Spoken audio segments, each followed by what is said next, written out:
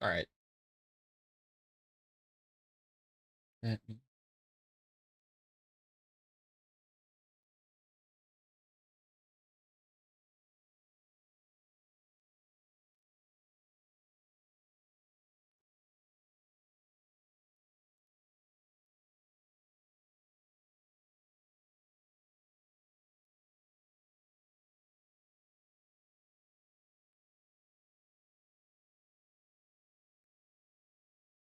Yeah.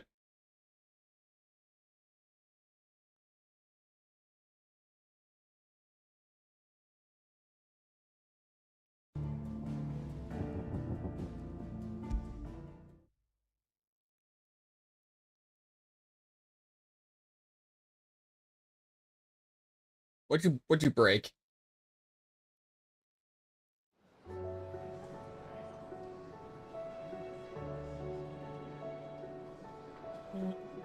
Of course. Start of the podcast. Immediately technical difficulties. Wonderful. Well, good. Ah,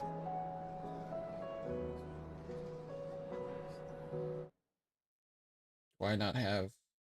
Yeah, I don't have this on this.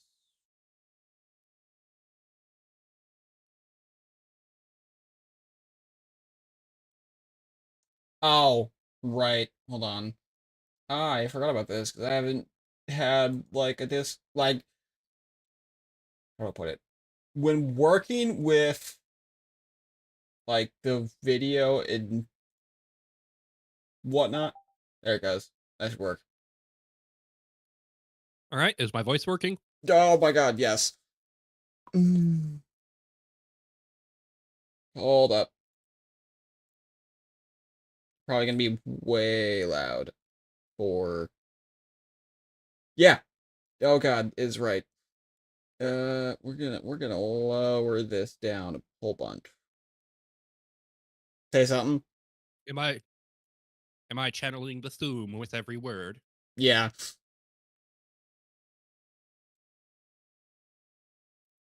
So I have to like when I watch like anime with a friend, I have to move. I have to switch like the Discord output audio because for some reason when you're live streaming something over Discord and I'm using like the chat like tab on Steel Series, the audio from whatever you're watching does not work and sounds awful. Interesting. So I have to like when I'm going to do that, I have to switch it over. And since we haven't done one of these for a while, I hadn't switched it back. Yep. Probably for the best that it was that way, though, considering I went on a rant yesterday. Yeah. Anyways, hello and welcome. Today we're going to be talking about pretty much everything in Final Fantasy 16, and I will be going, well, not exactly quietly insane, but vocally insane as I go over my various conspiracy theories about the story. Yep. And I'm here along for the ride because I love this shit. It is fantastic. As we get started, why don't you just give your initial, having just beaten the game, just I thought the game was fantastic. surface I level take? I loved how quickly they got into like, oh, Jill and Clive, they're like a thing, kind of. Like it felt like their story was fantastic. I loved the relationship between like Clive and Joshua, and it was such a fantastic game.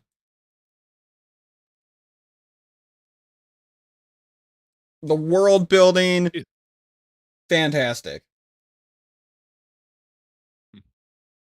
Yeah, Silver is saying you need to reboost my gain a little bit now. Yeah, I took it to the max. Yeah. No, yeah, I absolutely agree. The characters in this game are fantastic. The voice acting is top notch. I can see why The world, the voice acting is so good. I can see why Ben Starr's gotten so many high or really good roles lately. And this was basically his trip into the big leagues. Yeah, for sure. He was originally just auditioning for Tiamat. Who is And that then again? he thought he was the guy, the commander of your squad of slave assassins in the beginning. Oh, right. That's wild. Yeah, he wasn't their initial choice for Clive, but their initial choice couldn't make it. So, and then he was auditioning for Tiamat, and the voice director was like, dude, we found our Clive. And it's like, hey, can you read these lines?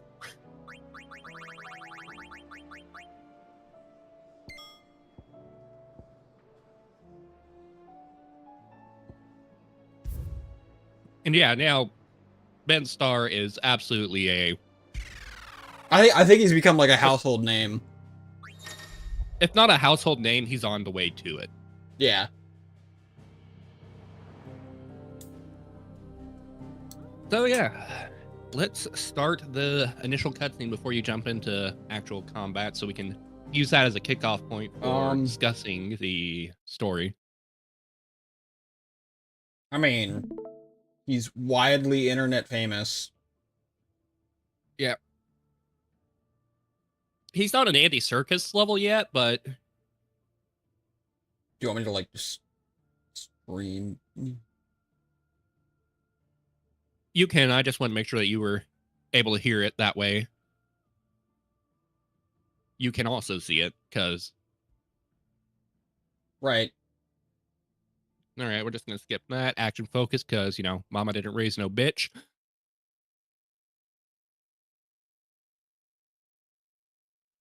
It was Moss the Chronicler who said that the land of Valisthea is blessed in the light of the Mother Crystals.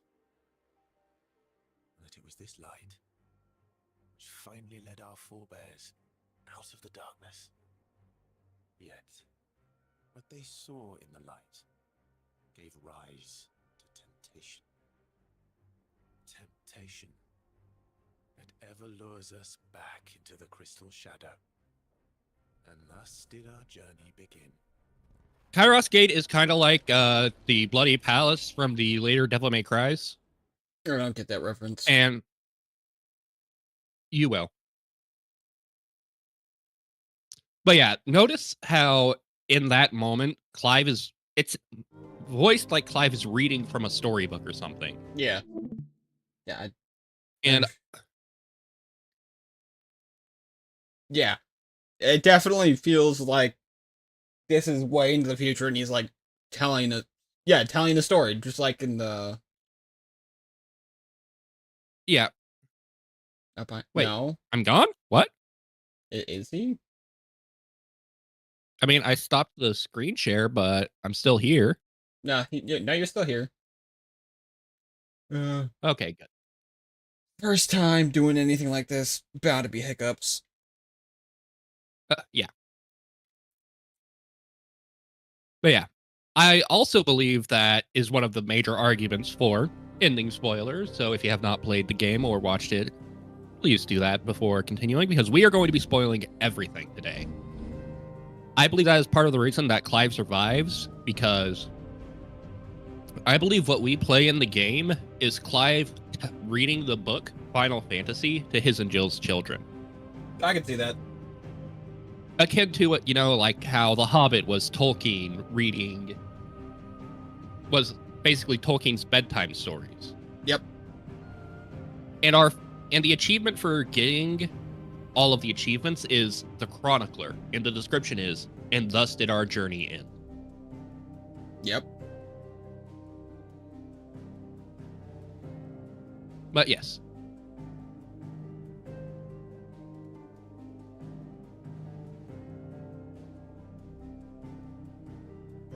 I now just need to get out of this so that I can make my way to the 1,000 Tomes.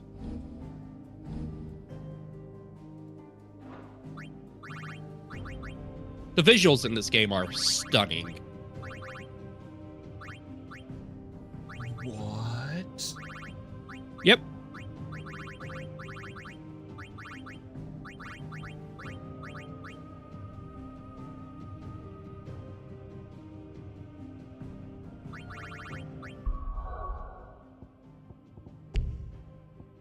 Yeah. Kraios Gate is chock full of classic references.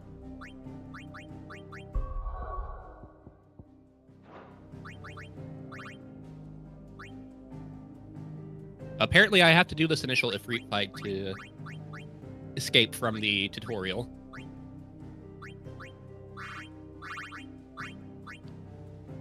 What? This is Yeah. gonna be wild. Yeah, there's 20 circles.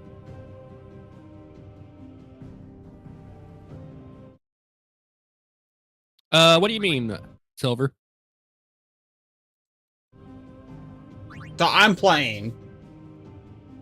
Yeah, on his POV, he's playing. I'm streaming my own POV and playing my own copy. He's gonna be looking at all like the lore tabs. I wish I could make it. So.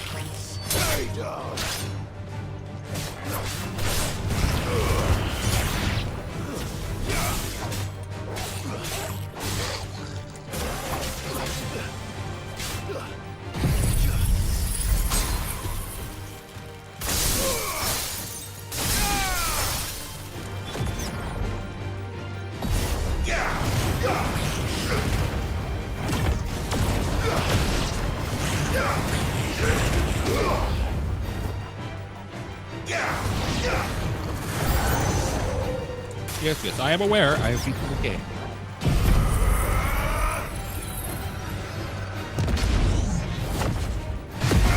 Yeah. Alright. Now let's head back to 1,000 Tons. And I think it makes sense now to just start talking about the story from the beginning. Yeah. God damn it, I need to blow my nose. 1 second.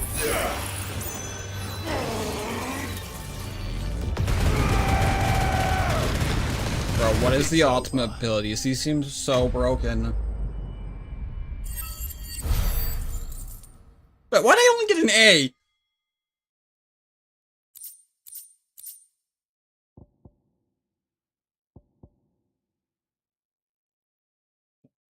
All right, apologies for that. But yes, so the story of this game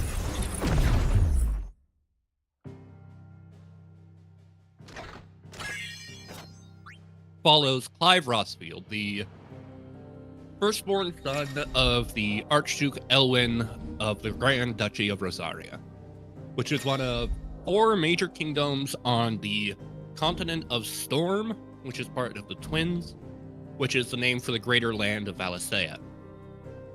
On the other continent, you have the Kingdom of Waloed, founded by Barnabas Starm, aka Lord Oedipus, because dude has an Oedipus complex the size of that mother crystal.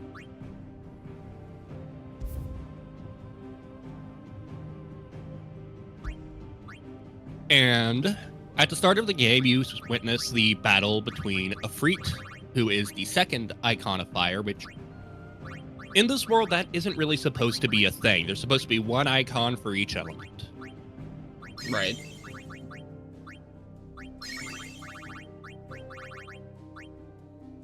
You will then get a video after a little bit of combat between Ifrit and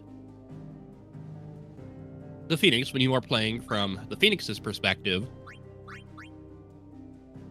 it will cut to the point where it is the current point in time, which is 13 years later, where your character Clive has been enslaved to the Holy Empire of Sanbreque, who betrayed Rosaria and destroyed them at their army at Phoenix Gate and essentially conquered the kingdom. You are in Dalmekia specifically an area called the Nysa Defile, to assassinate the dominance of Sheep, who is being used by the Iron Kingdom and its crystalline orthodoxy. We will get to that.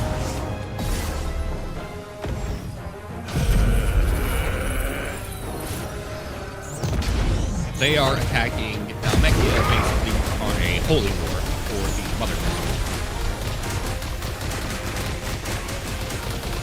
The Mother Crystals, if you're familiar with Final Fantasy lore, they're this game's version of like the elemental crystals from Ultima.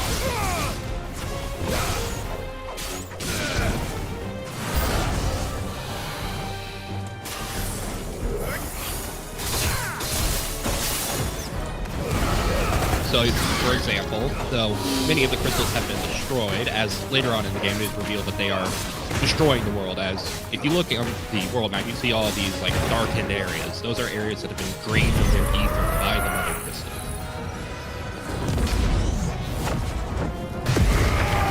But at this point in the game, you do not realize that the Mother Crystals are part of the problem. You're just being, sent to do what you need to do.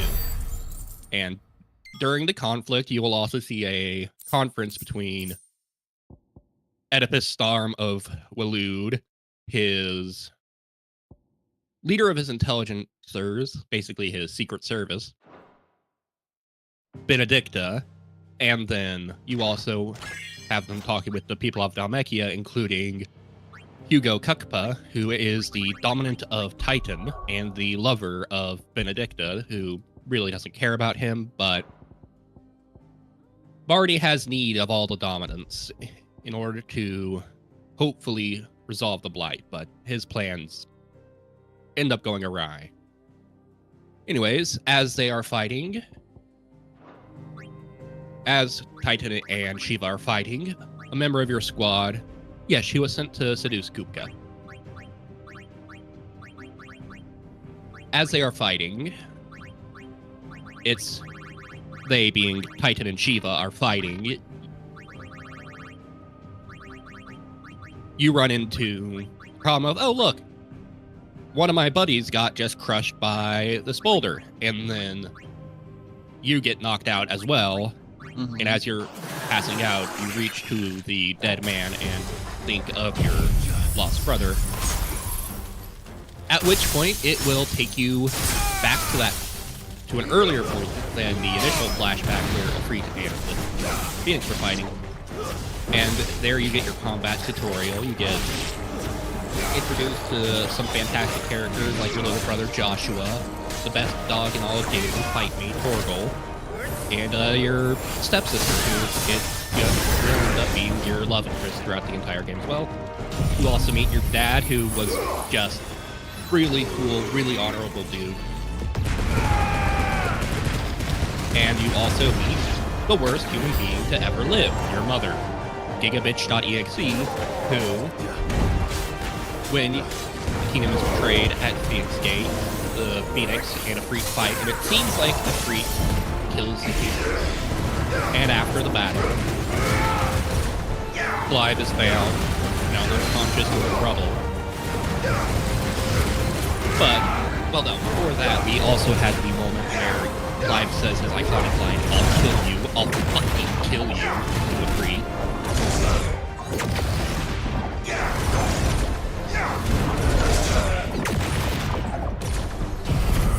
And the devs have specifically said that for that scene, it was meant to be that Clive was having an out-of-body experience. Oh, really? As Afrit, seemingly brutally murdered his little brother. But his little brother Joshua does survive this, though he's in a coma for many, many years afterward. Basically, pull up the ultimate to get back. Oh, that's not the time. What?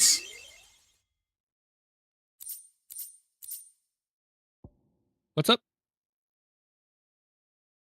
I got a ton of points, but only got an A rank. Oh yeah, I had to nerf my build to get S ranks. Why? Because I was doing too much damage too fast. Right, you need, like, skill stuff.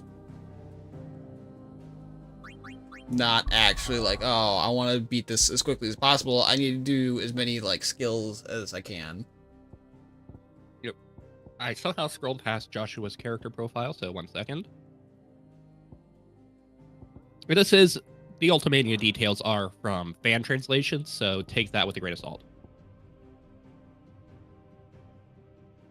So yeah, Joshua was in a coma for 5 years after this battle.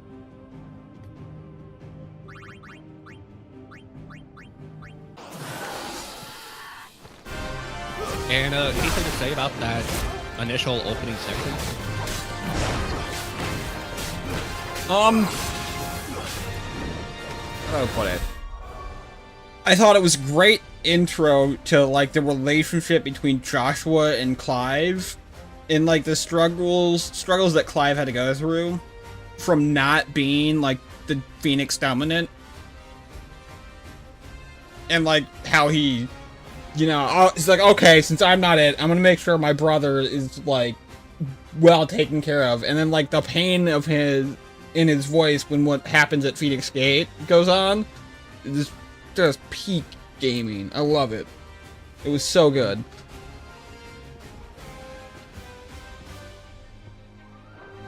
And I think that another detail that is really good about that, especially at Phoenix Gate, is how everyone in Rosaria, except for his mother, loves Clive, but Clive never feels like he fits in.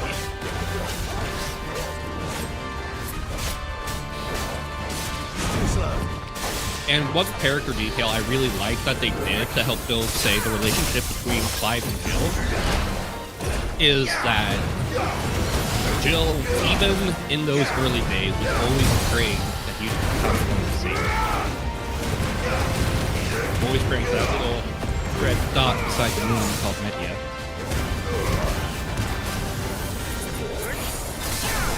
Yes, they rescued Joshua from the ruins of Phoenix Gate.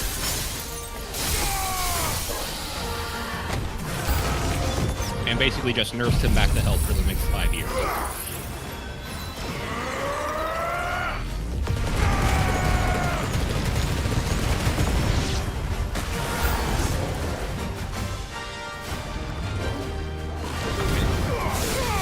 I really love the way that also this game handles characters who die, because during the attack on Phoenix Gate, your father is decapitated by a traitor, and you will still feel Elwin's influence even in the last time period of the game, which is 18 years after his death.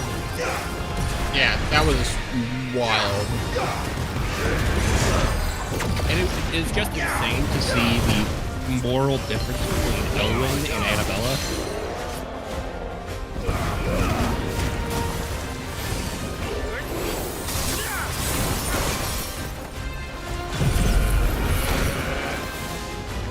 Because Annabella was all about basically me, and Elwin was absolutely just 100% focused on his mom.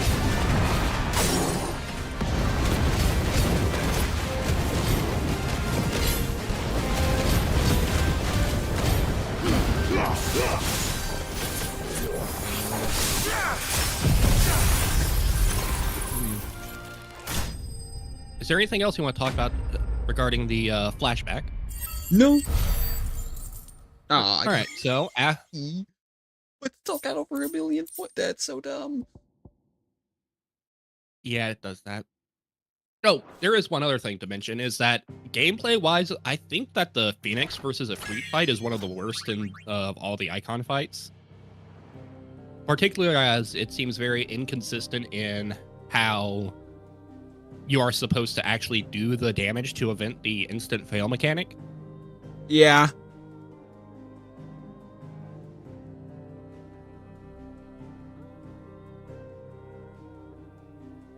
I think that fight was probably in the bottom half. I think I'll get to the other ones I like more towards those fights.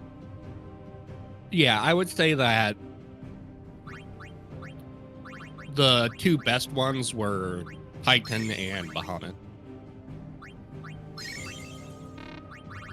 But anyways, after you have dealt with the flashback, you get pulled on your feet, and your boss, Tiamat, basically says, hey, you don't get to die until I say you get to die.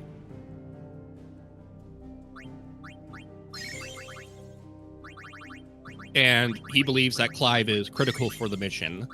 It never explains why he believes so, but I would assume it's just due to Clive's skill and power.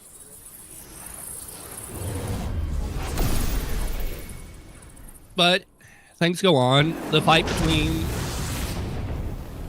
Shiva and Titan has ended. While Titan was technically victorious, he didn't kill Shiva, and he also was basically knocked out in the process. And so the Iron Kingdom are retreating with the dominance of Shiva. And conveniently enough, can you guess who it was? Your mom. That's right, it was Jill. Wait, no. Right. Hold up. I got my fucking timelines mixed up.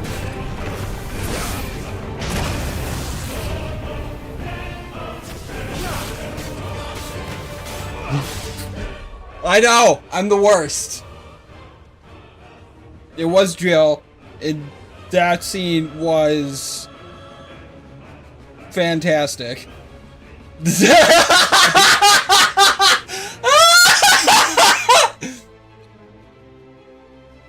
I have totally fucked up.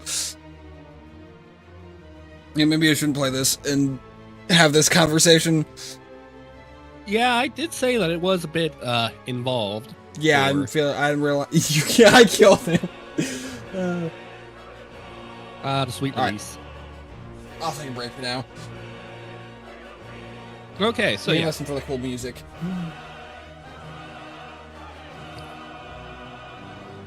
So yeah, you beat them, you find out that the dominant of Shiva is Jill. And one detail I love about it is the fact that both when she's primed as Shiva and when she is just doing her own thing,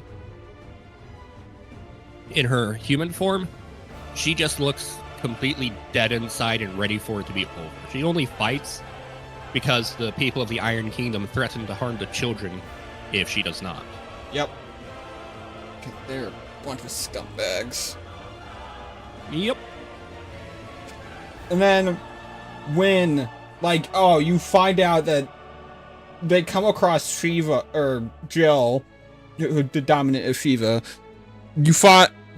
when Clive realizes it's Jill, he's like, alright, screw the mission, I'm saving her. Yeah. And when Tiamat insists on continuing the mission, Clive is like, no, fuck you, I'll kill you too. Yeah. And I love the line where Tiamat is like, I gave you a name, Wyvern. I took you in and out of the basic bitch soldier barracks into the bastard. Which is the group of slave assassins that Clive was a member of. And I love how Clive says, I've always had a name, and I haven't forgotten it. Yeah. And then after killing Tiamat, and it looks like, there's too many of the Iron Kingdom for Clive to beat. His first instinct is, well, at least I'll shield Jill with my body so that she won't get hurt until after I'm gone. Right. Because Clive, one of his biggest things is that he is, to the core, a protector. Fortunately, we don't have to worry about that happening because we get to meet Sidolphus Telamon, the best Sid. He is just so badass, and it's like he's got this rough, dry sense of humor about him. Mm-hmm. And then, like, and you find out, oh, there's also the dominant of Ramaru, right? That's his name. Ramu. Yeah. And it's like, oh, there's like 4 dominants right here.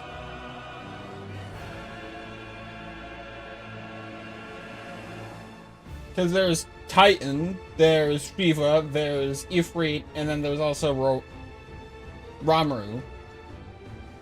There's also Garuda and Odin.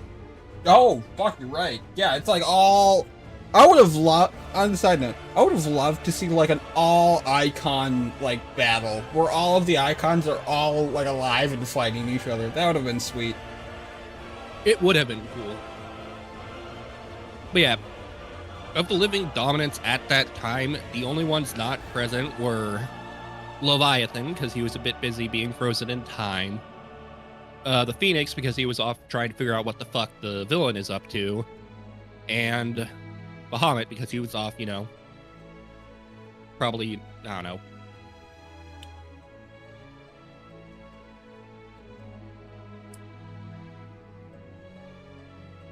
Yeah.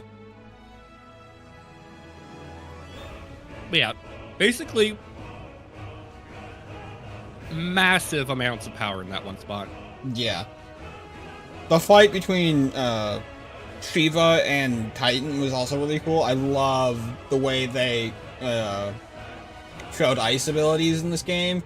Fantastic. Loved it.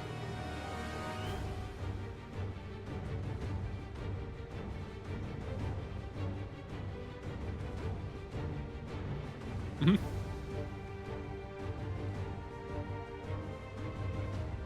I also just love the design of Shiva.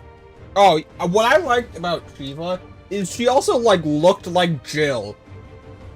Yeah. It's like their Shiva design this time, they went with more of the, like, hot but more modest hot than, like, FF10, where she was basically in lingerie. I don't think I've seen that one yet. You will get what I mean when you play it. But yeah. Yep. So yeah, with Cid, you also have Goops, who is basically... And I think it's fitting for this world because it is very much not the going crazy with the fantasy.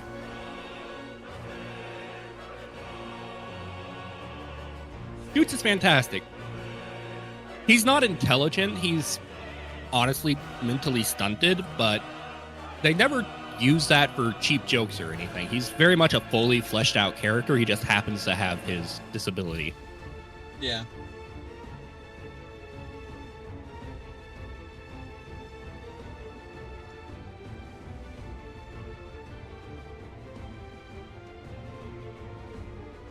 Yeah. And with Cid, there is also Torgal, who is actually the one who led them to you, because Torgal's like, Master!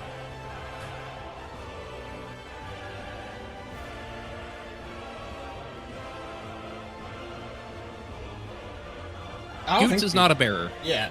No.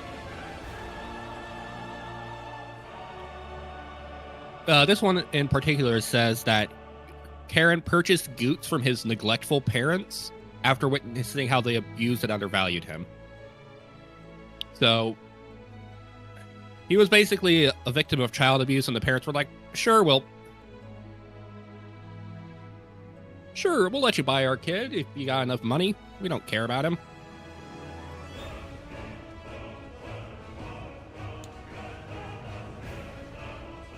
Yep.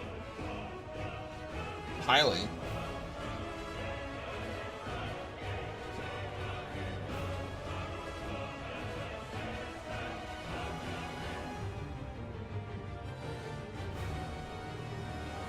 Yeah.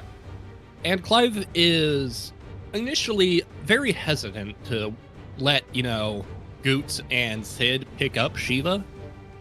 Or rather Jill, because he's like, I don't know who the fuck you are. Yep. But Cid manages to quickly convince him that...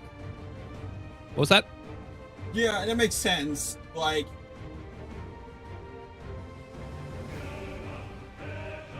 I can't imagine what was going through Clive's head at that time. Like I kind of, but man, he had like his whole world, like, I want to say kind of like saved in that moment. Oh, yeah.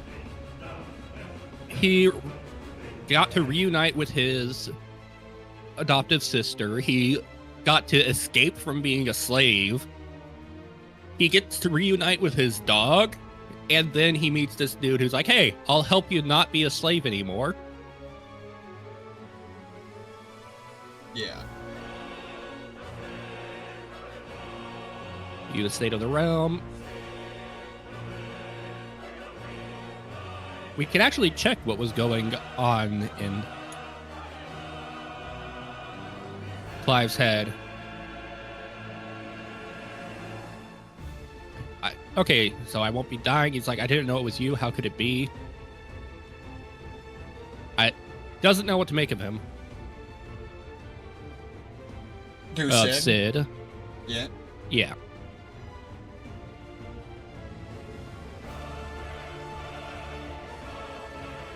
And back at the hideaway, he's just like, please wake up, Jill. And until my brother is avenged, I must walk my own path, because at this point in the story, Clive's entire goal is simply to avenge Joshua. His life has no meaning beyond that revenge. Yep.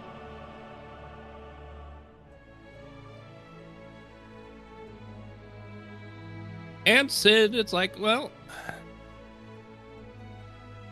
basically Sid wants Clive to join him, but realizes that if he hopes for that to happen, first he's going to have to, give a little to get a little. Yeah. So he's like, all right, I'll help you find the second dominant of fire. I've heard rumors about him in this area.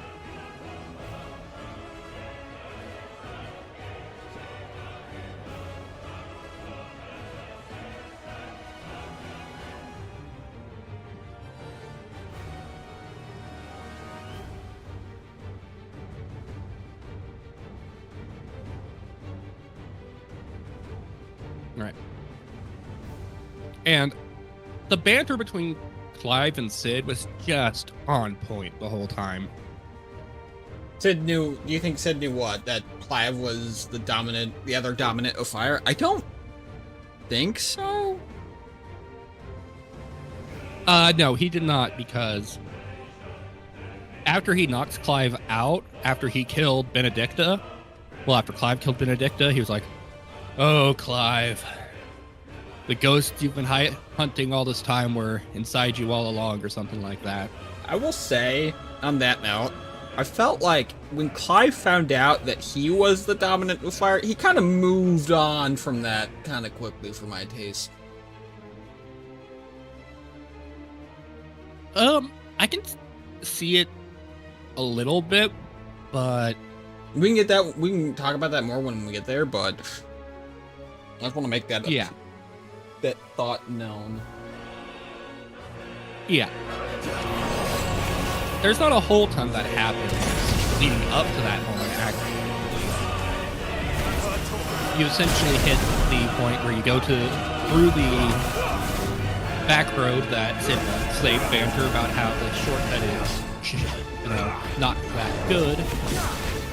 And then you also you get to Lost Wing, which is the area where the second dominant fire allegedly was. You see that's been invaded by Benedicta and her intelligencers, so you help save the city, but they've taken a bunch of bearers and some fire. Right. Or to an Imperial castle. Supposed dominant of fire, right? Yes. But since we're spoiling everything, the person that they abducted was Joshua. They've taken him to Caer Norvin, which is a castle held by the Holy Empire of Sanbreque. And basically they're interrogating him and torturing his attendant. So Clive and Sid break their way into the castle, killing a whole bunch of intelligencers. And eventually they run into Benedicta, and she tries to convince Sid to rejoin Wolu because he was once their basically chief general. And he basically tries to convince her that Barnabas is fucking insane. Which, I But mean, neither right. one can. But Yeah. But he is not able to get through to Benedicta, and so there's a battle. She ends up knocking him out, and then summoning two monsters called Eggies at you, which I believe is in the. No, that could be in the mysteries. Three exactly what they they're that like harpy looking creatures, right? Well, those were her particular Eggies, but here we are. Dating back to antiquity, the term Eggie has historically been used to describe those ethereal entities that can be conjured by dominants. Eggies are capable of casting potent magics corresponding to the elemental alignment of the world. Though unquestionably formidable, they will fade immediately should the dominant engagement be happens. Which that is actually not true, because you will later, after killing Benedicta, still find various Eggies. So that may be partly because they were created in her feral madness. Right.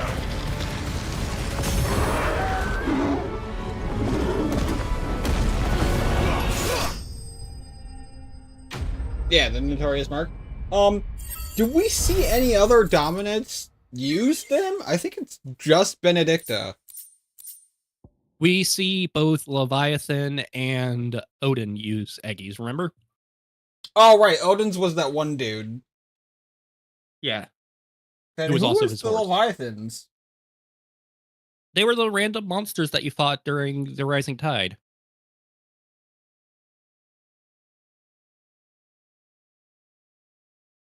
Towards the end, right? Mhm.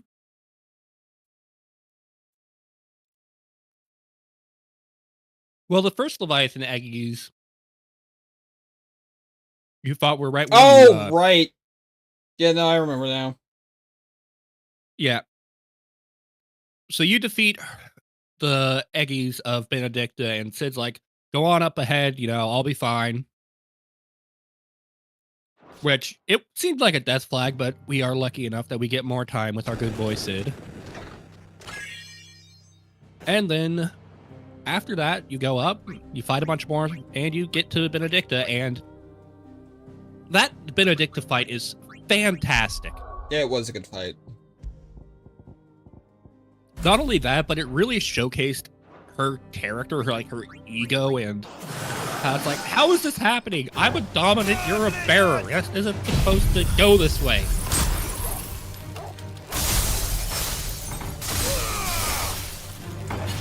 And of course, we can't say enough about just how good of a boy Torgal is, with him fucking jumping in like he did, doing that like roundhouse bite grab throw thing on her neck.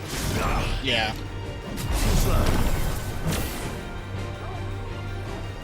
Torgal has a lot of good moments in this game. Yeah, he is just the bestest boy.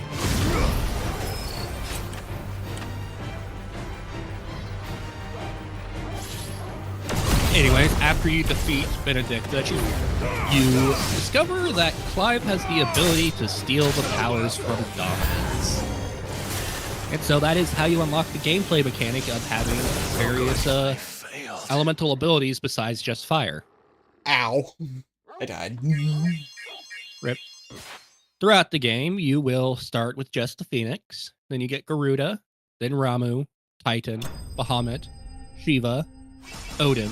In the DLC, you can get Leviathan and the power of God.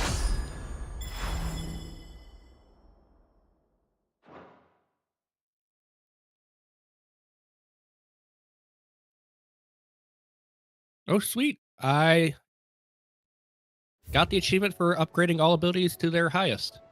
Oh, nice.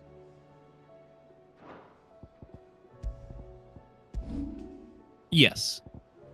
Ooh, And it is fancy. After I got the Radiant Blades for Flame Tongue and Levin Bolt. And Oh, yeah. Cool.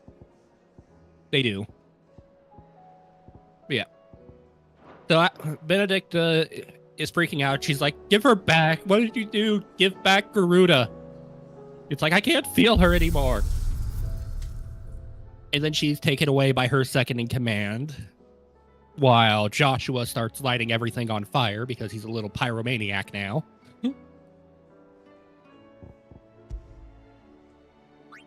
Anyways, after that, it cuts to another scene.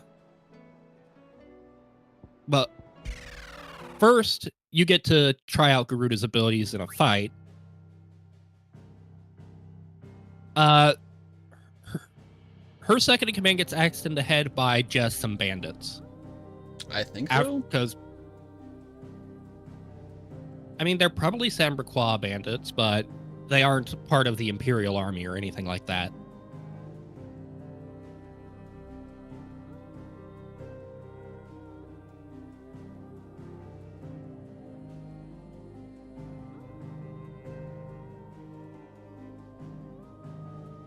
And let's actually go a little bit over Benedicta. Just some of her history.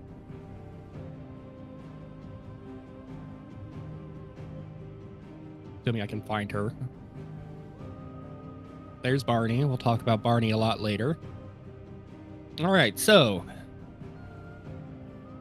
Benedicta was born the same year as Clive.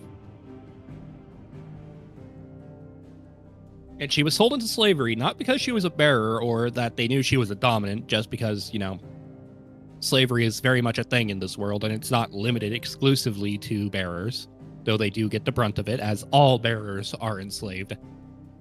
Mm-hmm. Outside of the few who manage to escape getting caught.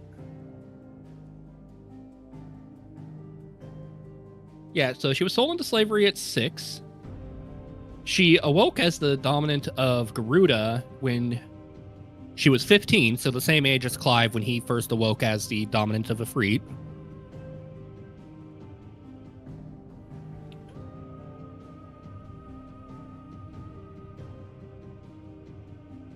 Yeah. Her master basically wanted to kill her because he's like, you stole shit, even though she did not steal shit. Then, after she runs away, she is attacked by bandits. Much like what is happening to her at that moment. And so that basically gives her a PTSD flashback, and she also, I believe it's during that scene that she remembers Sid's kindness to her? When he rescued her from the bandits? Or was that after you kill her? I can't remember. Oh no, that was the flashback you got when you stole Garuda's power, was Sid showing her kindness. Yeah, I think so. Because I don't think it's like when you kill her. Because I think after she went insane, like there was like nothing of her left. Really? Mm-hmm. I personally believe that when she went insane, she functionally had gone Akashic.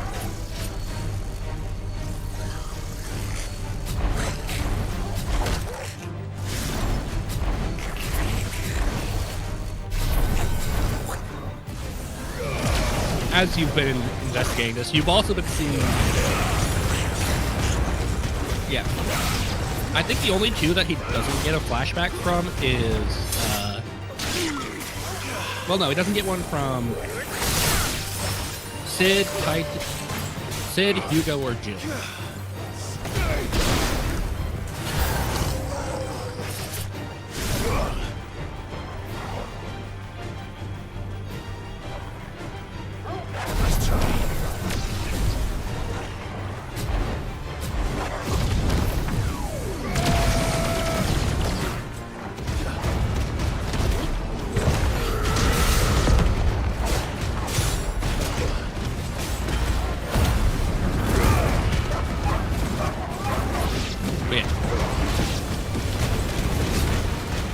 Basically, Benedicta has a PTSD flashback, and that triggers her into priming Garuda, but not a control crime, basically feral.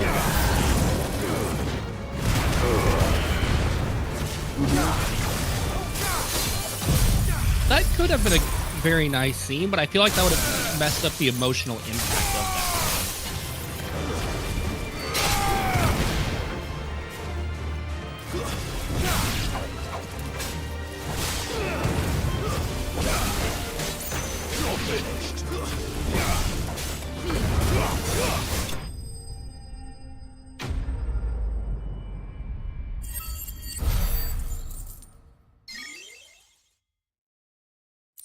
Yeah. It's real dumb that this doesn't show me why I got an A rank, despite there being, like, rainbow numbers. That I broke a new record. Rainbow just means you broke 1,000,000, but there's a specific score value per S rank.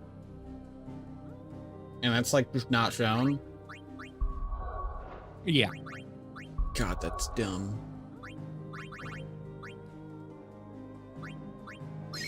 Trying to think what else.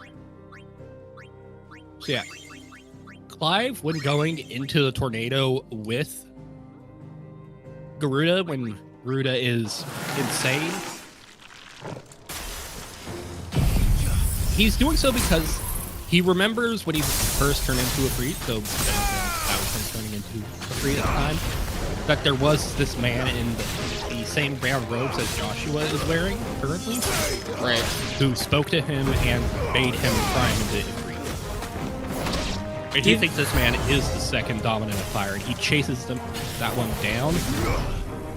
And the man speaks in a strange language, but it's translated in subtitles where he's basically saying, calling him Mythos. And it's like, awakened child of fire, awakened Ifrit. And then Clive primes into Ifrit. Well, that's after he had a battle with Garuda on foot, where he was doing pretty well. He was made to prime when it looked like he was going to die. Then you have a battle between Ifrit and Garuda. Ifrit wins because he's the main character. And he kills Garuda, but Ifrit is also out of control, so Sid has to prime into Ramu to basically hit us with the world's biggest taser to knock her out. And it's at this point that Clive has to accept that he is the one who killed his brother.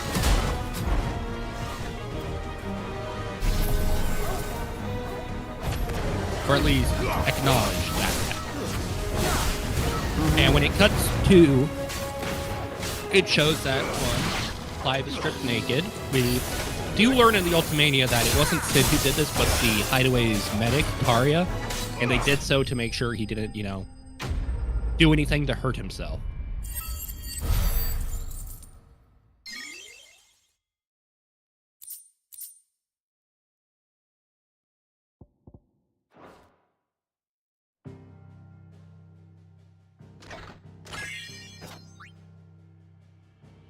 I mean, that would hurt.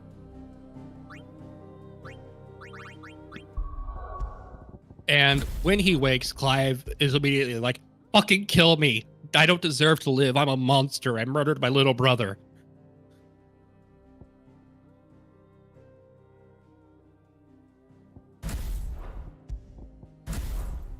Which, I mean, fair response to that. Yeah, but I do think that Sid did a fantastic job of handling the situation and getting Clive into a point where he's not going to at least immediately kill himself.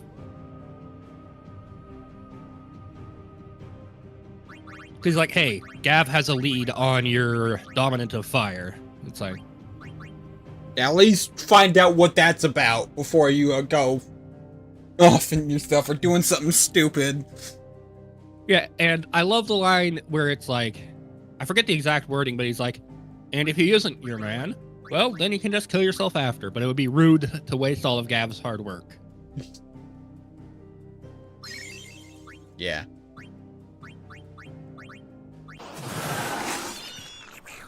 And when you're on the mission to meet up with Gav, I love the scene on the bridge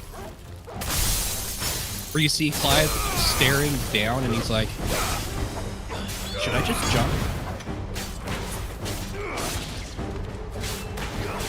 But then Gav panics and Torval's like, and so you get pulled away because you got more important things to do than kill yourself right now.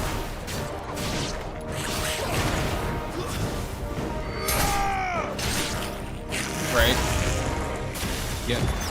You battle a bunch of Imperial dudes. Gav falls off a cliff. You rescue him. And he explains that the rogue man has been seen heading for Rosaria. And then after that, we get cut to a scene where it fully reveals that Joshua is alive, and he is a man that was captured in Kaer Norvent earlier.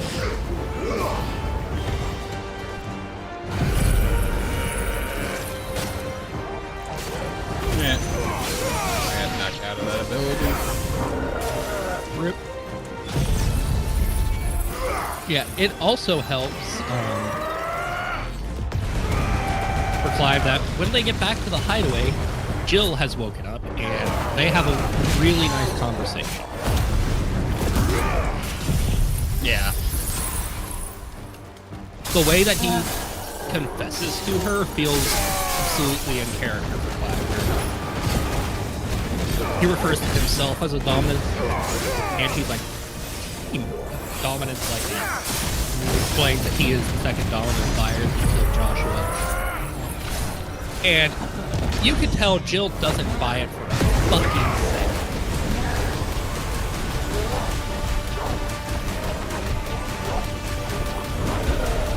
She's like, look, let's go back to Rosaria. Back to Phoenix Gates. We'll see what's there. We'll try and figure out what happened. Yeah. Yep. I also love how snarky Taria is. It's like, we wouldn't want your lordship getting overexcited when she's talking about getting Jill new clothes. Yeah. It was funny. Because everyone knows that Clive and Jill are going to get together. They just have to get over their trauma first.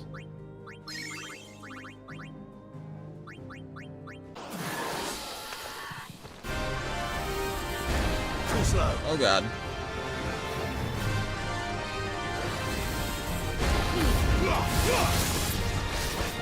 Nice try.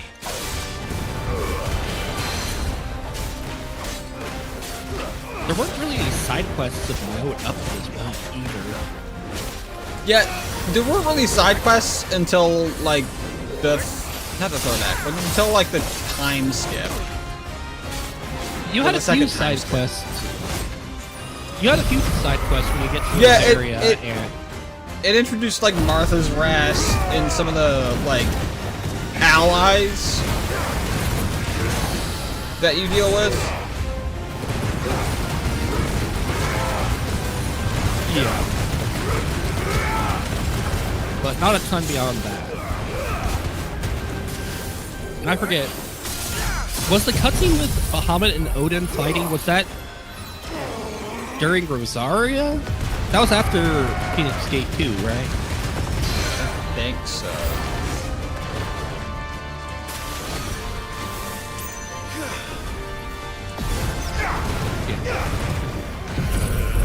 A nice, interesting detail, too, is that due to the fact that Clive is still branded at this point in the timeline, Jill basically has to do all of the talking because everyone just sees him as an Imperial slave. Yep.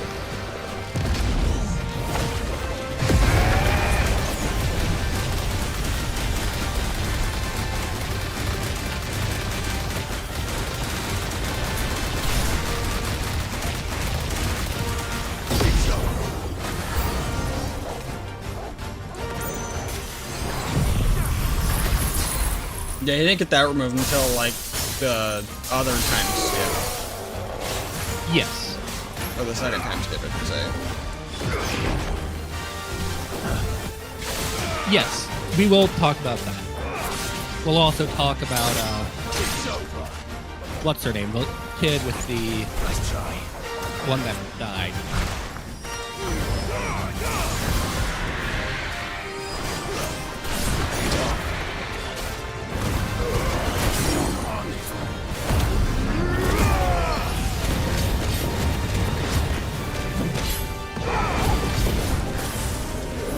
But yeah, at being in Rosaria, Chloe, that's the name of the narrative.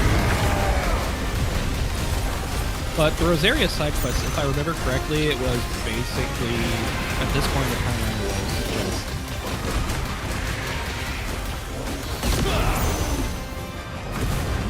I want to say it was the one where the dude was getting ambushed by chocobos. Right. And also, one where the dude dropped his crystal.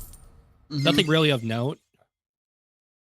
For the main, you do learn that, to get to Phoenix Gate, the bridge is down, so you have to, help the carpenter so that he has time to go fix it. And then while he's fixing it, Martha sends you to a church with some medicine. And here it explains the concept of the crystal's curse. And I'm actually going to read that on here. The crystal's curse. The price bearers and dominants pay for channeling ether through their bodies. The gradual petrification of their flesh. It does not affect those who use a crystal to cast magics. Beginning with a stiffness and ache in the extremities, as the curse progresses, limbs are rendered immobile and the pain unbearable. At last, the victim turns completely to stone and their body crumbles into dust. There is no known cure. So this former church has basically been turned into a hospice for bearers who are turning to stone, and you've basically brought...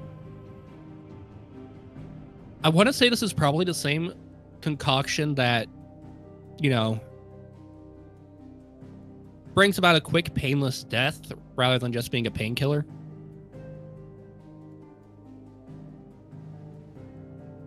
And then when you go back to Martha, an important thing also to remember about this is that Clive talks about how it was rare for bearers to succumb to the curse during his father's rule due to the fact that they were worked so much lighter.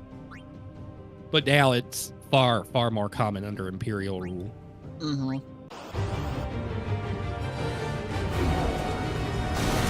Beyond that, you go talk to Martha. She's like, yeah, it fucking sucks. I do what I can, but I can only afford to buy bearers that are past saving.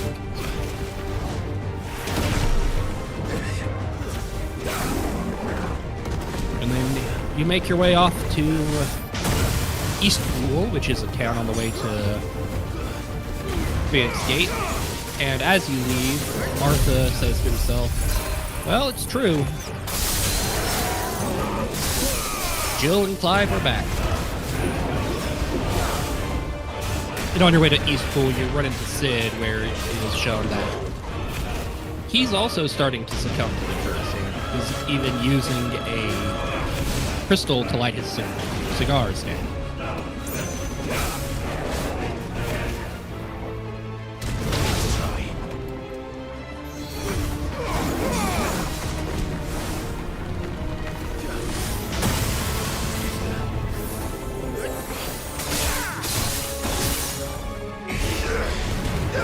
No, the Dame is still a good way out.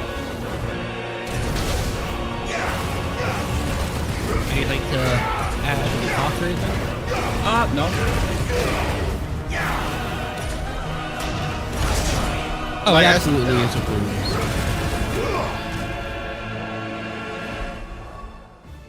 It definitely felt like this section of the game was very short. Yeah, the journey to Rosaria and all that. Yeah, well, the whole, second act felt very short compared to the other two. You mean the first act? Yeah, the first act. It definitely was alright, here's the world building, here's the characters. Well, I mean, I guess that's kind of where it's supposed to be. But I don't know. Anyway. Yeah, continue. it was a quick setting up of things. But yeah. So you go to Eastpool, and there you meet with Lady Hannah, who is the wife of a character I completely forgot to mention, but she is the wife of Clive's old swordsmanship tutor, who, when he first turned into a freak, he kind of incinerated him. Yup. And Hannah is just ecstatic to see that, holy shit, Elwyn's son is alive and Jill is okay. Did that happen while Sid Yes. was alive? Yes, that happened on the way to Phoenix Gate, where you... Because that's where you get your new clothes and the sword. Right.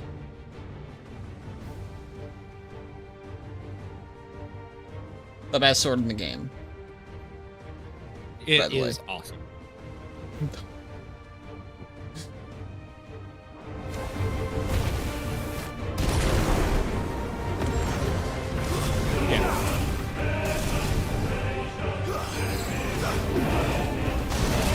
it also goes into basically they have dinner with her, but then they, rather than stay in her home, they sleep in the stables because Clive can't basically accept the idea of sleeping under the roof of a man he accidentally killed.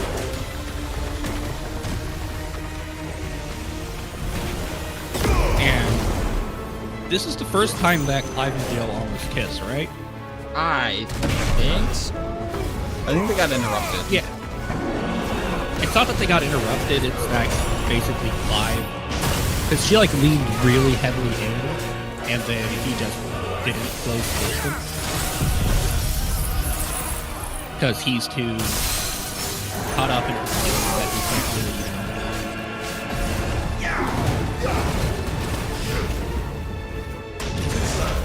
Yes. You're right, sir.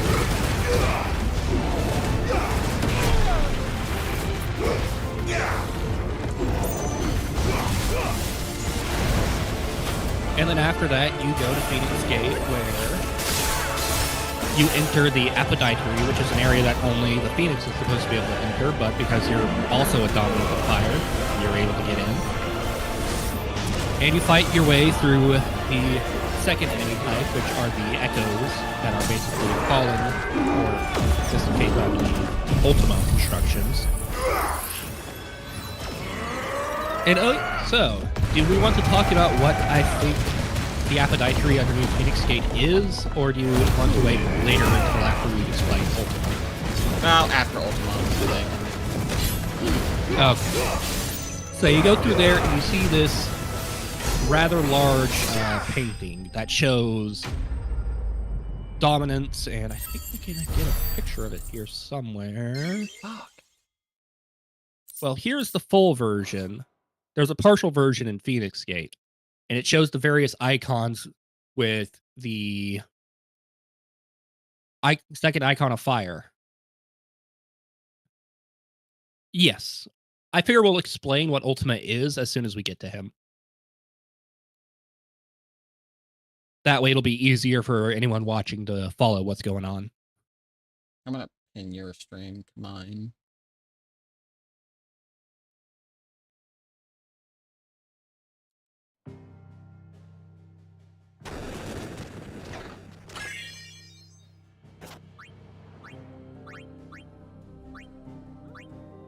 Yep. So you see this mural, and Clive basically has the first of many hallucinations where he has to fight himself, and it's called Shadow Clive, and it's basically a more literal version of the battle he's having with himself over what he's done.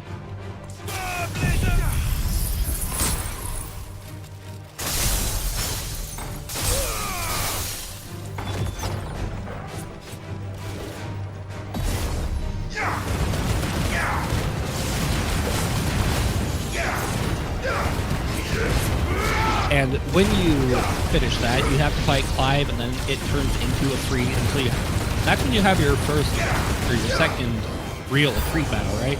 I think so. Yeah. Really fun as you start to actually get a lot of abilities to use for Efreet there. Mm-hmm.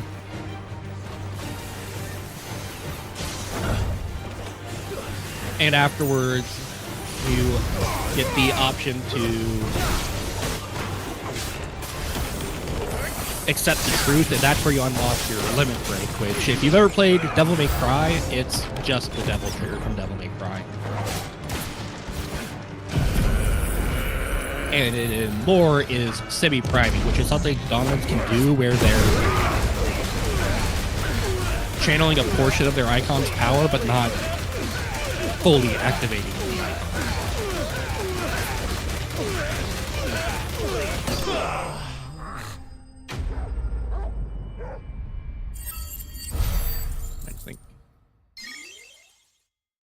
And after that, Clive is like, yeah, I did a shitty thing. I'm going to have to do good to make up for this. Basically, going from I should kill myself to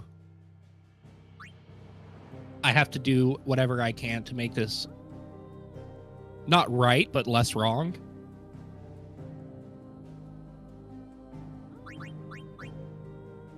And so it cuts to the hideaway. And I believe this is the scene where we see Bahamut and Odin fight, and then it...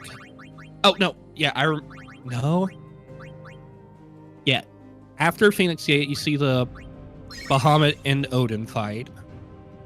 Then it cuts to talking with Sid, joining up with him. Here he explains that the Mother Crystals are draining the land of its ether.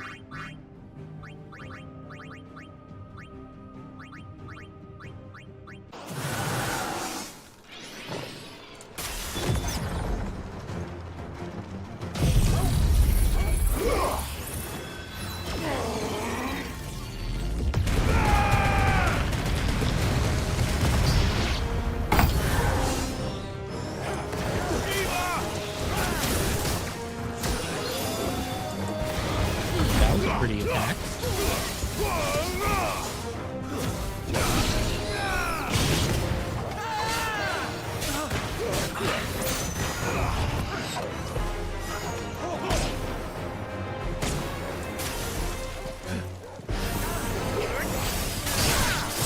It's also, as Sid is explaining to Clive and Jill about the Mother Crystals, it cuts to a meeting in Sanbreque of the Emperor and his Council of Cardinals, where they put together a plan to invade the Crystalline Dominion and make their capital and Mother Crystal their own. Rather, and then Clive and Jill are initially skeptical that Sid is right about the Mother Crystals being the cause of the blight, these etherless lands, but essentially they choose to trust him because he's earned the benefit of the doubt. And so they make their way towards the holy capital, Oriflamme. But to get there, they have to cross through basically a garrison town called North. To get in, Clive has to meet up with the Dame, who is the madam, or like the proprietress of the local brothel. Basically, she's the queen of the hookers.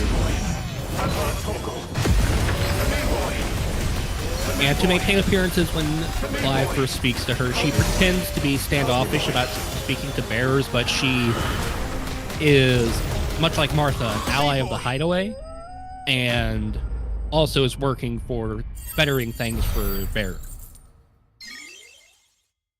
Near the end of the game, you even learn that she once actually had a relationship with a bearer, but he kind of died. Yeah.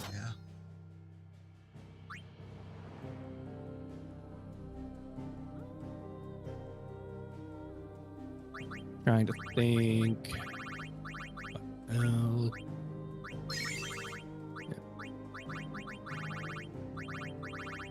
There are a few interesting side quests at this point of the game. We've got one where basically some of the troops garrisoned in town don't believe that, you're actually on the Dame's good side and that, can't protect the Dame better than us. So you kick their asses and they're like, oh, well, I guess you can. Maybe we actually should train.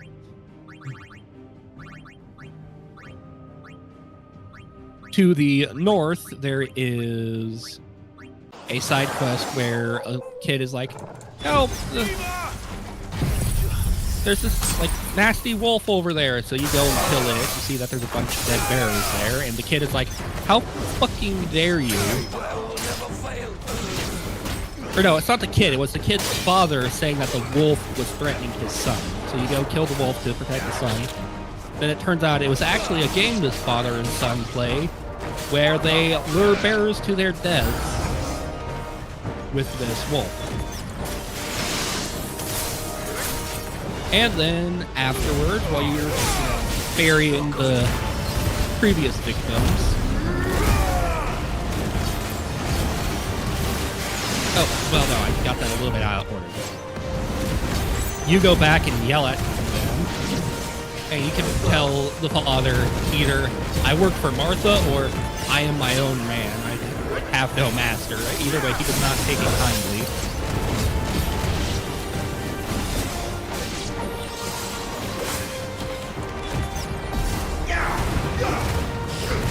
Then after that, you have an objective to bury their previous victims, and you get pretty clear confirmation that the new wolf they bought to continue their hijinks up gave them a taste of their own medicine.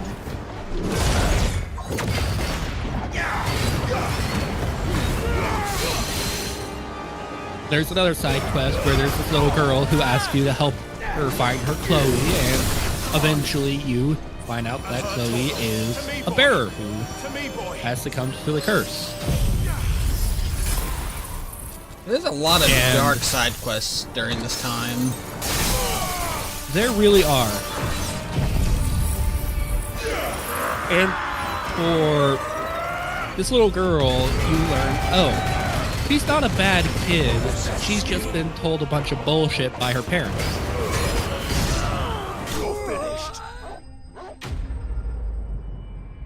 And once you explain to her, no, Chloe was a person just like you, she starts crying and it's like, I'm sorry, Chloe. Yep. It's a really sad and quest. It's like, oh, you're a good kid. You've just been fed some bullshit.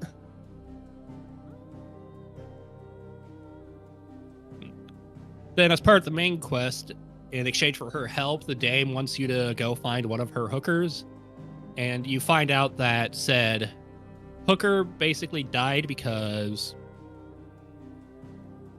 one of her clients was trying to win her heart, but went about it in a really stupid way, and then they both got killed by wolves, but it is pretty clear that he died trying to protect her from them. So, you know, another kick in the gut, along with everything else going on. That whole area is just fucking dark. Yeah.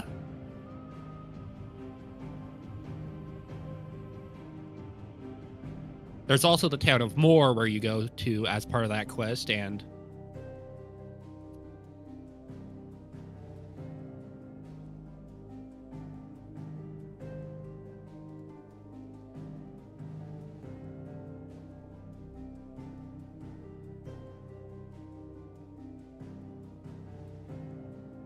yep. And Moore is basically a town that just really absolutely fucking hates bearers for no reason. Like, I don't think they ever give a reason other than basically they're prejudiced redneck assholes.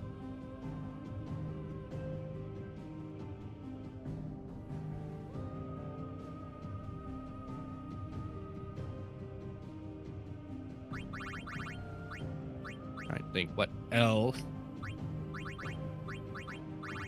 There's not really much else to say about the stuff before we head into Oriflamme proper. I think so. There is one thing to say. I love how the dame is always hitting on Clive, and he either doesn't notice or flatly rejects her. I also like later on when you have scenes with Clive, Jill, and the dame, how Jill always gets very clearly annoyed by the dame hitting on her man.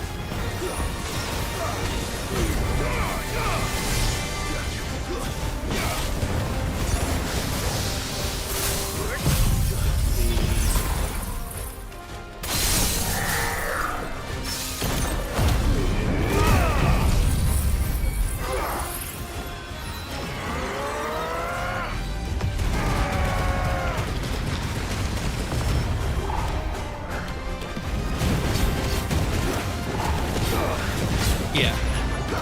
Later, you meet up with, after you up the day, you meet up with Sid and Jill, you make your way into Oriflamme, and this is where the game gives you this is a point of no return warning. make sure you've done everything you were going to want to, because you won't be able to go back and do it again after. So that means any side quests.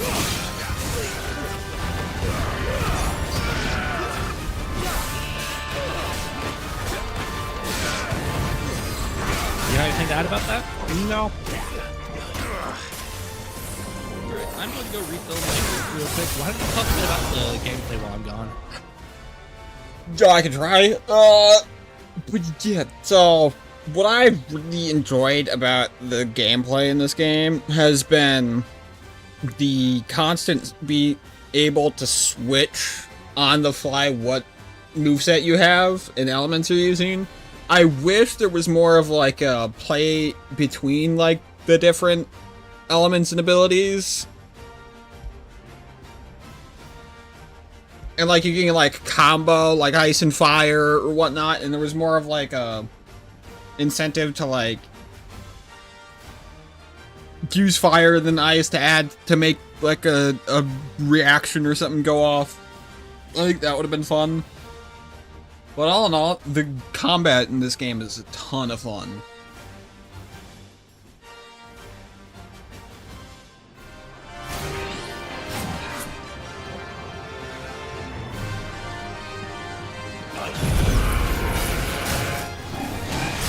Ow.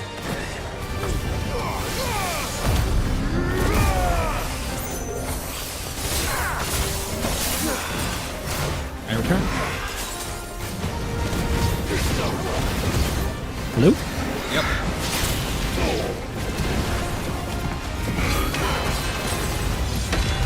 Alright. So yeah. You talk about your plan once you get in Oriflamme while you're hiding out in a brothel. Jill is a little bit uncomfortable and not best pleased by this choice of area to lay low, but it did seem effective, and there's just a lot of great banter in this scene. Like, I wish I'd written some of that down because it was so good.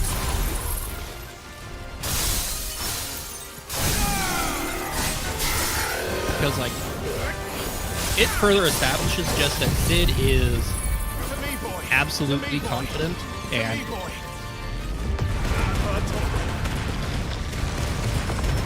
100% determined to get this job done. We are going in, we're going to crack the crystal, we're going to go home, we'll have some beer in the hideaway. So, I forgot to mention one major plot point from earlier. Yeah, which one's that? The whole, Kupka getting Benedicta's head sent to him and then having people spy on us to find their way to the hideaway. Oh, right. So that happened. We don't know who did it, but the general consensus is that it was either Barney or Ultima, specifically to turn Titan against the hideaway. Oh, yeah. All right. So, anyways, after the brothel scene, which I love that is a sentence I get to say, you make your way into the crystal mines underneath the mother crystal, as crystals are mined from the mother crystals.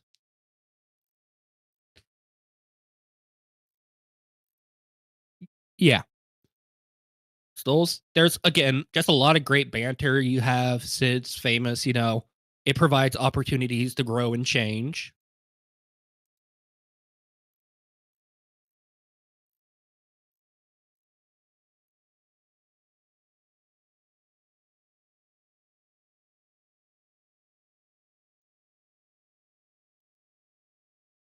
Oh, yeah. I never did tell you what Harmon means, did I? No. It means servant of God in the old tongue. Is that relevant? Is that relevant right now? I mean, well, we were bringing up Barney, and it's much of his naming is very much inspired by his religion. Mm.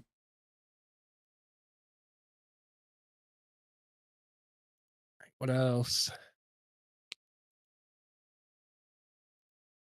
Yeah. At one point, you have to work together to break a metal gate with you and Sid, and there's a lot more good banter because the dialogue in this game is just chef's kiss. So good.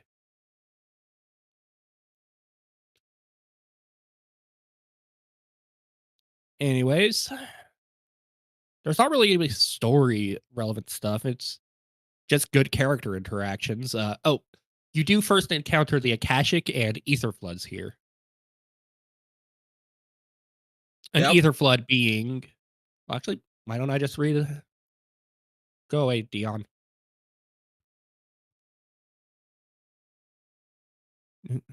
Ether Floods.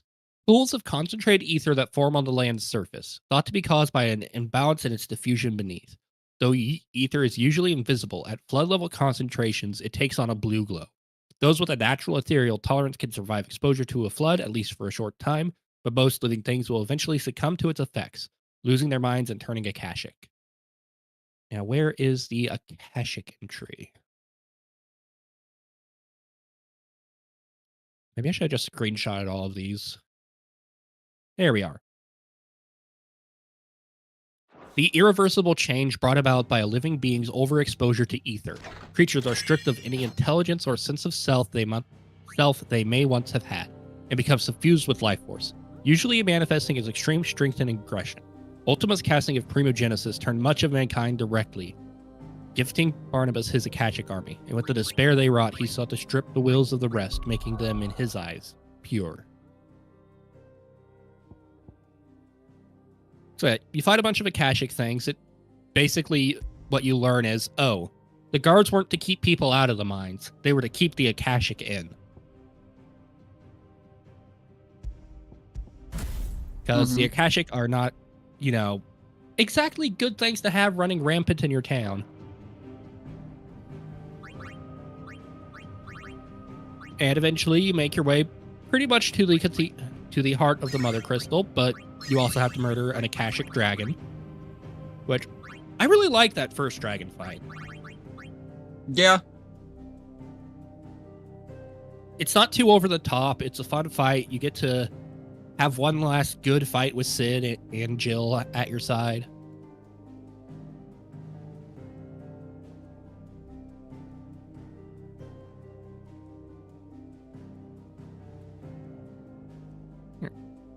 Anyways, after that, you get up to the heart of the Mother Crystal. Sid tries to slice it. It doesn't work. And I love the line, "We're going to need a bigger sword." And then Clive's like, "Mine's bigger." "Thank you, Clive, but I meant that metaphorically." Oh, hey, look, it's better. Yeah. Gotcha. Crazy, but hot.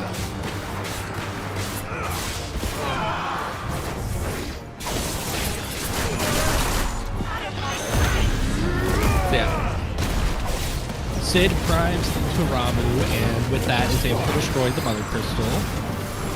But then a portal opens up, and he gets shot 3 times by, like, lasers or some shit. And out comes... Is it? Ah, here it is. Typhon. This guy.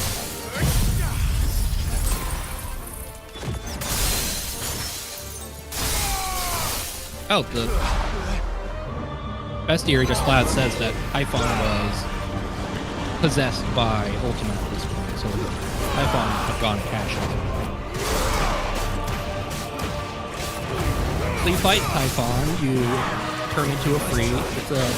I'd say it's a pretty good fight, a bit on the long side. You see that Typhon actually is able to steal Ramu's power because an injured Sid throws Ramu's staff into Typhon to push him back through the portal.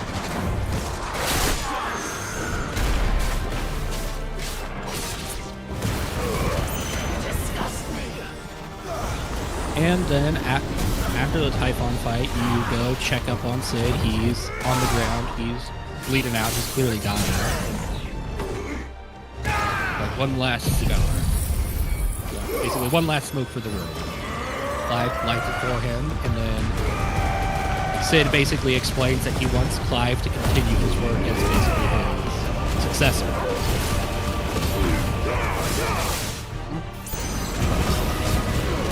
Also talks about how he's realized it's not just good enough to give people the chance to die on their own terms, but to live on them as well. And while we've not been going super into detail about the dialogue, that is very much a change that has happened due to Clive's influence on Sid. Because that's another great thing about the character writing in this game is that it's never strictly one-sided. Nice try. You don't get a character basically just teaching or just learning. Rip. Yeah. So one thing I remember about Kraios is you always want to be getting your multiple round boosts for your score, because that means you'll get more points for using to buy stuff. Damn it.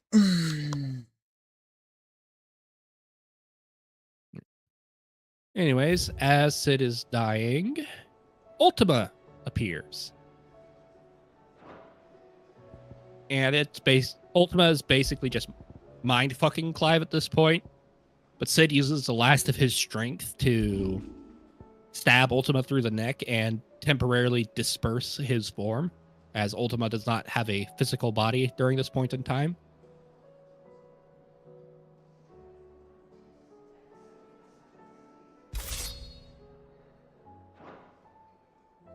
And this is Ultima.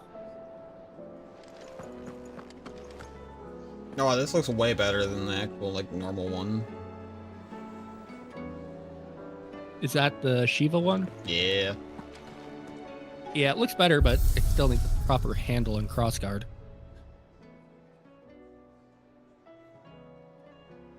So yeah. Ultima. This guy wants to possess Clive as he believes that Clive is the vessel he needs, referred to as mythos.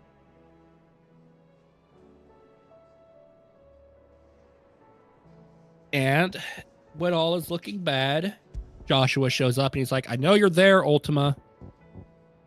And I appreciate that Joshua is like, damn it, if only I were a little faster, maybe Sid would still be alive. I'm sorry.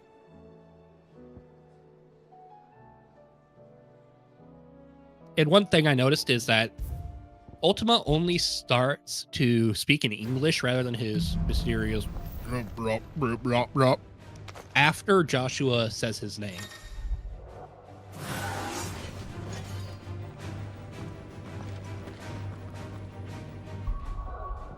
Look, if it's to save Sid's life, you crap your pants, Joshua. I want to see the sword. No, it looks like ice. I like it. Yeah. They're infused with... It's basically showing them with the ether of the appropriate element.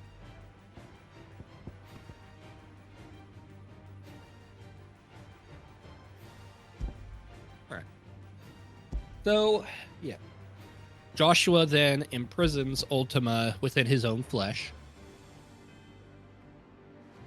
And Clive just barely is conscious to see Joshua doing all this.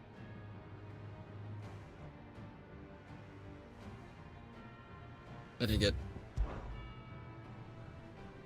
Doesn't And Joshua also leave like a phoenix feather? He does. Yeah, he leaves the phoenix down with them. Which is hilarious, by the way. Mm-hmm. Yes, it is.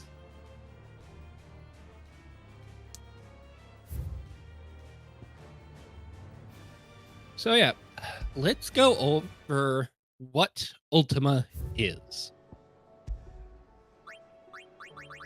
First and foremost, Ultima is a fucking retard.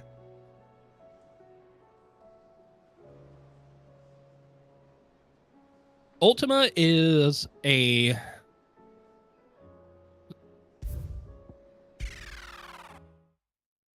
It is a hive mind species that can merge into a singular entity called Ultimalius. The Ultima are responsible for magic, and through magic, the Blight, as using the land's ether in such a way drains it away.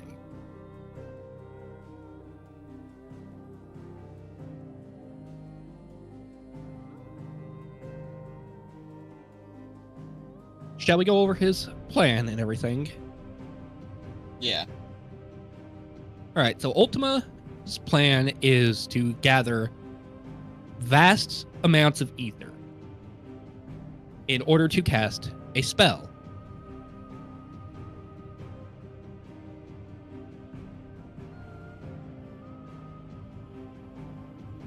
Ultima's spell. The magic that Ultima means to cast to raise his fallen brethren from their eternal slumber and remake the world.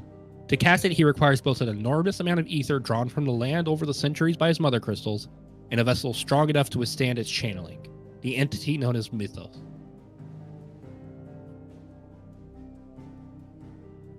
So this is... And this also explains it. Many of the savior myths of the Valisian tradition speak of the raise, the ascension of the faithful to paradise. Assuming these myths have their roots in the teachings of the Circle of Malleus, one might assume that this feat is one and the same with the spell that Ultima requires his vessel to cast, though Ultima's raise will not save his faithful, only revive his own race and usher them and them alone to the remade world. So that is Ultima's plan. Plant a bunch of mother crystals, steal a bunch of ether, create humanity to, basically through eugenics, breed a vessel strong enough to handle his spell. I do not think this plan could work in any way whatsoever, because I think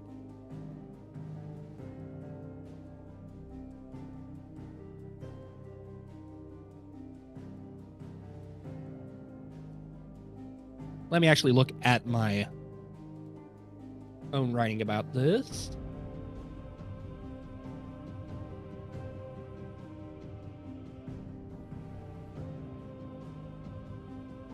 But for starters, let's go to old Final Fantasy. Like in FF4, was it Revive or was it Raisin for Silver?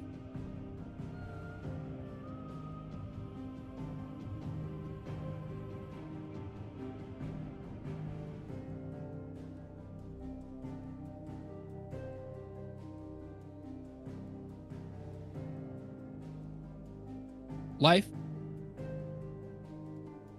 All right.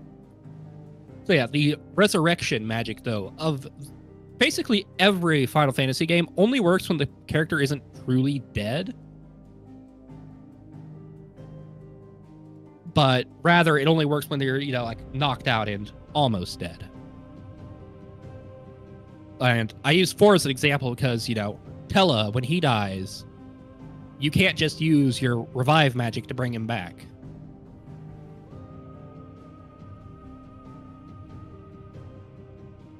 Yeah. Additionally, also, I forget where. I know it's a conversation with Gav. You could be right about that.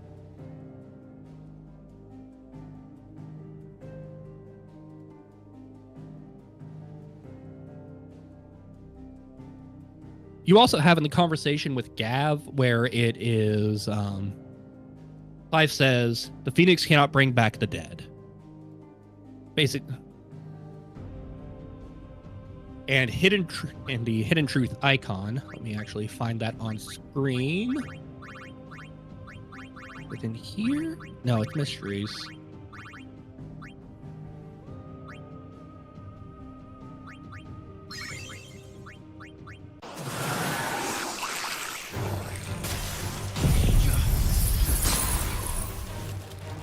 There it is. Shattered aspects of Ultima's power given flesh by human beings. 8 elemental fragments were intended to test and bolster Mythos' strength, but one of their number, Leviathan the Lost, was forsaken by its master. judged to have been so profaned by mankind that it could no longer serve its original purpose. Clive, however, was able to draw out the final icon's power from the infant volumes, bringing Ultima's vessel to its full and perfect form. So the important aspect of that is the fact that they are specifically shattered aspects of Ultima's power.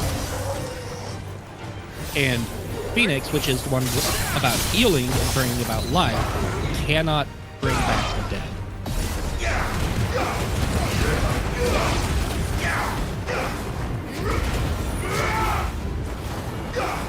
I mean, it might be possible that a full vessel with that amount of ether can, but I honestly think that the soul and or will is something that exists outside ether.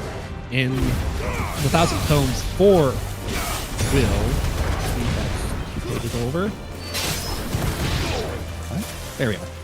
That which separates humans from animals and is given shape by conscience, a sense of self, and a freedom of thought. Even when one is deprived of other freedoms, it is one's will that drives the pursuit of true living. To Ultima, however, human will is a sickness that prevents them from taking their proper divine form, that of the Akashic who blindly serve his own purposes. To this end, he casts Primogenesis, transforming much of humanity into his soulless servants. Notice how it specifically says soulless? Yeah. Nope, hedging either. And hidden truths for it. For Akashic. I think I already read that one.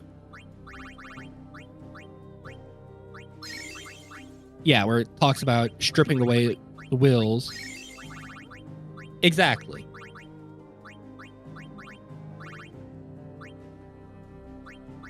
Yeah, and it also talks about how you're filled with life force, so your soul and your life force are not the same thing in this world.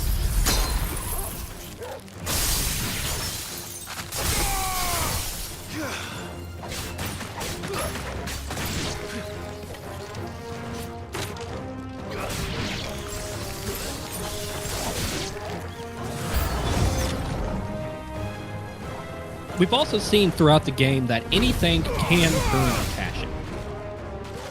Even plants like vampire thorns, the way it works in game and is worded in the 1,000 Tomes, it seems that ether is a substance that when overexposed you turn into a kind of zombie. Ether in 3 and 1,000 Tomes even gives an explanation as to why. Again, checking notes. The life force of the land and the source of all magic. The amount of ether a spell consumes depends on its strength, with those manifesting more potent forces over a wider area coming at a greater cost. Larger crystals can channel more ether than smaller ones, and thus can be used to cast more powerful magics. One might use a small rationed shard to grill a fish, but would require a large municipal crystal to fire a blacksmith's forge.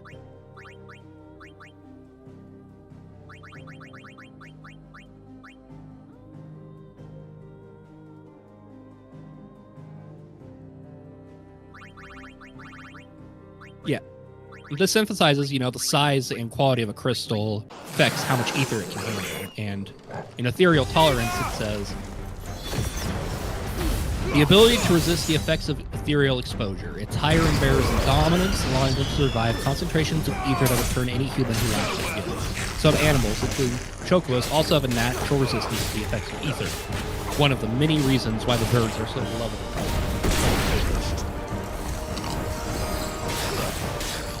We know that all the crystals also come from the mother crystals, which are a form taken by Ultima to focus ether into origin, the heart of their magic, or the heart of magic. We also see throughout the game that they are all very different sizes and shapes, and that 3 of the mother crystals have vanished by the time the game starts, with only Zemeckis having any kind of explanation as to why it is. This note is a bit out of date, as in the Ultimania. It does explain that the other 2 crystals disappeared due to them having drained the land fully of ether, so they couldn't continue doing their task.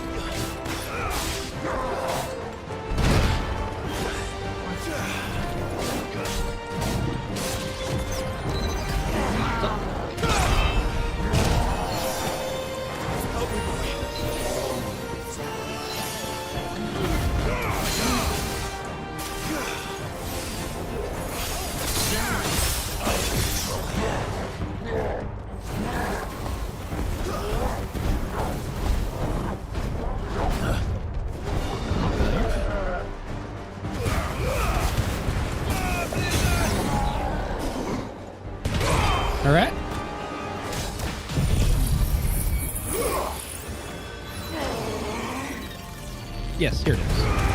A vast circular cavity carved from the Valmekian coast is here the mother crystal known as Zemeckis was stored. In the Age of the Fallen, man, hoping to claim the power of the gods, laid siege to the crystal in an attempt to gain entry to its ether-rich heart.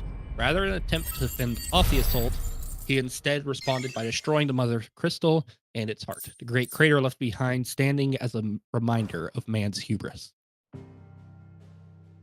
Right. So we know that one of these mother crystals was destroyed by Ultima to stop the Fallen from claiming it for themselves, probably because they were getting too close to actually figuring out all the secrets of the mother crystals and weren't in line with Ultima's agenda. We also know that Zemeckis was the first to disappear as the lost mother crystals entry states.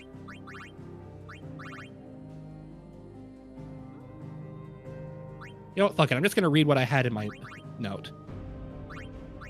When Sidolphus Telamon put his plans to destroy the mother crystals in motion, 5 of their number towered over the tomb, 3 less than existed eons past. The mother crystal of Zemeckis was the first to fall, followed by Drake's Horn in Southern Ash and Drake's Eye in the Northern Territories. Now nothing remains of them save for the scars left behind by their passing.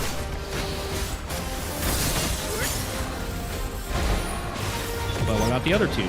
Is it perhaps that channels so much ether that forms the ultimate pagan exceeded their zero tolerance and scattered up like crystals, lesser crystals do? I do think that this point doesn't hold as well with the fact that it was they shattered due to a lack of ether. Right.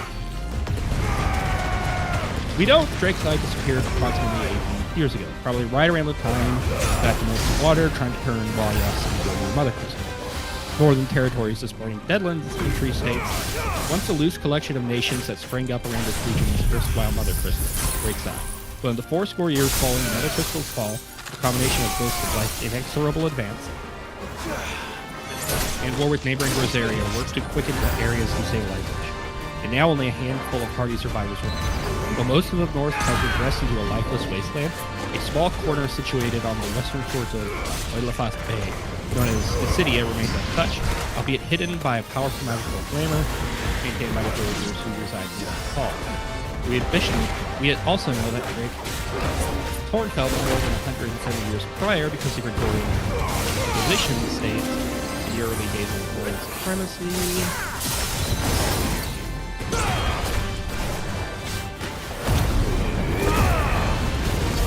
Yeah, basically just explaining how the Gregorian Inquisition gave the Most Water a really bad time because the water passed through his hand directly.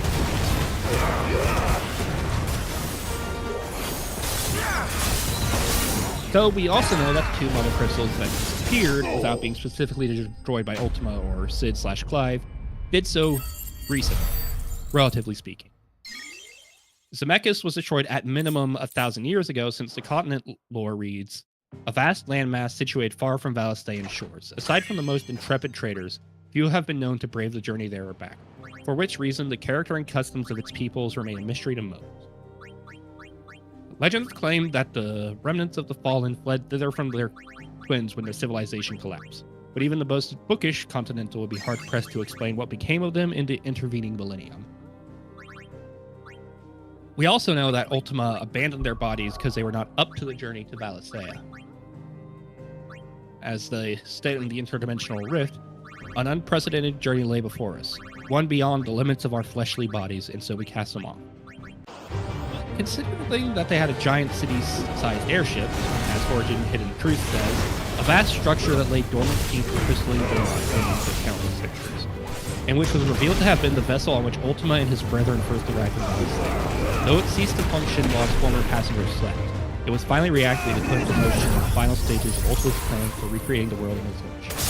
Why couldn't their bodies be fit for the journey? They have this giant fucking airship. Maybe because they were succumbed to the crystal's curse is what I think. There's nothing to say for sure, but it would make sense with how everything else that uses ether is eventually destroyed by it, either via petrification or by becoming a magic. That would further support the idea about Drake's Eye and Drake's Horn, but we've been shown that that detail is wrong.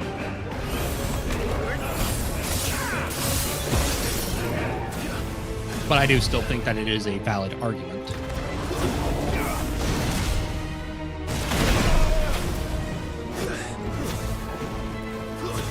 I was also talking about how I would assume that they were smaller.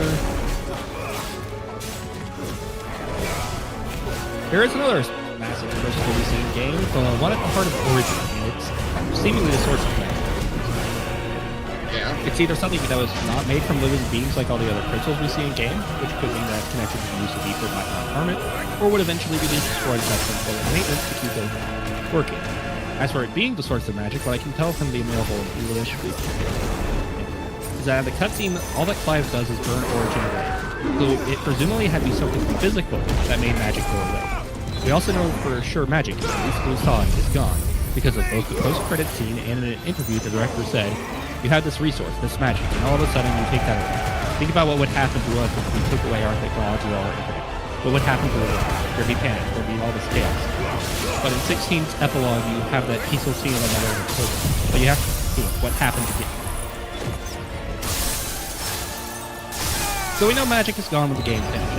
Presumably that's because it needed that crystal to destroy Origin to exist. That would mean that magic has two sources, both of them strictly physical, the ether and the Origin crystal. Additionally, the only way we ever see magic directly affect the will is overexposure to ether stripping it away entirely. After Barnabas wounds Clive and Canver, Joshua even says, Phoenix can mend flesh, but the spirit must recover on its own. Combine that with Clive saying the Phoenix cannot bring back the dead as mentioned earlier, I think that magic is a strictly physical phenomenon that cannot directly alter, for good or ill, its will/soul, with the exception that exposure to its power source, ether, will destroy it. Assuming that is correct, right? The evidence is fairly thorough. Ultima's plan to resurrect the dead members of their collective can't work because it is a piece of magic for something that is beyond existence. He might be able to create a new world physically with all the ether he's got, but not for death. His magic is physical. It is not directly affecting the spirit, especially not in restoring the spirit.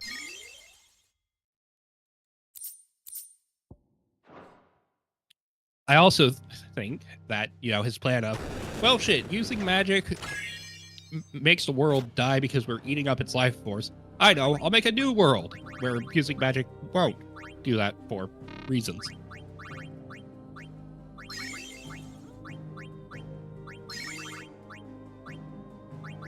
What you gotta say, Razor? Because my voice is needing a break. How do I put it? I think you're on the right... How do I put it? Like, with magic being, like, a physical phenomenon, you'd think that, like... But it's not, like, a fundamental phenomenon. So, by taking it away, you're not, like, destroying... It's not, like, taking away, like, a law of physics or something. So, it's not... With it not being necessary to the world, it seems like that Ultima's, like, whole plan... How do I put it? Like, I'm trying to figure out where it, like... How do I describe it?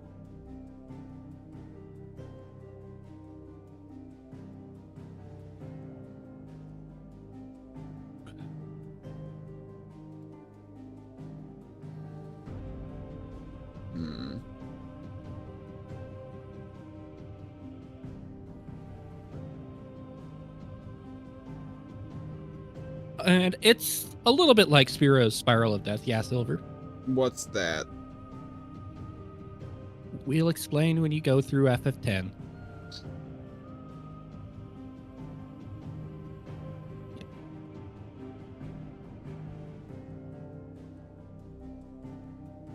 That's what you're saying. I think you're going for the idea that Ultima would have to be like, okay, he might be able to create a new world that's okay for a little while, but then the use of magic would lead to the same problem returning, right? Yeah, in one sense. So, what? So, Ultima created the current world, correct? No. With the Ultima are a species that are living on the world that contains Valisthea thousands of years prior. Right, and then they made humans. Well, actually, let me pull up the Ultimania translation for the world chronology. Yeah, so more than 5,000 years ago, in the dawning of the world, the Ultima, a sentient race, come into being. Some point after they awaken, they devise magic. Then they make their civilization predicated on magic and prosper. And then the blight develops and spreads Mm-hmm. due to just a rampant use of magic.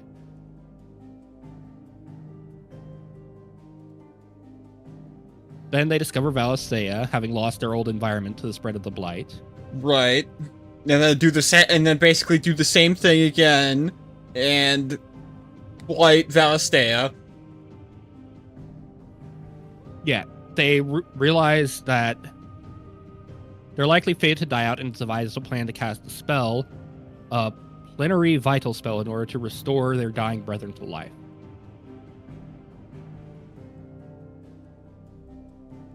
Yeah, then they plant the mother crystals. And they're constructed in a way where it's channeling all of the ether that it steals directly into Origin.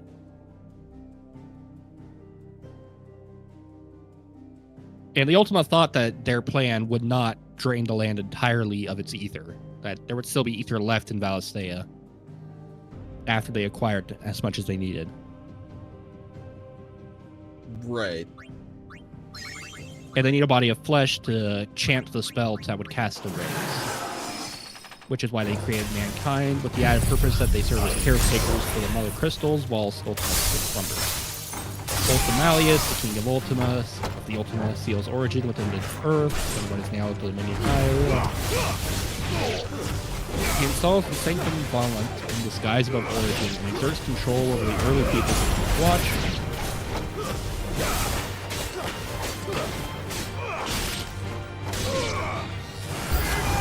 It feels like all of the like Ultima's race are just a bunch of idiots. Why do you think I repeatedly say Ultima is a retard? Yeah. Let's try. They refuse to accept that they fucked up and that their magic is a cancer on the world. And so they do all of this work just to try and keep doing what isn't working.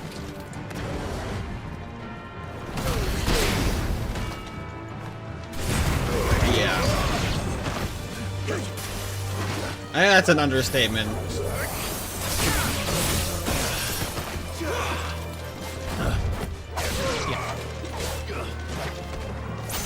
So yeah.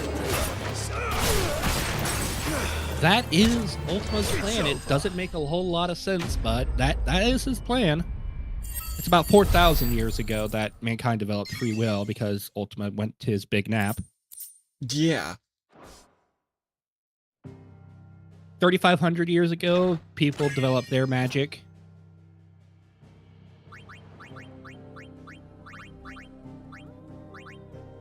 Then 3,000 years ago, the Fallen Civilization rises and Magitech happens.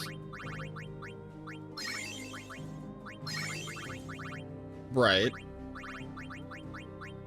Yeah. 3,000 to 1,500 years ago, in the middle of the Fallen era, these Magitech arts became more advanced, and rare individuals who, they're basically bearers, but they were called iconoclasts at the time.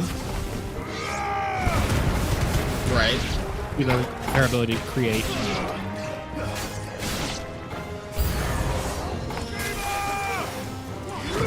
then nations start to form in the mid-Fallen era, basically. Then it's also around this time that the Circle of Malleus is founded.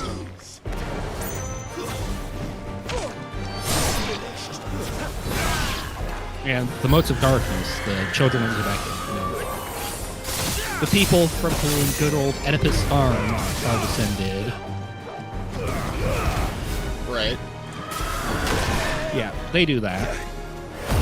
Based on the Saber myth of Ultima.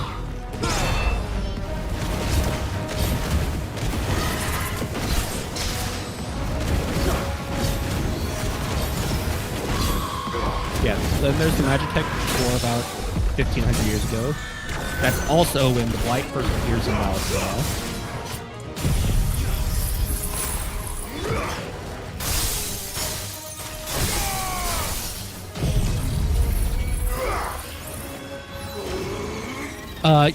Yeah, you know the whole sense of Zemeckis, the giant crater in the ground with all the water and the weird water texture? Yeah. Yeah. So in the Ultimania, it clarifies that in the final years of the Magitech War, in order to obtain the power of the god Ultimalius, the various nations storm the base of the Mother Crystal of Zemeckis as one in an attempt to reach Origin. When they do, the Ultima that had become the Mother Crystal annihilates their forces along with the surrounding terrain in order to protect Origin.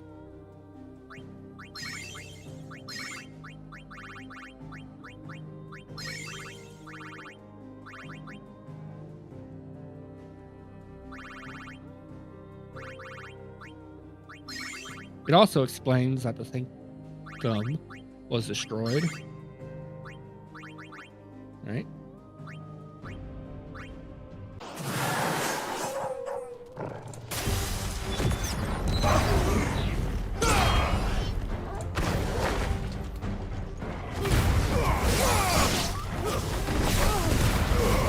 Yeah, it was the violent destruction of the Mother Crystal Zemeckis that led to the end of the Fallen.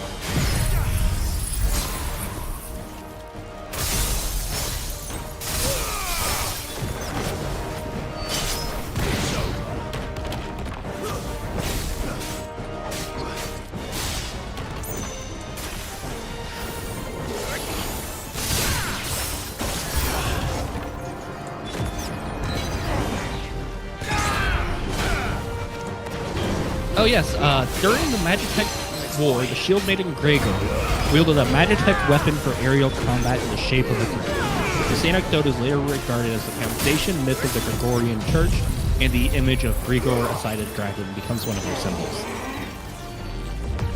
So Great Grigor was just some member of the Fallen. It was basically like a really badass pilot.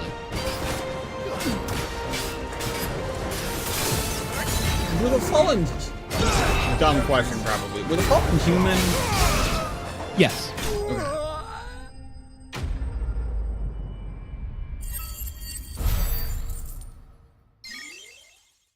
Yeah. The oppression of bears begins about 950 years ago. Continental Accord was established at year 1 of the current calendar. Dominance first appeared about 770 years prior to the game.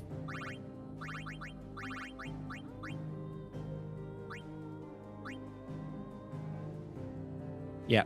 Dominants are raised to the position of power specifically to avoid another, era revolt, but this time with them having fucking icons.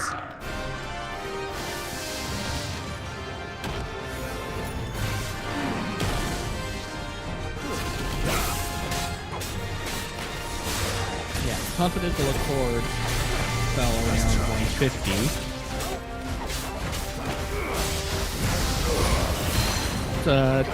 Year 200, year around 200, the precursor to Sam Breck is founded. 10 years later, we get the precursor of the Valmekian Republic. Then 220, we have the Crystalline Orthodox starting to proliferate. Year around 250, we get the precursor to the Grand Duchy.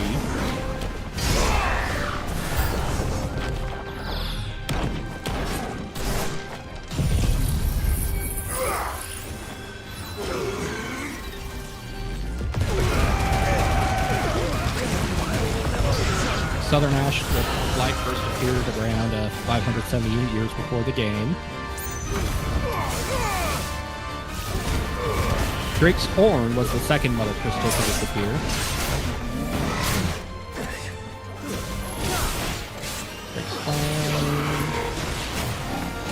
So I guess Drake's Horn was fairly far back.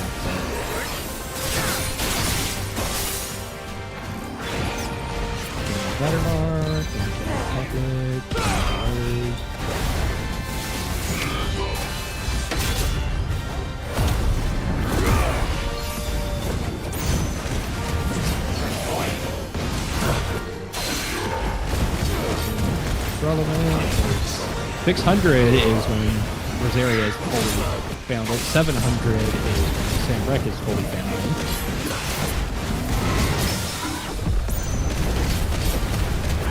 Yeah, 80 years ago, Great Sign.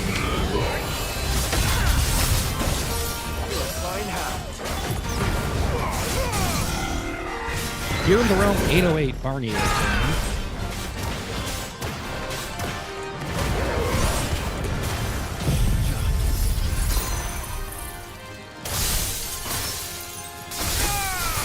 The Crystalline Dominion.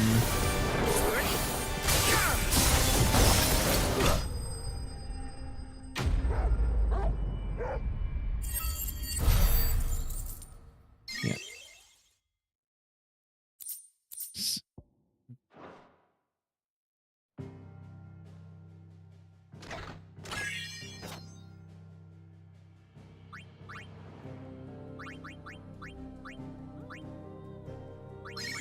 A bunch of Crystalline Orthodox assholes committed suicide on the road, or the coast located at the eastern end of the Crystal Road. Dhalmekia broke. Pekpa was born in 835. Hey, you're looking at like the timeline. Yeah, from the fan translation of the Ultimania.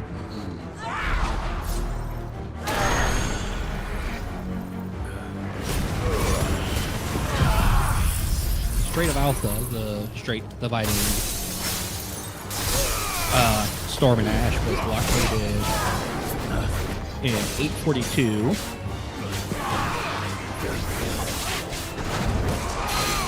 Waloed was founded in 843,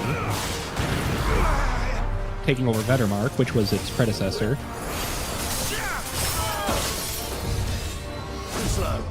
845, the Crystalline Dominion reclaimed its dominion, autonomy. So, the Crystalline Dominion was not free for very long. This is also when Clive and Benedicta are born. 3 years later, Jill is born. Canver gets its independence in 849. Waloed provided aid, which is a bit ironic considering Waloed is the one that wipes out Canver.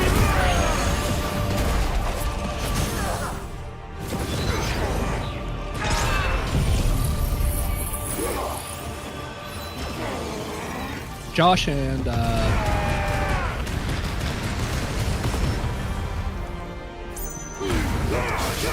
Theon were born in that same year. 854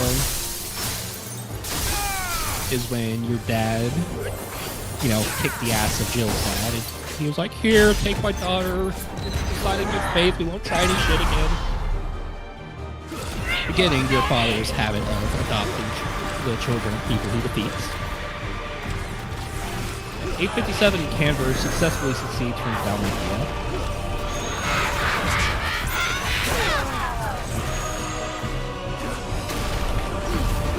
Yeah, there's the Triunity of 859, and it's during the ceremony chorus event that Gigabitch Mom and the Emperor agree to the plan to overthrow Owen.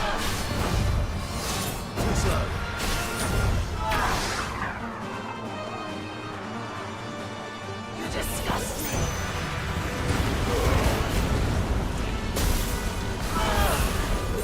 Oh, 2 years after Phoenix Gate, Middlesbrough.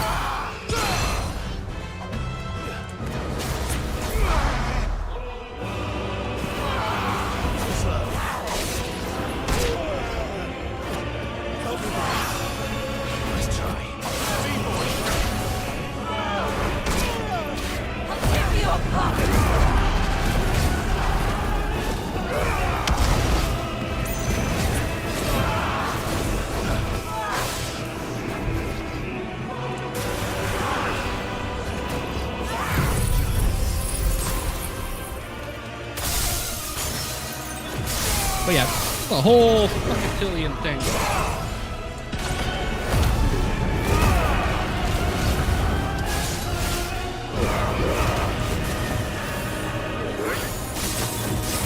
So where were we?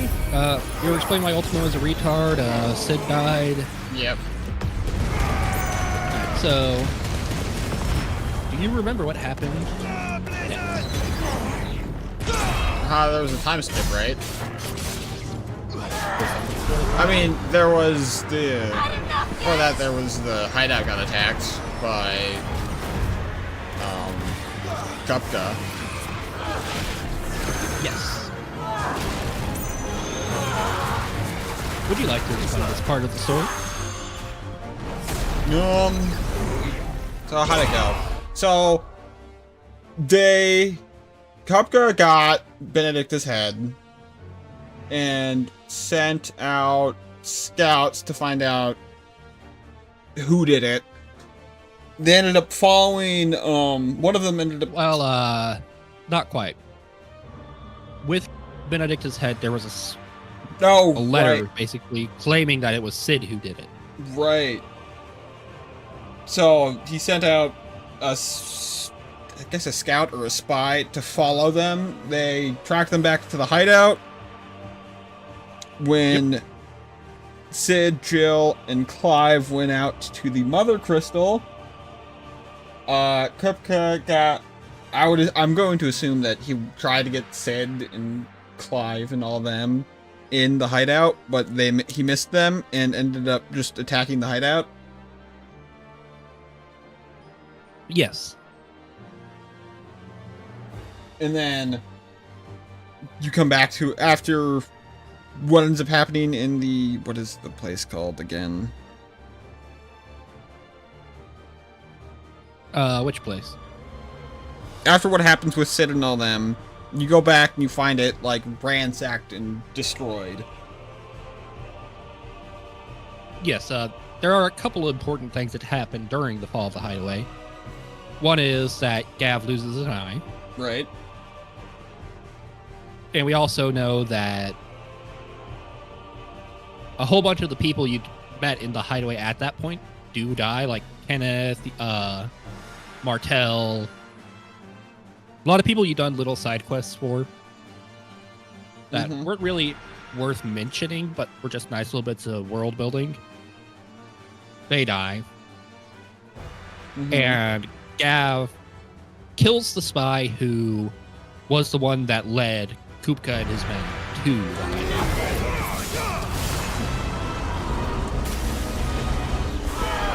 We also forgot to mention it, but when Clive joined with Sid to take out the Mother Crystals, they symbolically stabbed daggers into a crystal. Oh, that's a basically huge, like, promise between the two that's carried throughout the entire game. It is. I should have mentioned it earlier. It just slipped my mind. And it is the first basically collectible artifact that you get that you have on your wall of memories throughout the entire game, and it is called the Oath.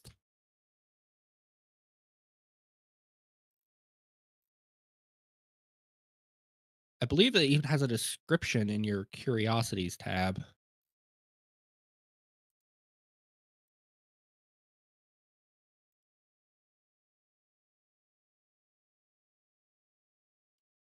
Desert Rose. Burnt Blade.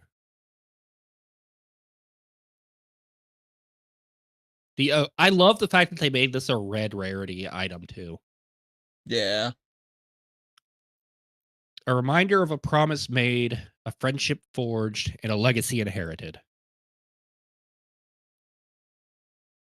Because when they make that oath, Clive is basically agreeing that he would be functionally a heretic in this world.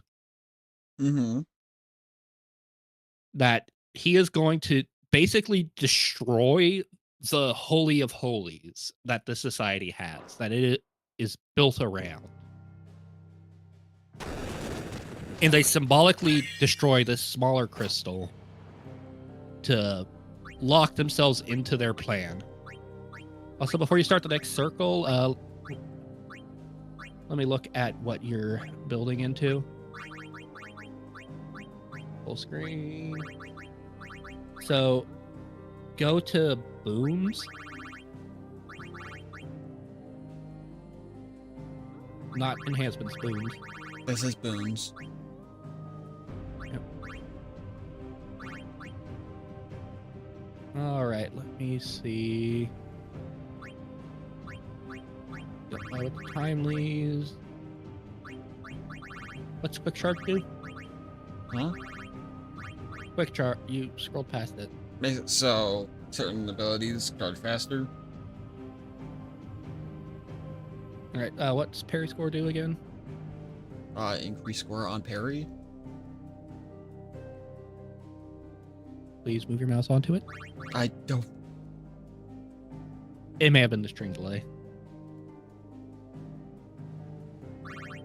Okay, you got score bonus up. Check technical combos. I mean, I've been doing fine this. Oh, yeah. If you're continue to struggle, focus strictly into building up for your boons before you do any others on your enhancements. Yeah, I mean, And yeah, you want that's what I'm going for next. go for technical combos too. Yeah, I don't want to use. I want to save some of them, but I guess they last 3 cycles, so. I just hope I can get the health ones. You basically want to keep your technical gauge maxed out because Silver, you've played Devil May Cry, right?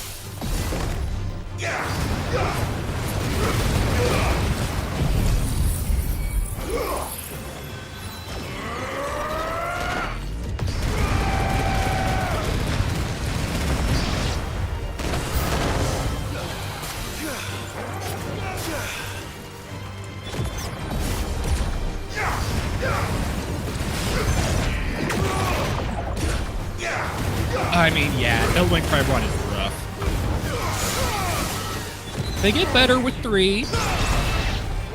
And by better, I mean they peak with 3. 4 is good, 5 is also good, but I don't like how 4 and 5 really are trying to replace Dante.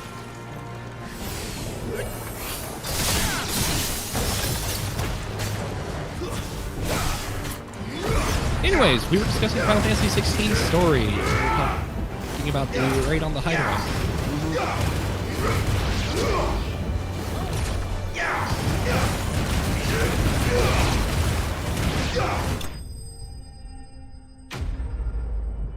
Well, that technical boom one was nice.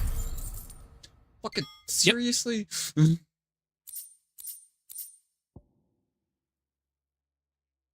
Shake my head at you, game. Remember how I said I had to drop how much damage I was doing? Yeah, that shouldn't.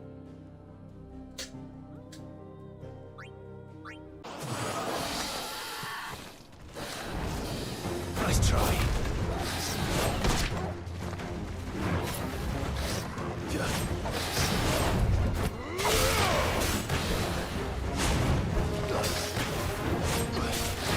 I remember one thing that helped was using Ultima Shift skill, basically just use different combos.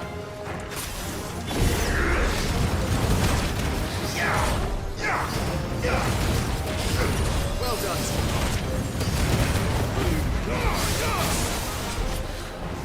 Also, you missed both Kraios. Yeah, I know that.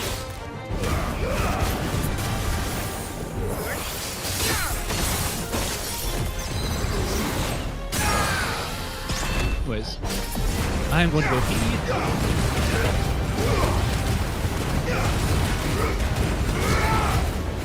You just realize that we're like only halfway through the game, right? We're not even...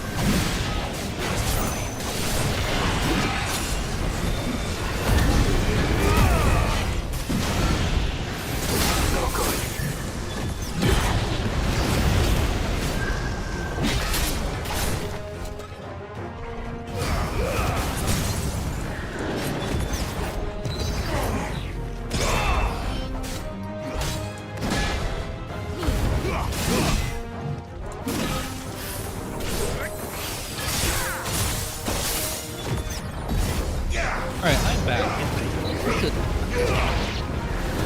Quick break from the story and talk about the gameplay.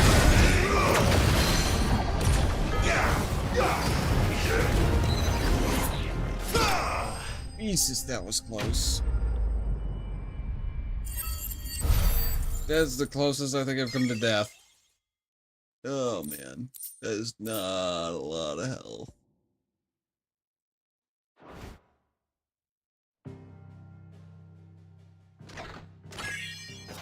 That's not the right spot.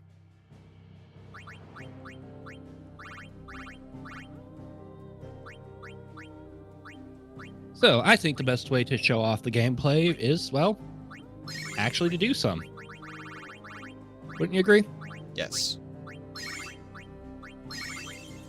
So, you have various zones that you can explore. If you've played Final Fantasy XIV, these are basically Final Fantasy XIV questing zones. Because in case you did not know, this was actually the team that makes Final Fantasy XIV who made this game.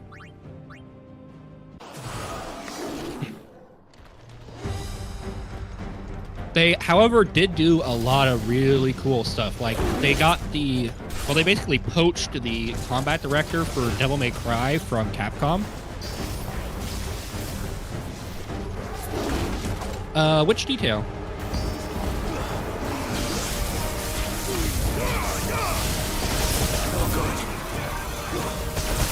Oh, god damn it.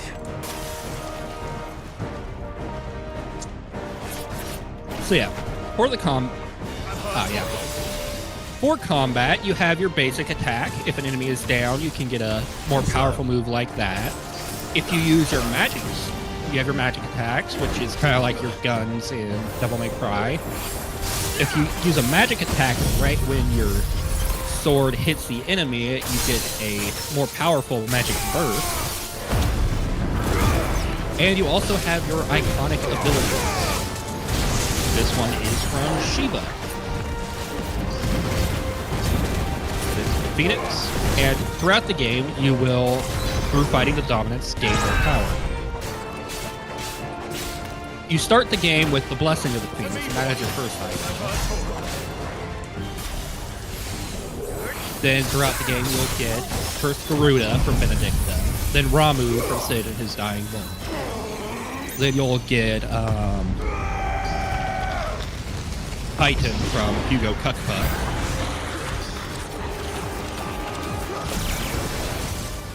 Then you'll get Bahamut from Prince Dion Lesage of the Holy Empire. Then you'll get Shiva from Jill. She willingly gives you her icon, much like Sid did. And then lastly, you will get Odin in the base game from Barnabas Stein, who, again, wanted to fuck his mother. I feel like that is an important detail to include, just to make fun of him. God damn it. Did something go wrong in gameplay, or are you just annoyed at my, No, I died. Ah, yeah. Do you think I've said anything incorrect so far about the gameplay? No. One thing I'm sure that a lot of people will find annoying about the gameplay is the fact that they have vastly simplified the status effects in Magic, as you don't get like a poison status effect on your character. You don't get petrification, because that's the Crystal's Curse now. It's a much more narratively impactful thing.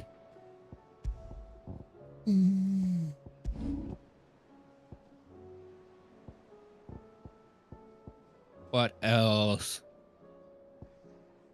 I also heard complaints, and I think you will agree that these are fucking dumb, that the game is bad and the side characters don't actually count because you don't control them, despite the fact that they have just so much fantastic writing. Writing, yeah, but I mean, like, combat-wise, they do a bit, but since you can't control them, you can't, like... Yeah. There's no, like, build crafting for, like, or team crafting, I should say. Oh, I will also agree. Build that old Final Fantasy games had. your build is basically entirely your abilities and your accessories. Oh, I'm your aware. But like, because this compared Go. compared to like other Final Fantasy games, like you could like have different characters do different things, and like it's also missing a lot of like the standard Final Fantasy like tropes, like as far as like items are considered. Like there's no like real Phoenix Downs. You can't really go.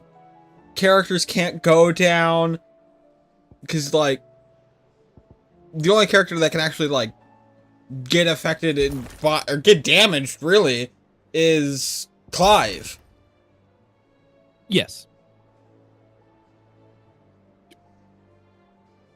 I could see why they did that, as I will agree that outside of Clive and Torgal, all of the other NPC support you get is entirely vestigial, as they were laser focused on the Devil May Cry style combat system, which does not really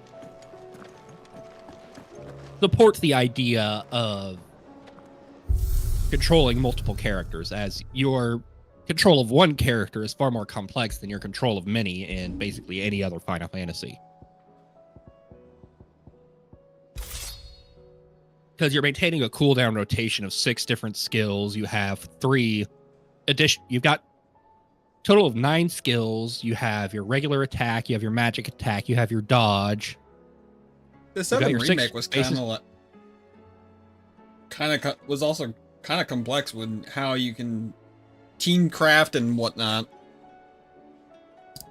Constantly switching between the different characters. Now it's kind of the same because instead of switching, characters, you're switching icon abilities in that sense. But you had more types of abilities in the other games that at your disposal. Oh yes. I will also say, while the graphics for the magic is fantastic, the fact that they all hit for the exact same damage, like, it doesn't matter if I'm casting fire or blizzard or whatever, stone or whatever, they all do the exact same damage.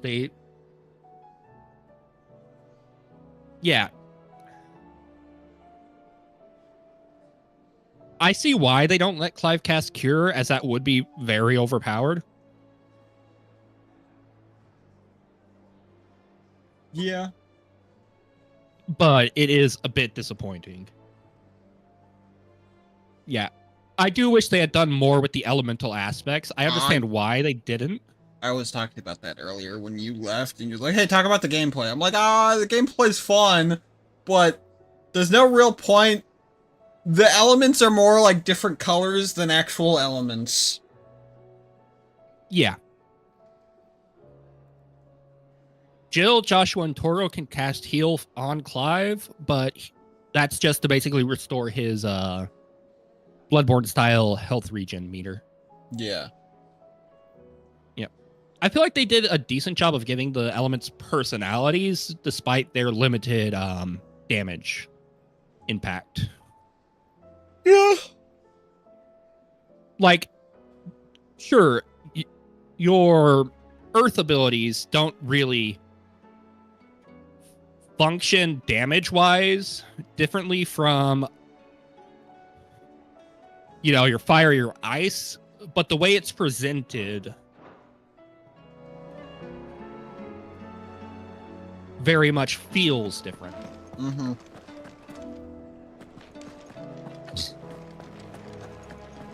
Hit.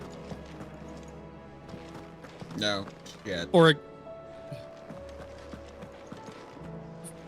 And I think it may also be a narrative intention to have the magic be relatively interchangeable. As magic, it's not a part of the world. It is a creation of Ultima. It is very physical. Yeah. There isn't that supernatural aspect to it this time. Yeah. Maybe next time, eh? It's basically wielding the natural.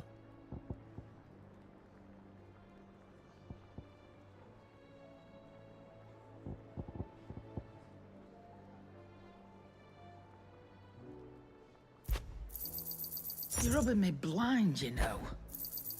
You'll not find a better And you know what? price I would than that. take Final You're Fantasy rubbing me 16's blind, you know. approach of the magic being You'll not find a interchangeable better versus something price like than that. Destiny's, where it's like, oh yes, the elements do matter because we arbitrarily gave them invulnerability to this element. This is gonna sound. You might not like this. I really like the system that they have in like games like Genshin Impact, where like you can combine elements to do different things. I mean, that sounds sick. No, it's fucking sweet. Their reaction system is cool. Yeah, I mean, I'm sure I would love Genshin, but god damn, I hate the business model. Yeah. It's like, I love it. It's like, oh, hey, we got Legend of Zelda, but, you know, it's more horny. But then you got, it's like... It's not really Genshin. It's more of like... Zenless Zone Zero or Honkai Star Rail. More so Zenless Zone Zero. The horny or the... Genshin's pretty tame. Comparatively. Yeah. But again, it's the fact that they're like, all right, we need you to give us all of the money on the world in order to get, you know, one character or some shit like that. Yeah, it is kind of unfortunate. It's like, if there was a single player version of Genshin that let you unlock through gameplay all the characters, I would play the shit out of that. Yeah, that'd be nice.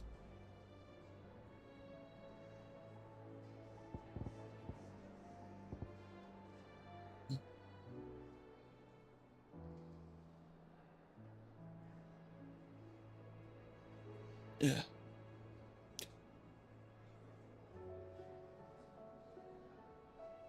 Anyway, back to... Yeah. So what I'm doing right now, just as an example of the gameplay, is there are the chronolists, which are basically combat trials for each individual icon. Mm-hmm.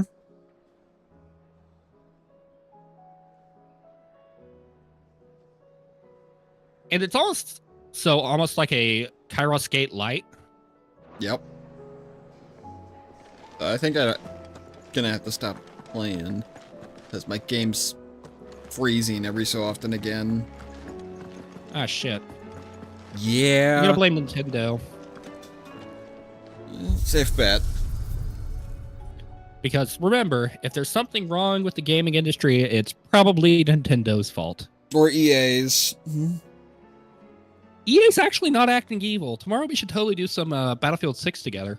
I thought the beta was offline for now. I'm pretty sure it comes back tomorrow. Oh. Then Ubisoft? I mean, Ubisoft is basically the whole Panderverse idea of Kathleen Kennedy at this point, but with microtransactions. Yeah. Also, so we're, you know, getting less distracted.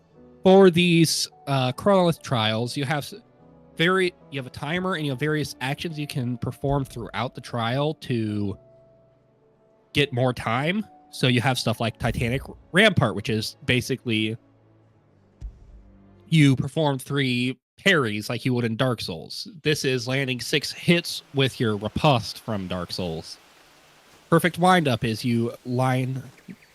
The ability has a charge up, and if you activate it in the red section, you get time for each enemy you hit with that ability. Fully charged upheaval, it's the same concept, but... Wait, no, it is just the same concept. I thought you need to hit multiple. Punish is that attack you do when people are falling on the ground. And what Razor is showing is a great feature as well, as you can replay the primary story missions. What's wrong with a shortcut through nature's splendor? You know, The Deadlands claim more of the realm each day. At a place like this, And you want to know something miracle in fucking itself. horrifying, Razor? I don't know if Silver sent to you the interview too, but the dude who played Sid was just using his normal voice. That's Never hilarious. better. sounds like it. It's terrifying. No one's resting voice should be that goddamn masculine. It's unfair. That there is a fine hound. Soon took to So I hunting. suppose he does Fearless counter as it you by like. he looks It's good to have super you back, dweeby. Dougal. Now, we don't want to be caught in the forest after nightfall. I suppose not. Yeah, there is a pretty good enemy variety in this game, I would say. It's not as extensive as older Final Fantasies, but Did I mention the big deadly beast? it is a very good Little big deadly variety. beast. Nothing a trained assassin can't handle. I was disappointed. I don't know how you feel about it, but I was sad that there were no cactars in this game. Yeah, I did notice that. That was unfortunate. I like the way they handled the tonberries, though. Yeah, they looked cool. They looked cool, and they did a very good job, I would say, of adapting the old way that tonberries played into the story. Yeah.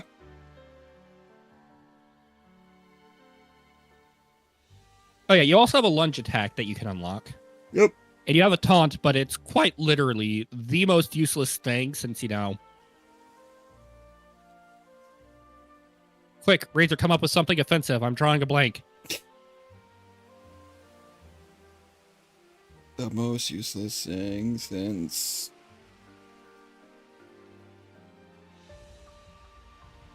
Ray from Star Wars.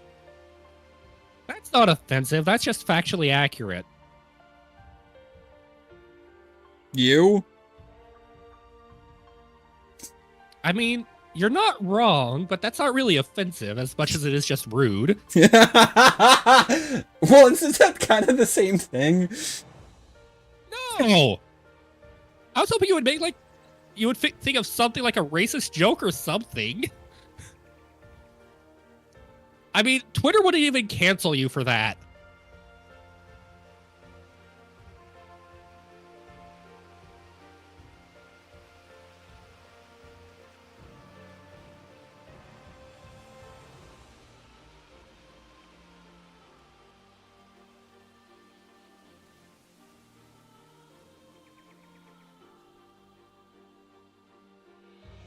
I know, it's the most useless thing since ears on a Karen.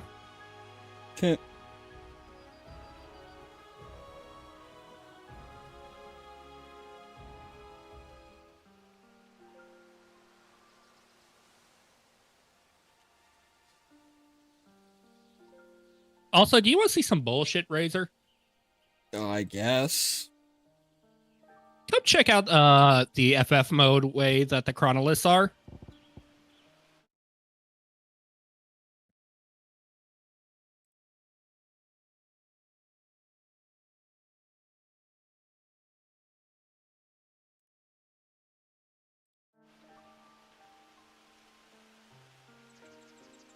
Well, I just finished that round, so it will be a second, but... Wait, did I seriously not parry enough? Oopsie!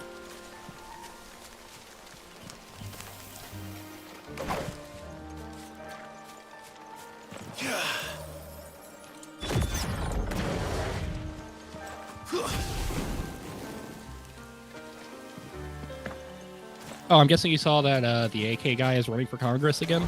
Yes. Maybe they're Yes, friendly it like did. Dougal. Oh, maybe they are. I do think it will be hilarious if he wins. I do too. Anyways. Yep, irrelevant. I was just shooting the shit while I waited for this section to load. Now come see this bullshit.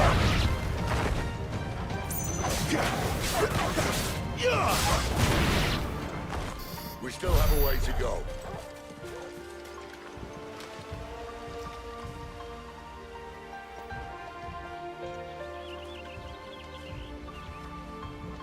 I hate that move.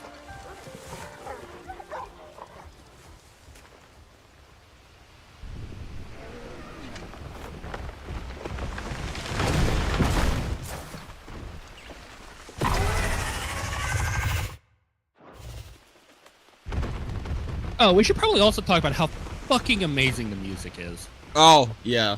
Definitely. The music in this game is It- top notch. What in I know good fuck green all name about is he music, but doing I'll this tell you what I last do know hour? about this music. It makes Happy Chemical go Looking for brr. food. No more wolves where he's from. The north was one of the first parts of Storm to fall to the Blight. Oh, sod. I'd invite him over for a cup of tea if I didn't think he'd eat the dog.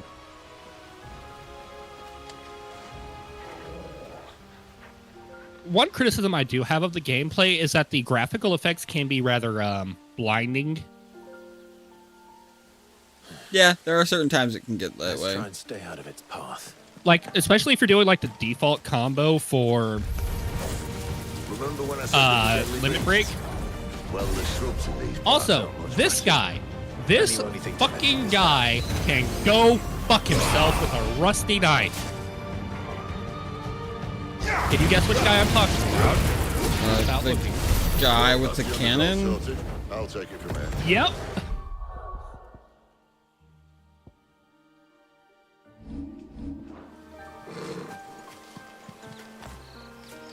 And that tells you how annoying this motherfucker is that without even looking, Razor immediately knew which enemy I was talking about.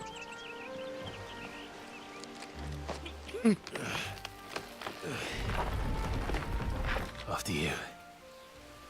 Oh shit, Thank I actually you broke his kindly. card there.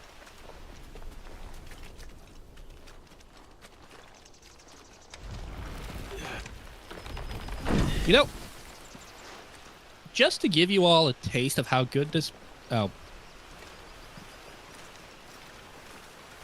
The ruins. They're everywhere, aren't they? I'm quadrupling base volume and having the non-music Some say there volume, was a just so time you they all blocked can out get the a stars. better taste for the Down was the only way left sheer for them to go. beauty of the music of this game. There's probably a lesson to be learned from that. But it can wait. Come on.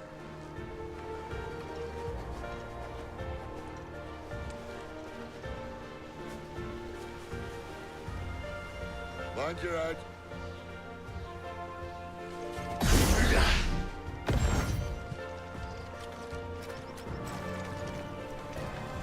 All right, so Oh, sh- where were we in the story? What were we talking about? We had just finished Act 1. Jesus. We might need to make this 2 parts. Oh, yeah, absolutely. I mean, I still haven't even beaten the game again. Oh, I don't have well, notes for it. What do you have notes up to? I'm into Act 3 on my notes. Okay. What would be a good stopping point?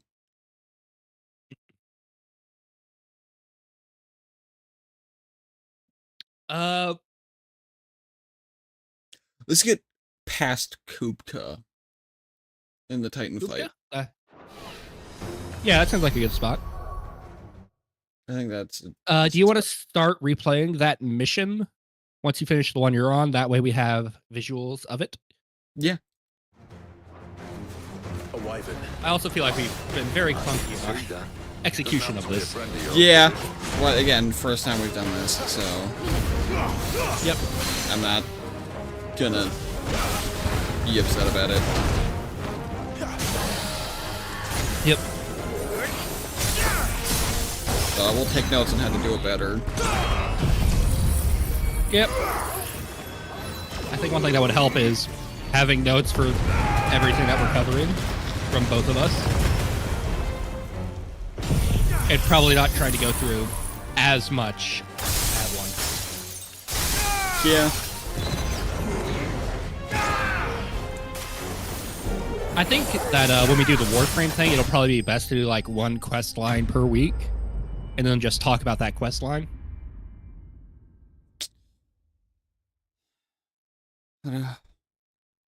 I think it should be more of like one act. Because currently I think there's 4. Well, when I say a quest line, I mean like the second dream or... Well, the second dream isn't really... The second dream is like part of a trilogy. So it's like you have like the first once awake to second dream. But not the second dream. You have the second dream to the sacrifice. Then you have... What's after the sacrifice? I think... What the hell's the sacrifice? That's the one with fucking what's it called? The Umbra? yeah. That was with Umbra. And then it goes I think into the New War.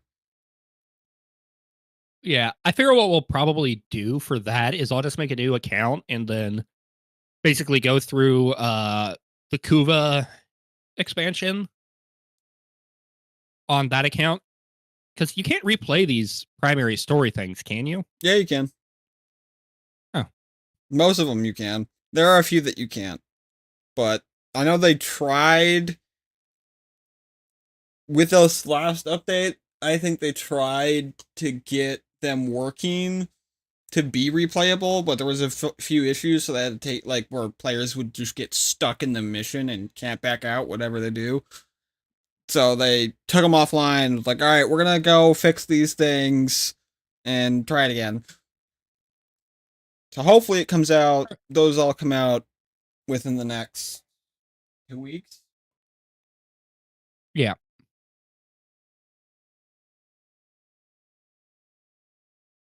That would be convenient. It would, wouldn't it? But you can replay most stuff in that game. That's good to know. Anywho, we were discussing what happens after the fall of the Hideaway. Yep. And I do think this is one of the more awkward cuts through the story. You see Titan destroying the Hideaway. Mm-hmm. And then it just basically you see Gav's horror at it. And then it cuts to Clive and Jill somewhere in Dalmekia. Yeah. Must be a nest nearby. And like, what is it? 5 years into the future? It is 5 years later, but you don't see that at first, as they're walking through the market in this Dalmekian city, and they run into the little medicine girl. Who then leads them to some bears, who then get mad at them for saving them. Counted on that. No. Jill is like, I'm sorry, but we're good. What is it, boy? At least one. Then you have, Thank you, Toggle. they go and meet with Victor, who explains, hey, there are these bears. Kupka clearly has them set as a trap. And it's as they enter Victor's house that it shows that it is 5 years later. It's not my fault.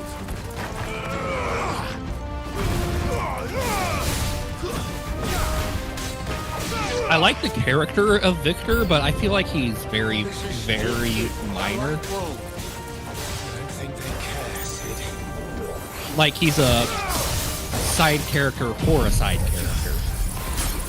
I think you know which one I'm talking about. Honestly, I'm having a hard time remembering who Victor is. He's the guy who helps Lubor in Dalamil. Right.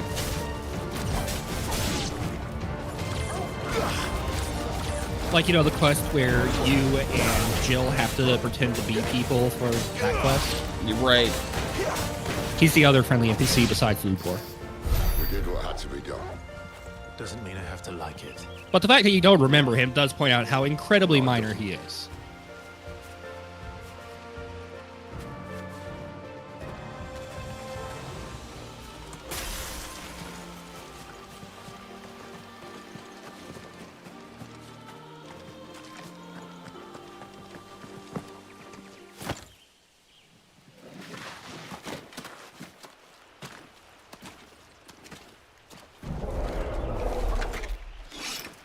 Then what happens after that?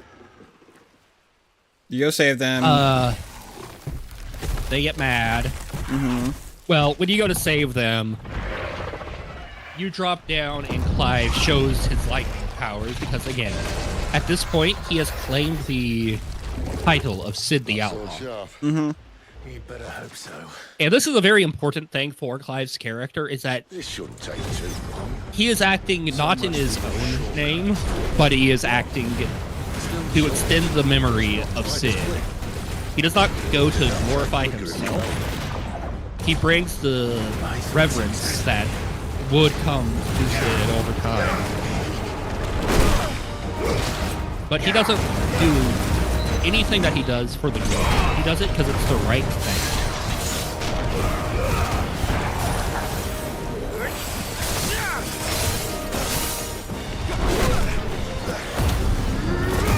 It's also why when we eventually get to the end of the game, going over quite a bit of why I think Clive survives.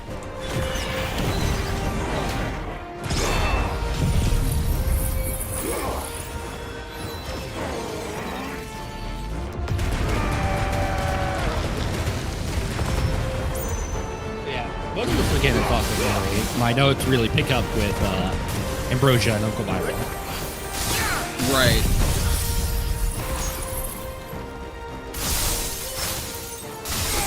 Oh, that did nothing. Yeah, this is basically just a quick combat mission to introduce you to a new era. One big thing you notice is that where Clive had his mark for his brand, he now has a scar. And we've seen a few characters throughout the Hideaway that did have their brand removed and scarred in this place. And this was initially, when I played the game, something I was critical of it about, but they do explain later on that basically the ability to remove brands is so recent that essentially nobody thinks a weird face scar would mean that the brand had been removed. Because until within a few decades, like, it's been less than 20 years that anyone has successfully been able to remove brands.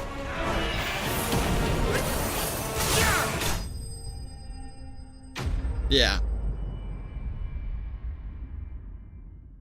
So yeah.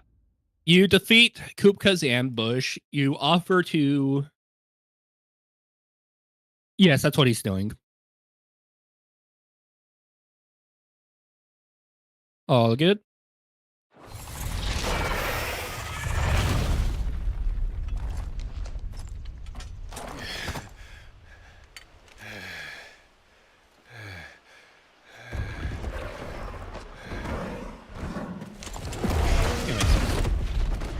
I think it's a really good point that when the bearers that you went to rescue are so angry with you, that Jill is upset by it, but Clive just is like, we knew people weren't going to be happy and that things were going to get worse before they got better. But, you know, you got to take your medicine if you're going to get healthy. Basically.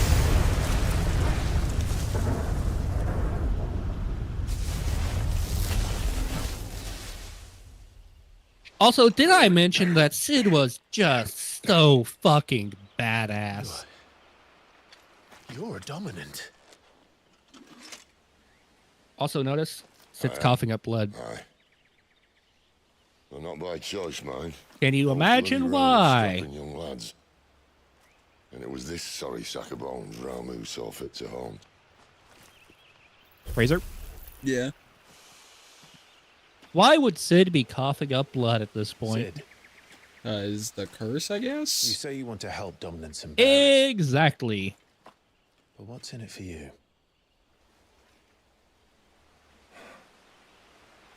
What's in it for me? The same as for all of us. What we want and deserve. Save for our knack, dominance and bearers are no different from anyone else. The ability to use magic or summon great beasts should command respect, but instead has left us outcasts. Our kind are used and discarded Right. like tools, yet we are men, so why must we die as less? I see. So what you're saying is you want to start a war. You flatter me, lad. But my days as a Oh, fighter I are love long this behind me. conversation. I only wish to offer our kind a choice. A place where we can die on our own terms. Pause.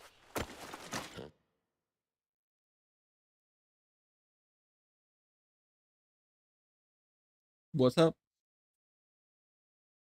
My days as a firebrand are behind me. I believe that his days as a firebrand are when he was serving Barnabas. I mean, I think probably. Barnabas sold him the idea that Waloed would be a better place for bearers and dominance. And then, well, you saw how Waloed was. Yep. And then the straw that broke the camel's back was Otto's son. Yep. I just wish we could see a version of this game where instead of just immediately dropping everything, Sid had gone back to Waloed and brought Benedicta with him.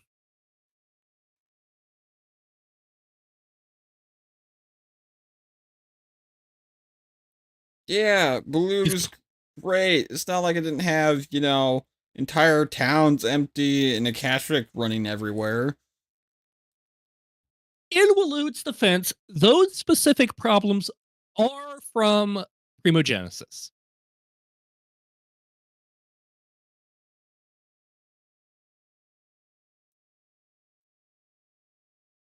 The Thousand Tomes and Ultimania are very clear that Waloed was a normal country until Primogenesis.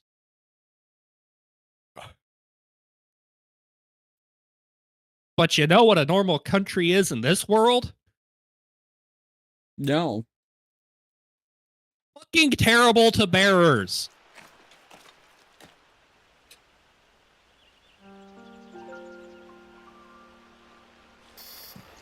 Because, rampant slavery and abuse.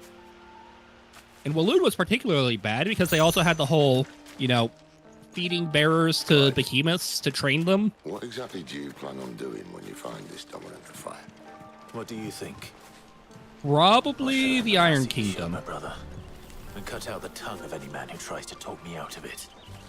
I would guess second worst would be Rosaria after the time skip to when Clive is 33. As Benedicta was having them basically hunted for shits and giggles.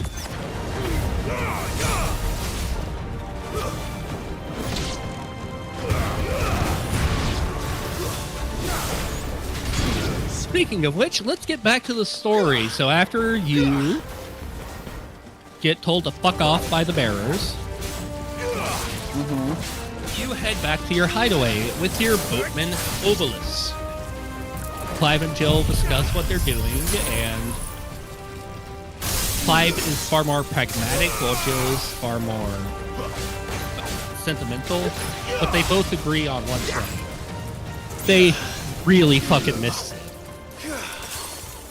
And if you've played the game, you're feeling that right alongside him, because Sid was fucking great.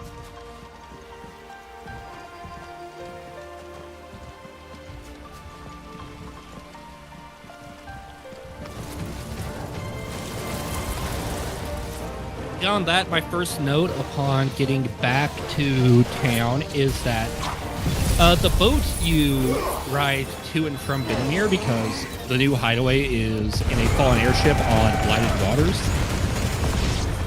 and Obolus is your boatman, is that he named the boat after his father died.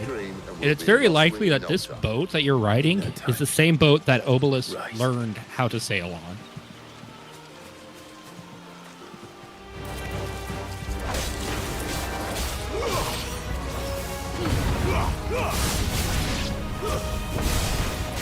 Anything to add, Razor? No? Beyond that, you run around, you get news, and interact with the characters. There's nothing, I think, major enough to mention before we go back to Rosaria.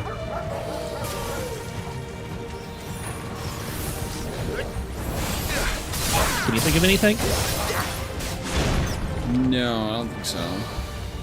Yeah, I mean, you go help, during that start, you go help, some of your old allies.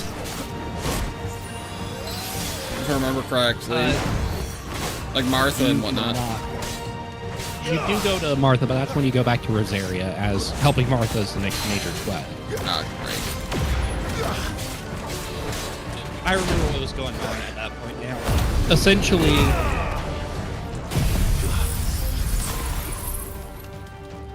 you heard Martha's in trouble, and you go,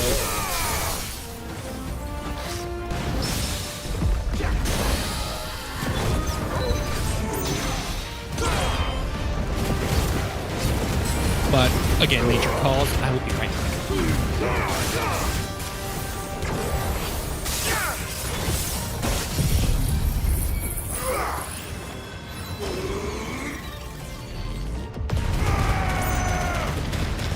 Man, this game's combat is great.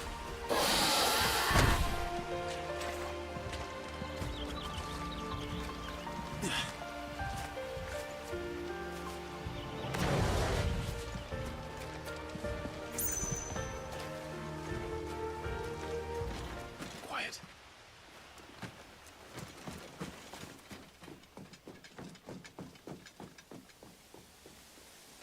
The Royal Scout. Someone's far from home. Let's follow him.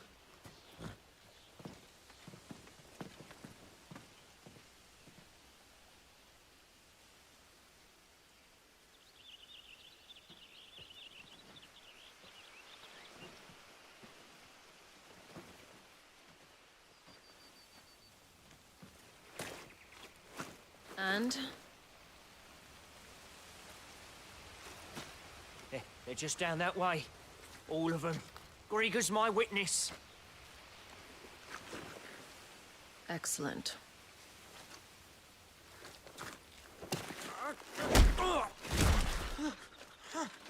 We move.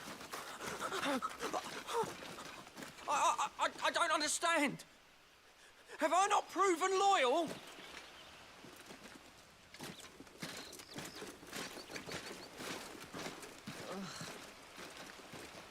It is true my liege values loyalty above all else. But were you not quick to betray your countrymen for the promise of coin?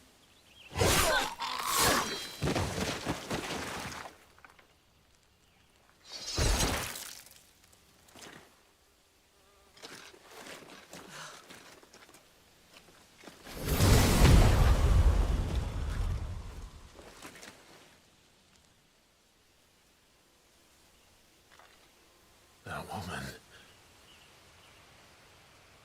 Benedicta Harmon. Yeah, that sounds like a relatively rough situation to be in. If we can capture her. You! Weapons on the ground, Imperials!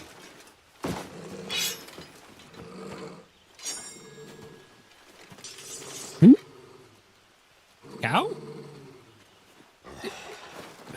Isn't that just like the sounds chickens make? Let's get this over with, Dan. Oh no.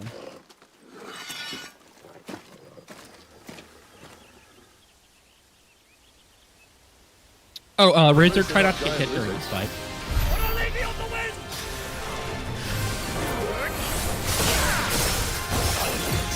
Because if you can finish this fight without getting hit at all, you will get an achievement.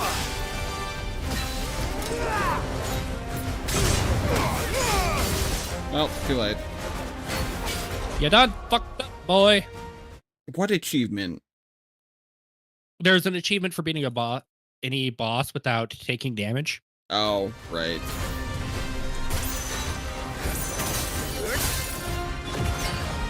Hey, who?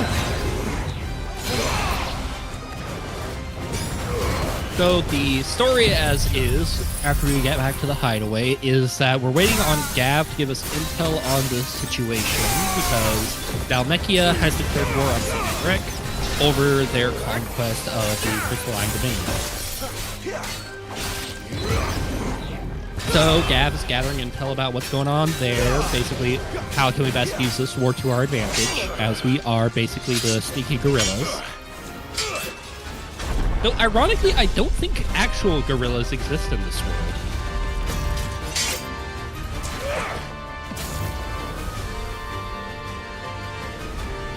Behind you. The only monkeys in this world are humans.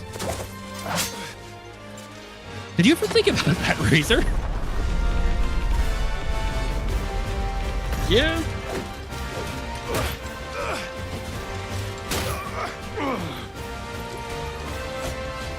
Makes sense. Considering humans are not a natural creation of evolution.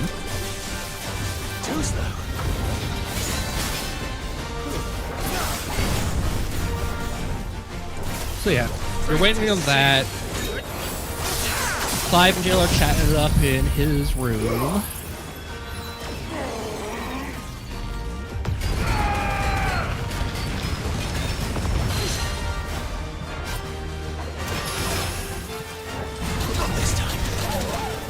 It looks cool, but what the fuck is that damage?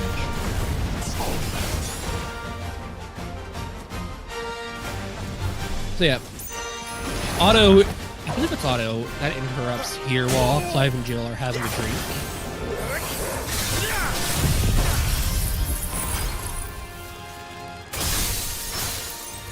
No, you're thinking our drink. We still haven't even gotten to the Iron Kingdom.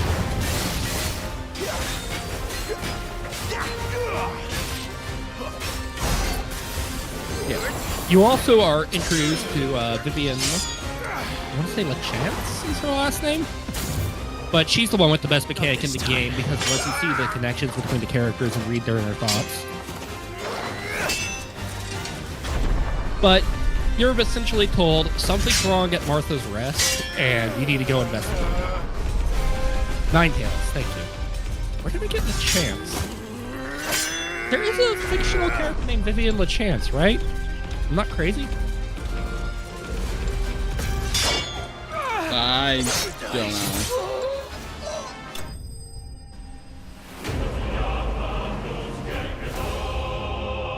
Well, there was some chick born in Minnesota named Vivian LaChance.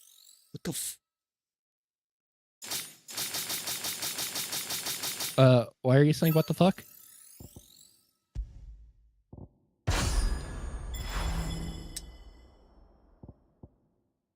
Yeah, same.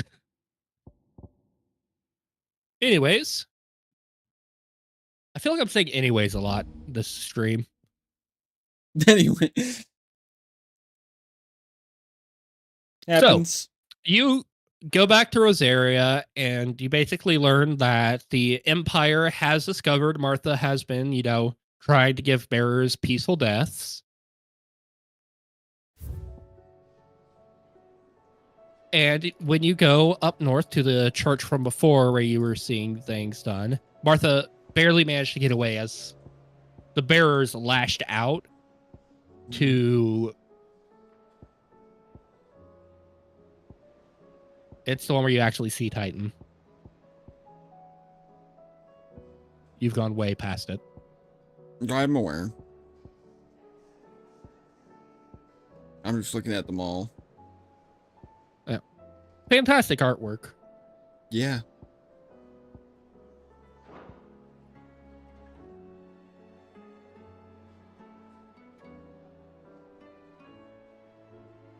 In your stream, it made Clive's priming hair look pink. It did, didn't it? That was the first... I'm pretty sure that was like the first time he primed. Yeah, I believe that's when you face the Shadow Clive. But yeah, start the Titan mission because you do have to go through all of the mission before the Titan fight.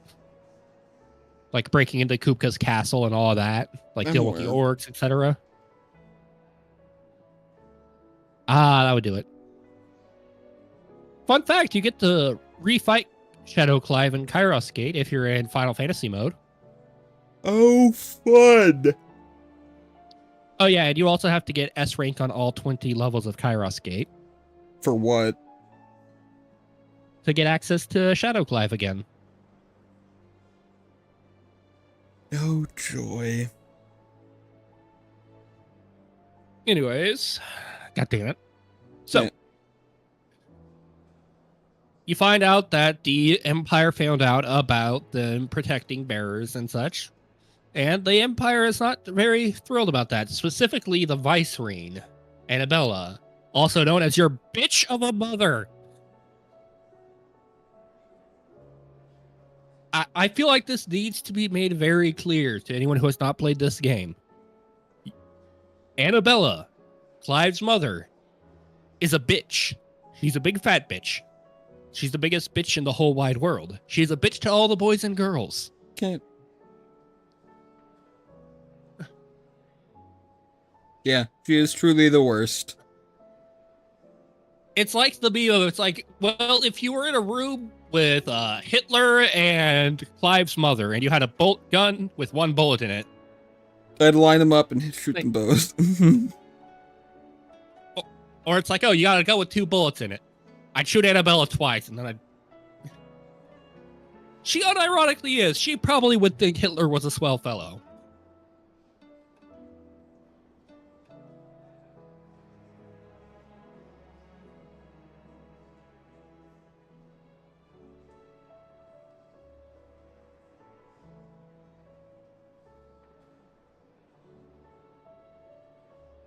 Yep.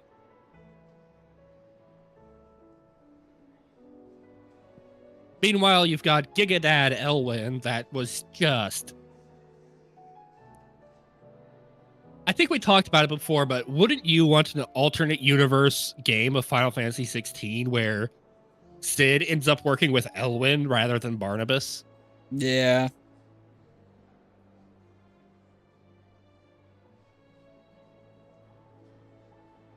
Because you just know Cid would just be like, Elwyn, brother, your wife's fucking crazy. She's gonna get you killed.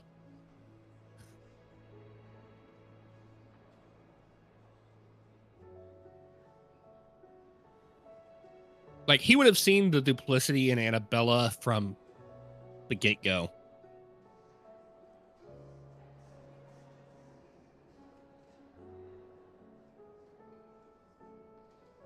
And can you just imagine, with everything we know about Elwyn and Cid, what...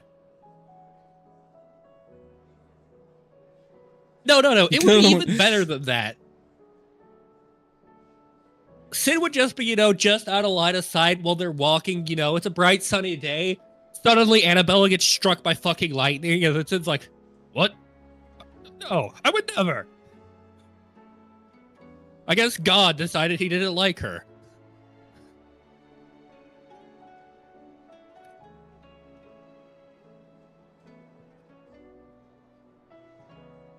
And it would be so... Oh, can you imagine how great a conversation between Cid and Uncle Byron would be?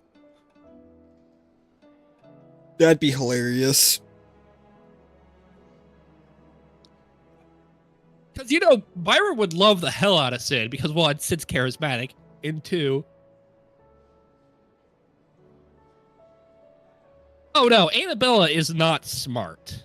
She is nowhere near smart enough to... Honestly, she would probably be thirsting after Cid because he's got Ramu. And Cid would just be using that to keep her distracted. She'd be like, oh, Cid, you should betray your bro Elwyn. And Cid would be like, all right, this bitch has to die.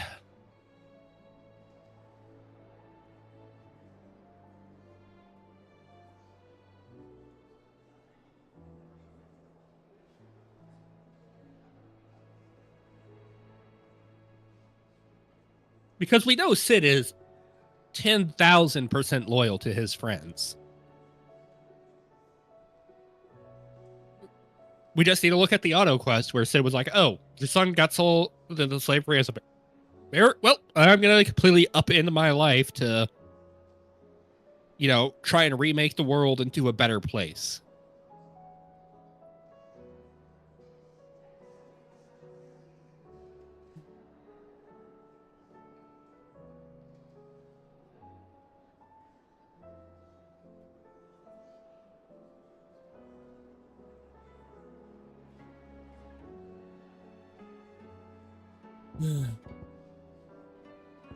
It would be glorious. It probably wouldn't be as good a story as what we got, but it would be fucking amazing to see. It's like a Final Fantasy 16, What If, but written by, people who actually know how to fucking write.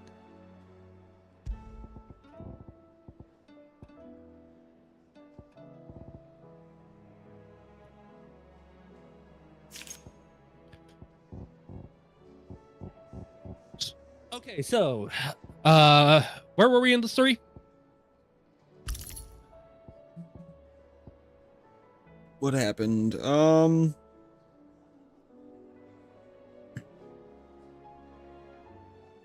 yeah, we are at the point where you're investigating the temple in Rosaria where it's been converted into a hospice for bearers.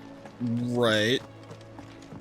You go in and you see basically all of the bearers have died and turned to stone, but there's one who survived, and they basically explain that as the Imperial forces came in to fuck them up, that they basically, the dying bearers got off their beds and charged the Imperial troops to give Martha and the priest a chance to escape. Yep. Only Martha was able to escape, but they gave their lives to save those who had protected them.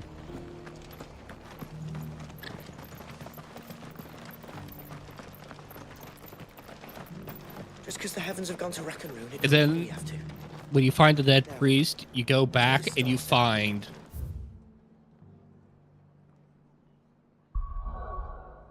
the Black Shields, which are Annabella's. This is my literal note. The Black Shields are Annabella's final insult to both Rosaria and Elwyn, insulting the memories of the Shields of the Flame by their name and oath, and Weldon and Elwyn's ideals by tasking them to call the bearers. God, the city is so pretty. That's why I went here. I'm like, I don't want to be in this depressing ass place. I still think we should be working towards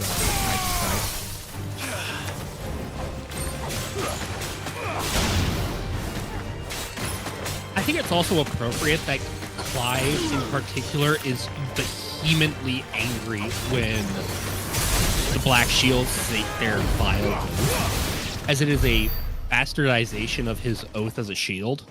Yep. Let me actually look that up. Yeah, I want to remember. I don't remember what the oath was. The oath of the Shield of the Flame.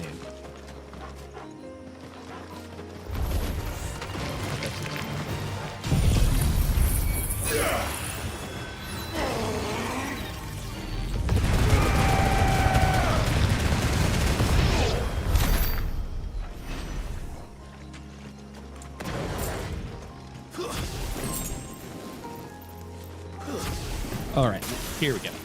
God damn it.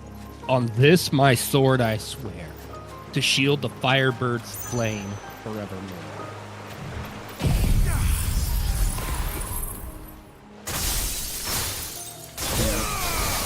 Wrong fucking button.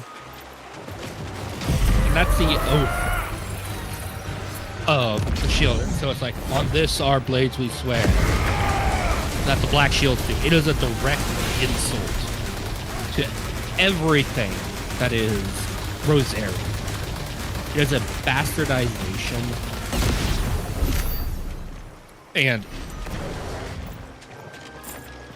it'd be like if a bunch of Satanists started reciting a bastardized version of the Lord's Prayer, basically.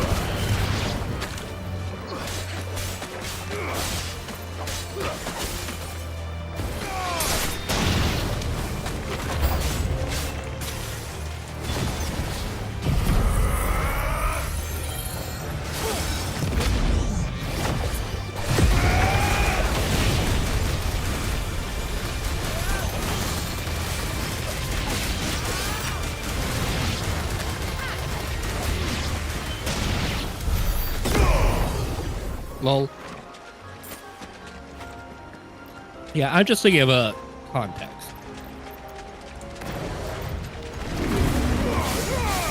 And after you defeat the Black Shield, you give the bearers their final rest, which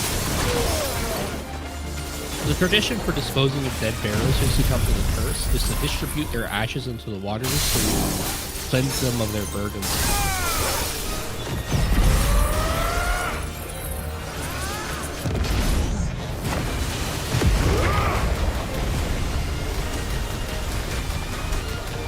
And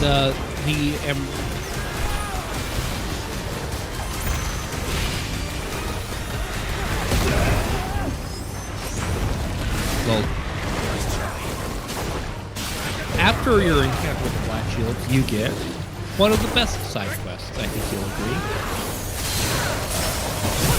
Remember the side quest I mentioned briefly that was about the guy who had his cart overturned by chocobos? Yeah. Well, he is the guy who asked you to go save, what was it that they call Ambrosia? It wasn't Ambrosia. Something? I can't remember, but I know what you mean. Ambrosia, Clive's chocobo, basically becomes something of like an urban legend. Whiteheart, that's it. Thank you, sir. Yes. So, this guy who was super shitty at the time was like, ugh, it's a fucking bear. When you come back with your brand removed, he's like, please, Whiteheart needs help. And her flock. Basically, they saved me from bandits, and now the bandits are going after me. And my note was, in the culture of the twins, bearers are so heavily dehumanized that they're pushed down below animals. A man who hated Clive when he was still branded, later on asks him to help a flock of chocobos that have been helping the people of Martha's Rest. Yep.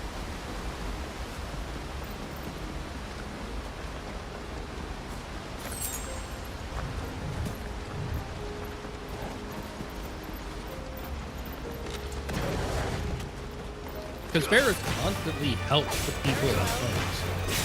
They enable the culture to work. But if bearers are getting hunted, they wouldn't give a fuck. But when these literal fucking animals are helping like this, oh, please, you have to help.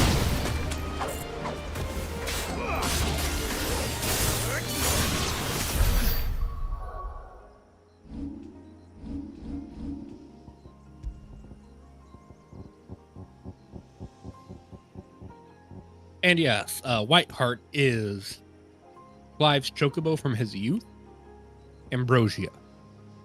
And while I did not mention it, in the attack on Phoenix Gate, Ambrosia took a blow for Clive, saving his life, and lost one of her eyes. And Razor, would you kindly summon Ambrosia?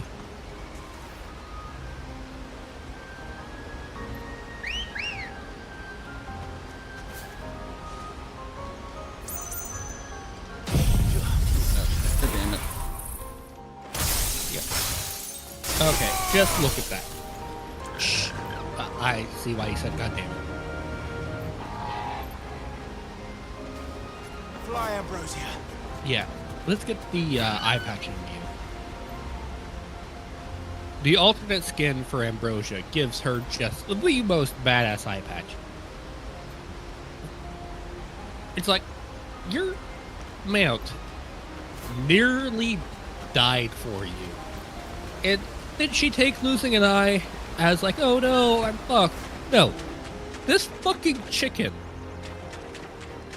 literally was like, alright, I'm gonna gather up a posse, potentially of her children.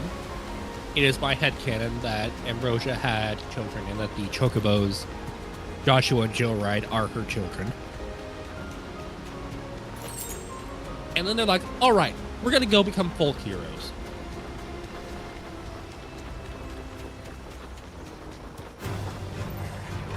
Is that not just straight up the most badass chicken? Yep.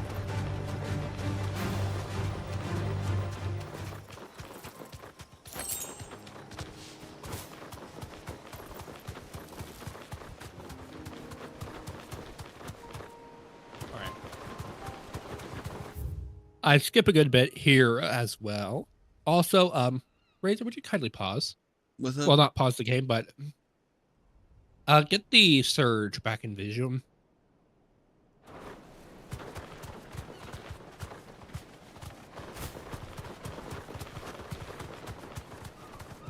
What's up?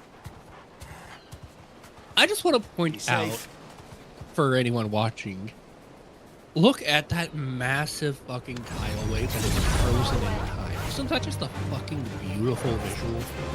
It is.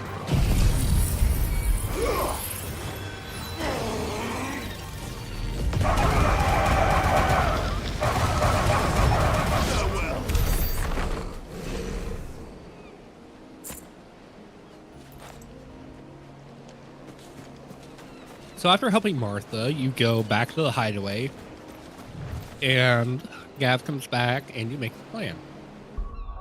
Everyone's focused on Dhalmekia and Sanbreque. And so the one place nobody would expect the outlaw to strike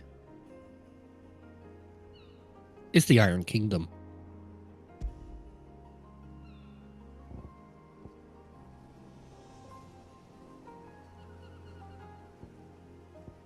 Correct. Oh, these aren't even, like, upgraded.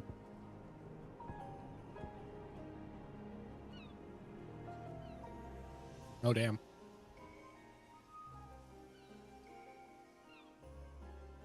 And so, Clive plans to go to the Iron Kingdom and destroy Drake's breath. Their mother crystal. The one that had the disaster at Phoenix Gate not happened, he, his father, Joshua, and the armies of Rosaria would have gone to reclaim.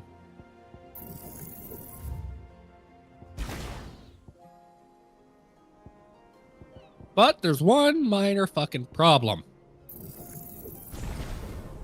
That minor problem is called the goddamn ocean.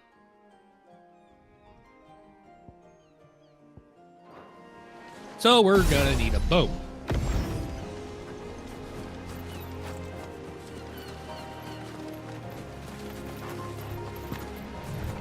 But who would give a boat to an outlaw when they're specifically planning to just basically perform an act of fucking terrorism?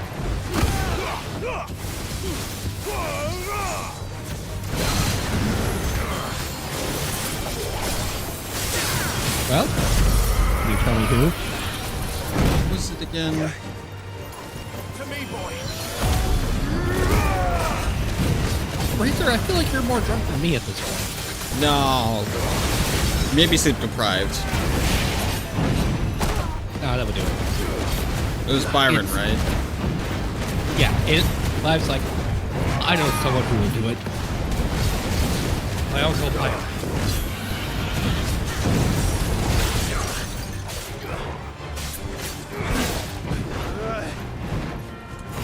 And I would just say it.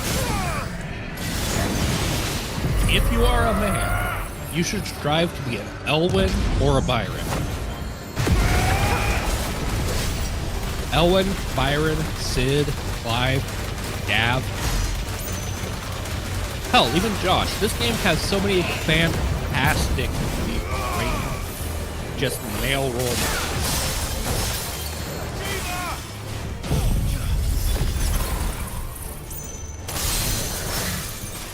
Don't be a Barnabas, though. Don't want to fuck him up.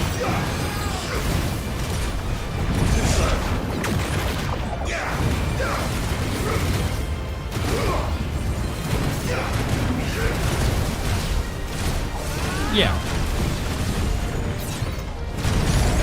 The writing in this game is super. Character.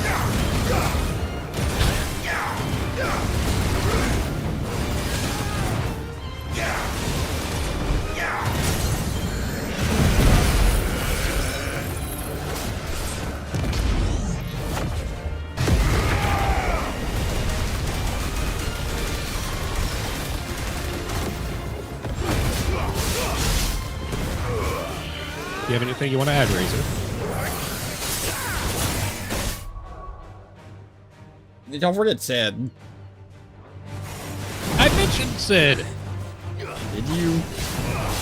I said Sid and then Clive.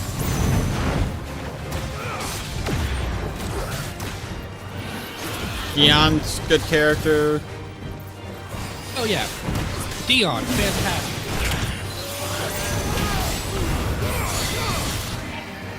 Dion is like the antithesis to the Disney gay character.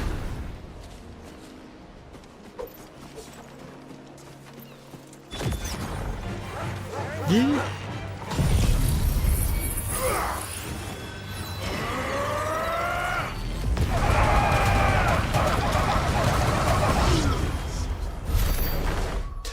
Because Dion is his own character. Who he wants to bang is entirely superfluous.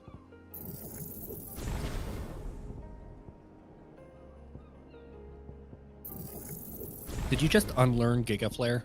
I'm gonna relearn it. I'm just testing shit, alright, man? You can learn and unlearn shit at will. Who gives a shit? You make a valid point. Like, it doesn't matter. I don't have to do jack shit. I don't have to spend any resources. I don't have to, like, fucking go to a dude and give him 100 gold or some shit. This is, oh, I want to use a different ability? Alright, fine. Yeah, it's not like Path of Exile where you have to pay real money to do it. I'm sorry, fucking what? Yeah. You play... That's fucking worse than a gacha game. They're almost as bad, but fuck. Real money just to respec? In Path of Exile's defense, you almost never have any reason to respec because it would just be faster to make a new character. Yeah, and also, what, not cost any money? Yeah. You can make infinite characters. So why do they charge you money just to respec a character? The more you say about this, the angrier I'm gonna get. If memory serves correctly, you get a certain amount of respec points for free, but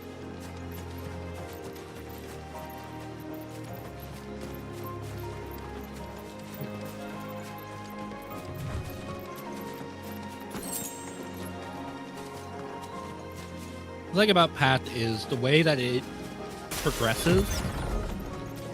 When you're respecking, you're changing like what stat bonuses. It's not like you're having to respec your skills.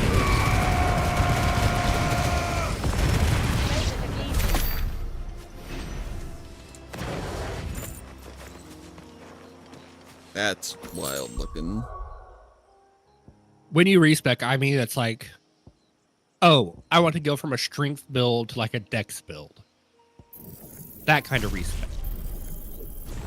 If you want to change your abilities and whatever, abilities are supremely easy to change out because they're literally just gems you put on your gear. Still. Oh, fuck.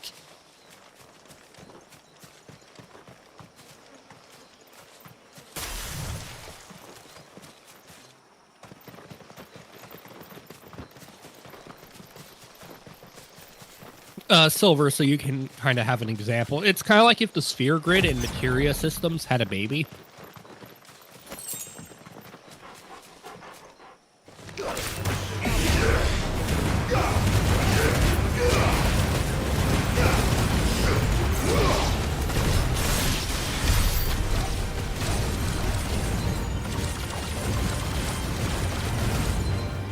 Is my fucking, like, wing looking thing bigger? Is it taller? I don't know.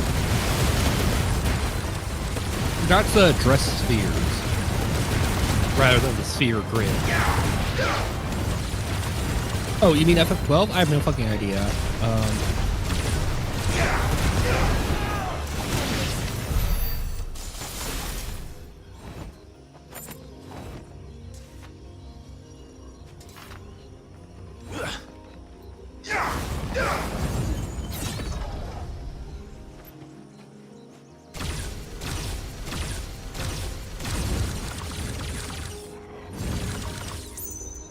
like theirs or something.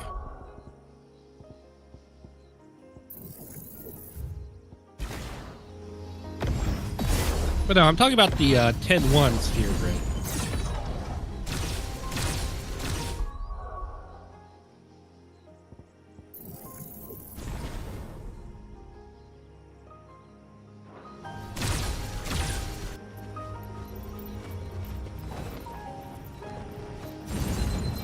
Silver, I'm sorry, fucking what?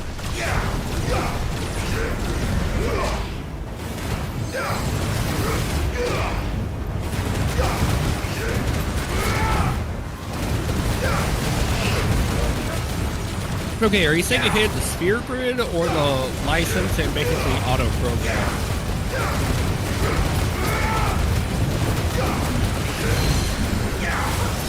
Or are you talking about the FF10-1 sphere grid level up system?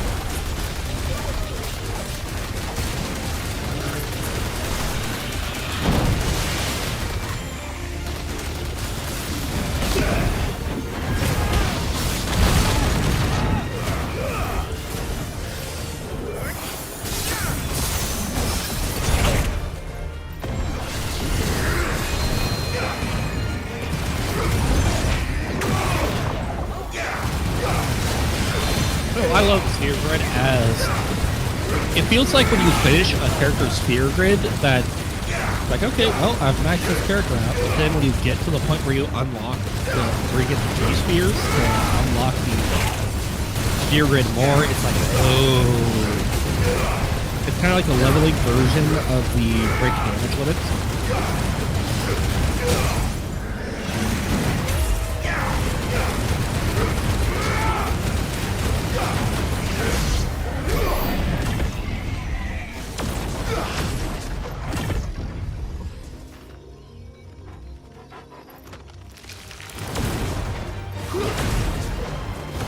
Yes, but you also end up with Lulu and Yuna being able to do everything she does.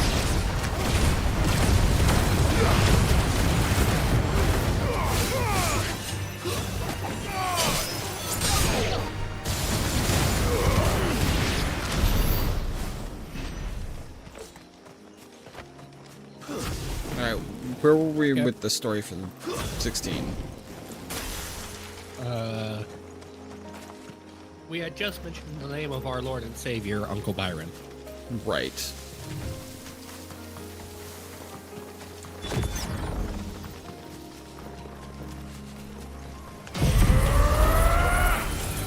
How about you explain the story? When you mentioned Byron, when we head back into his area to meet with him.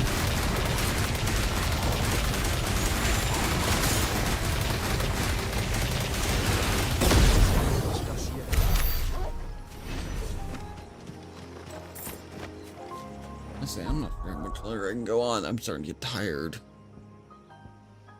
I've been exhausted the past couple of days. I don't know what's been up with me.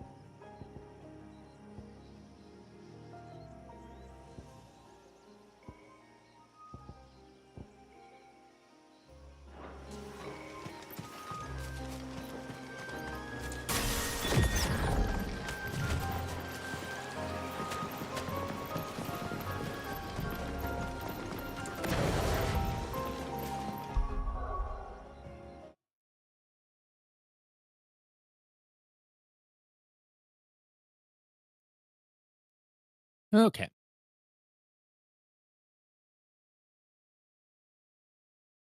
So,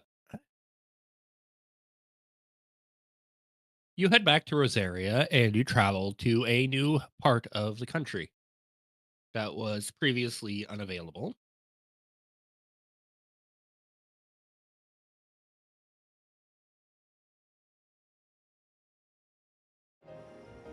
Mm-hmm.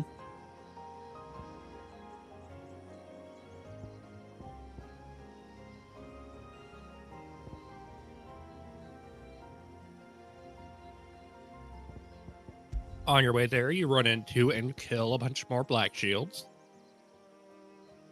And you go to a village that the Black Shields have murdered everyone in, and they have strung up their corpses to be a warning, basically, for anyone else who would try and shelter bearers. Much like what was done before with Eastpool when they killed Lady Hannah and everyone there.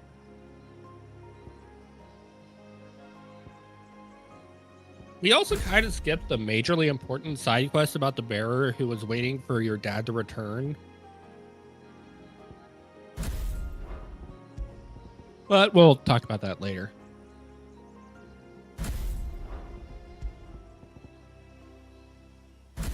You kill the Black Shield to see how the village was destroyed. And you continue on your way to Port Isolde, which is the city that your Uncle Byron runs. He is the Lord of the Seven High House, or is the Chief of the Seven High Houses. He's basically the richest man in Rosaria and possibly Valisthea.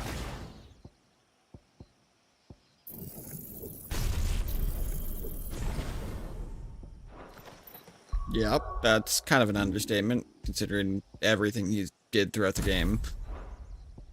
Yeah, like that time he casually showed up and gave us 20 million gil. Or didn't he help fund Mid's, like, boat project? No, he did not.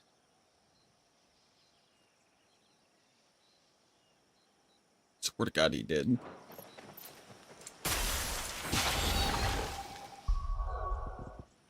No, what you're thinking about is how he was in Canver because he was trying to gather up further assistance for the hideaway.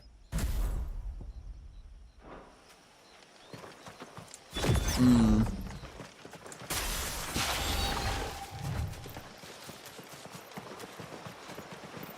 He wanted to build Clive an army. Right.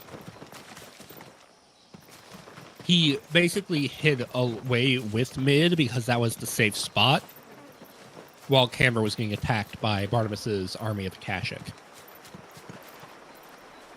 Right. Can you imagine how great this would be a place to just build a fucking house in?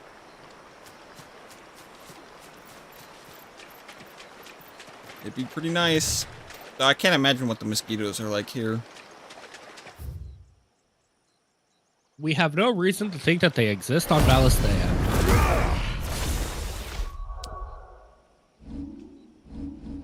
Not to mention, this is a northern realm. Though, I do kind of think that Valisthea is supposed to be akin to Australia.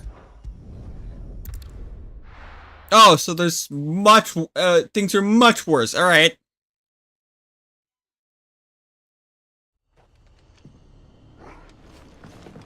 Is that because I said it was like Australia? Yeah, have you seen the insects and what shit in Australia? They're awful. Yeah, they're a crime against nature. I don't get how anybody... Like, Jesus. Anyway.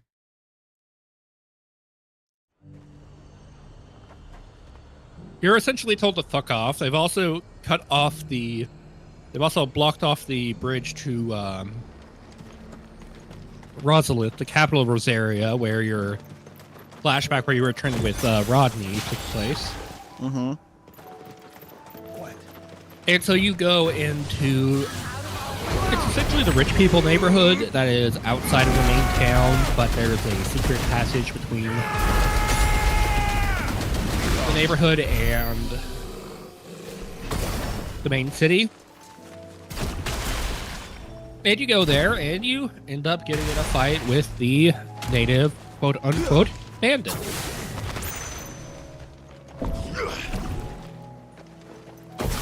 But, these aren't bandits. This is the French the Guardians of the Flame. They are led by Sir Wade, who was one of Clive's companions in his mission before he went to Phoenix Gate.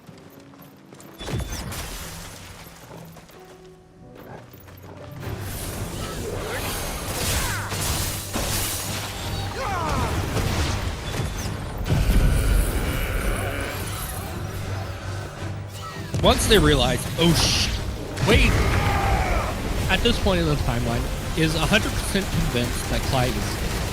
So after Clive kicks the ashes of his man, he's like, I've only ever seen one man who fought like that, and he's long dead. And Clive, I believe, throws a fireball at him and otherwise convinces him that, hey, Wade, it's me, your buddy Clive. You didn't even talk about how Clive and Byron meeting up for the first time. That's coming up. Is it? I thought they... You meet Wade and then you...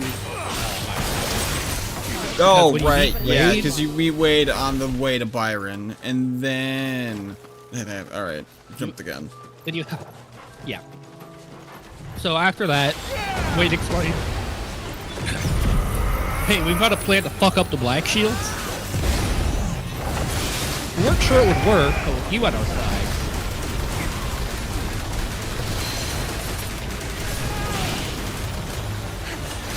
And so you, Jill, Torgal, and Wade go to the blocked-off gate to the bridge into Rosalith. And you basically murder all of the Black Shields there. After that, you're let in to the secret passageway that will lead you into Portisold and to Byron. And during your conversations with Wade, he explains that Byron has been funding the field for the Guardians of Flame basically since their inception. Byron is absolutely a Rosarian patriot, and even during oppression, while he does what he has to stay under the radar, he is working it, hoping to restore the kingdom to its former independence.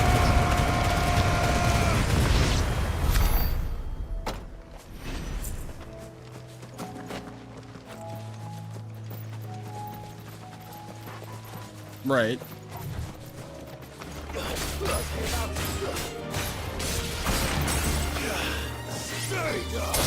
After that, it cuts to Clive and Jill in Byron's estate. He has two stuffed war panthers, like the one that you killed when you were freeing the bears previously. And Clive is certain that his uncle does not believe he is alive and back, but that rather Byron means to execute him and Jill personally.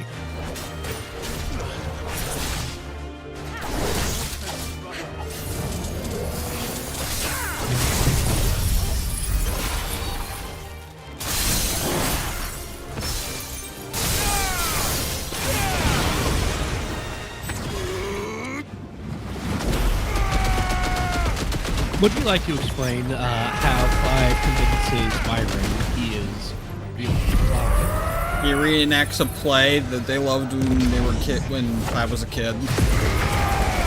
Yes, The Saint and the Sector. That is a mix of Star Wars and King Arthur.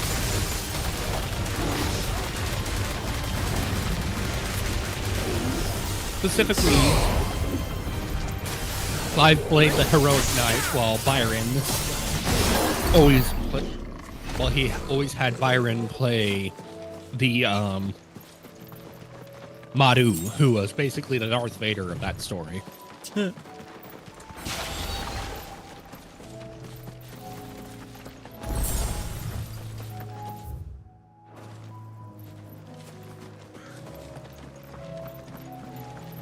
And when Clive gets through to Byron that, Uncle, it's really me, through it, Byron drops his axe and he just starts crying because it's like, my boy, it's really you. Yep.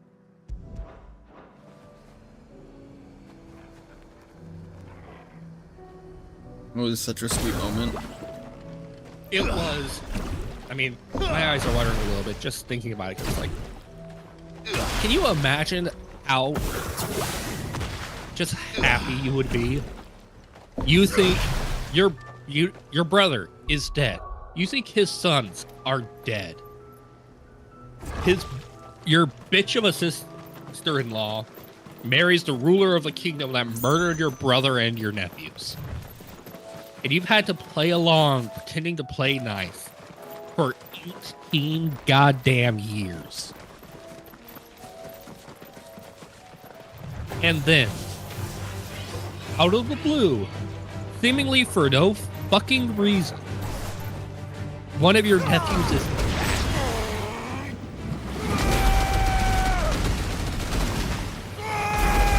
Can you imagine the relief and joy that would bring?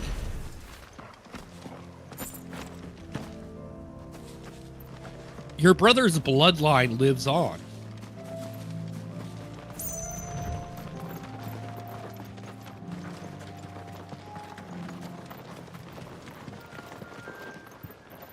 And like with their replaying the Saint of the Sectary, it's clear that Byron was close with Clive and Joshua.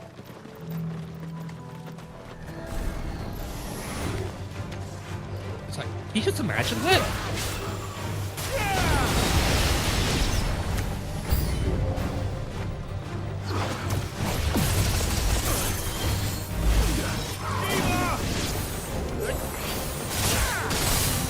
Yeah.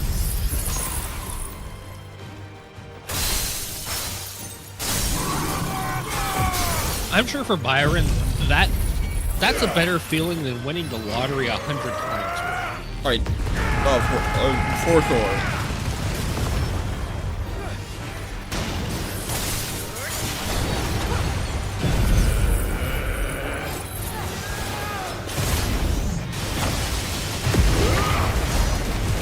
Plus, with his love of Rosaria, he could easily see Clive as a hope for Rosaria to rebuild, to break free of the Empire.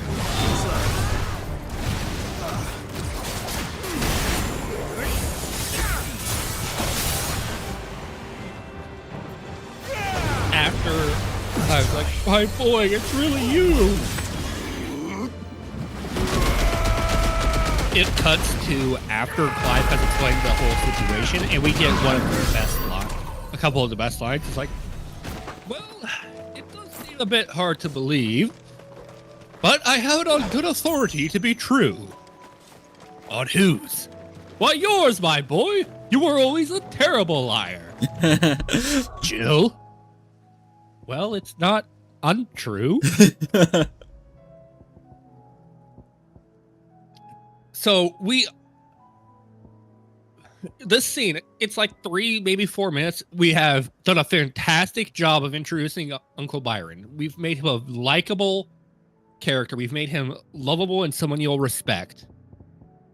Because it's like, oh, someone's pretending to be my dead nephew. I'll fucking kill him myself. Then when he realizes it's his nephew, it's just nephew. And then when his nephew explains what's going on, hey, we've got to destroy all the mother crystals, you know. Basically, society is fucked. I'm trying to free bearers. We gotta destroy the mother crystals. All that shit. He's like, I need one of your boats in order to go destroy a mother crystal. Fire's like, okay, I believe you. Why? Because you're really shit at fucking lying. It amplifies Clive's character. It amplifies Jill's character because while she has a very minor input to the scene, I think it does also show that she is getting emotional seeing Clive and Byron reunite. Mm-hmm. And also when she politely confirms Byron's statement about Clive being a shit liar, it amplifies that she's honest, but she doesn't want to hurt Clive's feelings.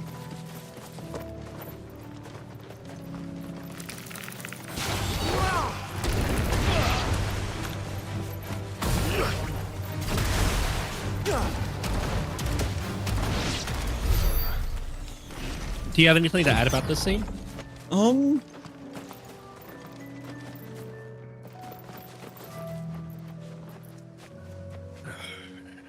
No. I think you checked all of it. Like, yeah, it goes to show Byron's, and it also goes to show, like, Byron's important importance in Clive and Joshua's lives, like when they were young. I wish that at the start of the game you would have saw Byron with them at some point. That would have been nice because Byron does very much feel like he was spawned in after the fact. Yeah, I feel like if he was at, like, just that, Perhaps like, the knighting of Clive as a shield. He was there in the flashback we get at the end of the game. Clive Was he? became the first shield. I'm 99% sure he was. I can't imagine Byron would have a reason not to be there. Yeah, like, neither can I, but... Again... I wish he had, like, more of, like a speaking role in that start. Oh, no, I'm not talking about at the start. I'm talking about the very end. You know, when Clive is shown receiving the blessing of the Phoenix from Joshua. Right. I believe Byron is up on the dais alongside Elwyn. But yeah, the first mention you get of Byron is when Clive is like, well, we're gonna go to my uncle for a boat. Yeah, I wish he was at least name dropped or some shit before that.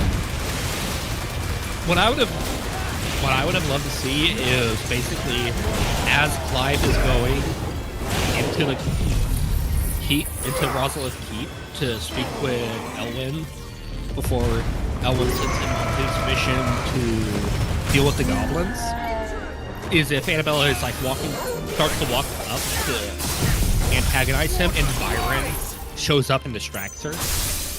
No, that would be nice. Yeah, just super minor. Like, you don't even necessarily need to specifically have, like, a dialogue, but just be like, you see Annabella, like, turn her historical gaze to Clive, and then you see this big guy that is Uncle Byron show up and be like, and with his jovial nature.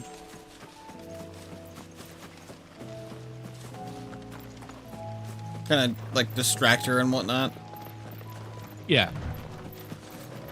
Or if it is going to be a cutscene, perhaps have him do that, and while Annabella is distracted, he turns and like winks at Clive in a "I got your back, nephew" kind of way. Yeah. That would have been a really nice detail, though it may have messed with the pacing. But yeah, Uncle Byron is a fantastic character.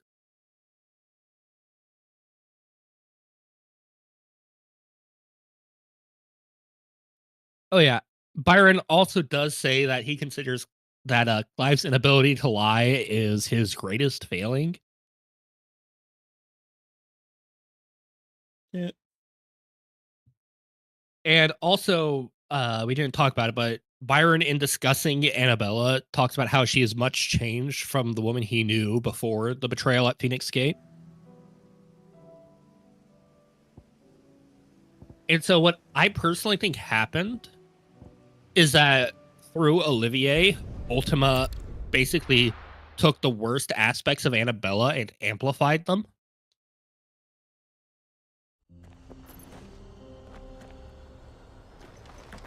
Yeah. I also wrote notes that Byron is pretending to be loyal while also aiding Wade and the Guardians. Kind of like how a lot of well-off French people who did not manage to flee France when the Nazis took over were aiding the resistance behind the scenes. Women in this world age well, Silver.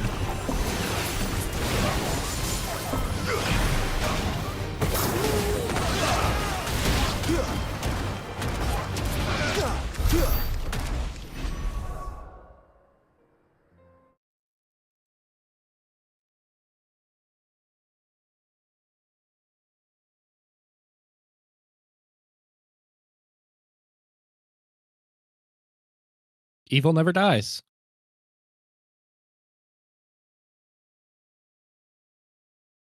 Oh, I would have loved it if they had made her age poorly, but I think part of their idea is that Annabella was able to pull all of her bullshit because she aged gracefully, and she was. I mean, if she wasn't such a bitch, I think all three of us can agree we would have smashed. But she's such a bitch.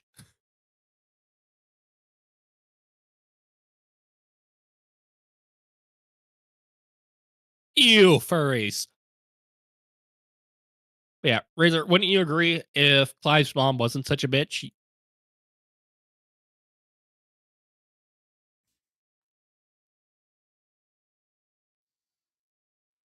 Silver, I think we broke Razor.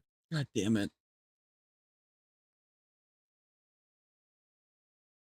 But you agree. If she wasn't an evil, horrible bitch. She is attractive. Yeah.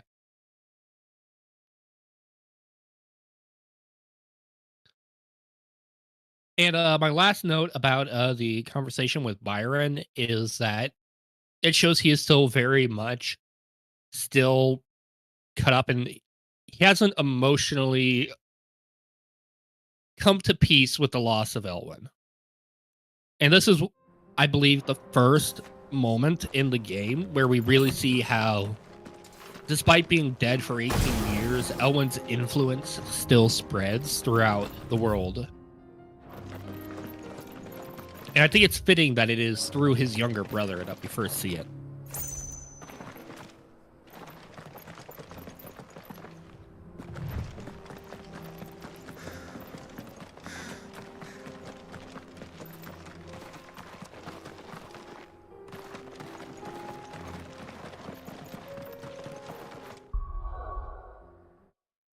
Yep.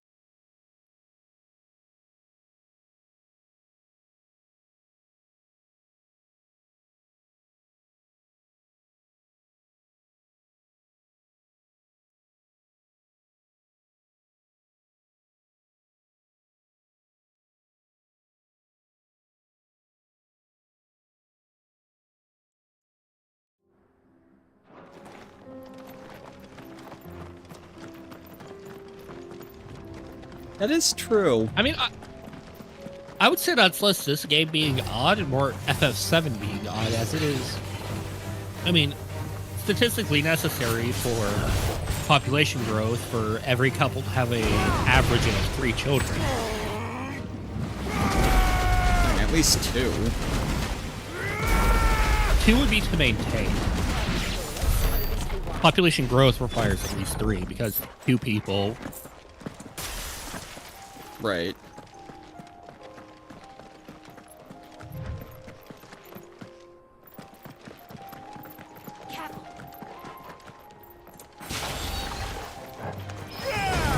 It's really cool.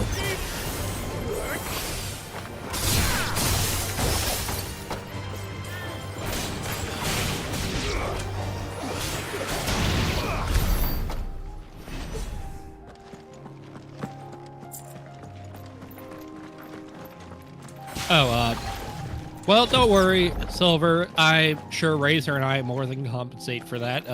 I'm the youngest of 8, and how many siblings do you have, Razor? 6.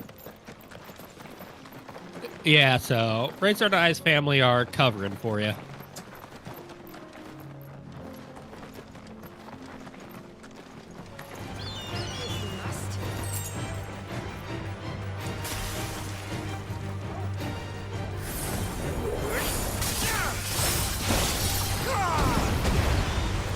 Okay, I need to refill my glass real quick, and then I'll go over some more notes.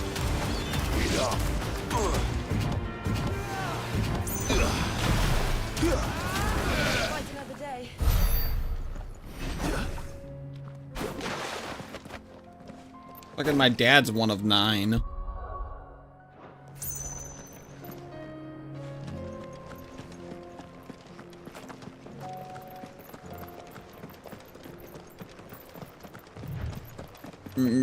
Each of his siblings have at least 2. I think it... Yeah.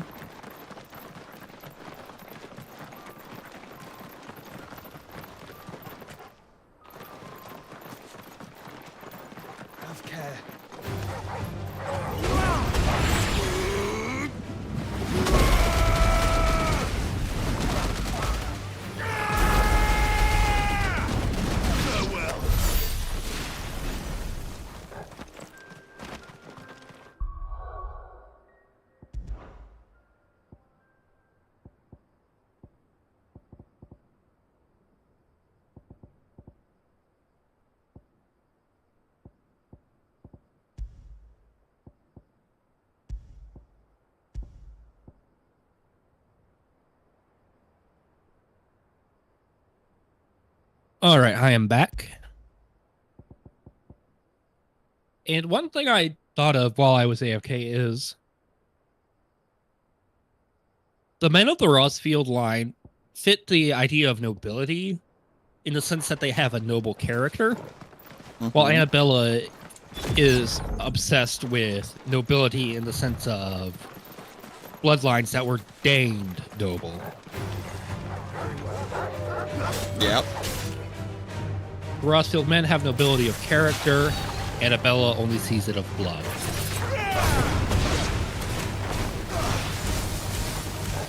Yeah.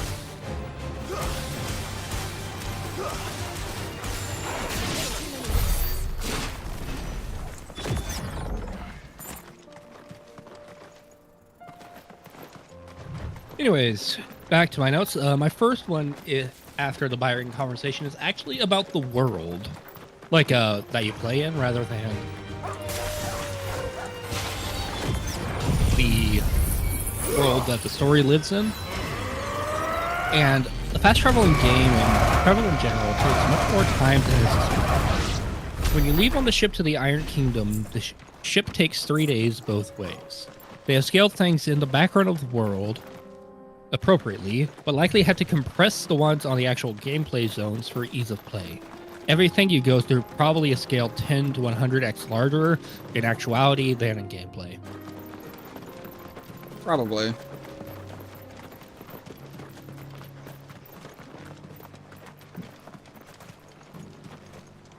And this is part of Jill's conversation with Clive when, they're on the dock after talking with Uncle Byron.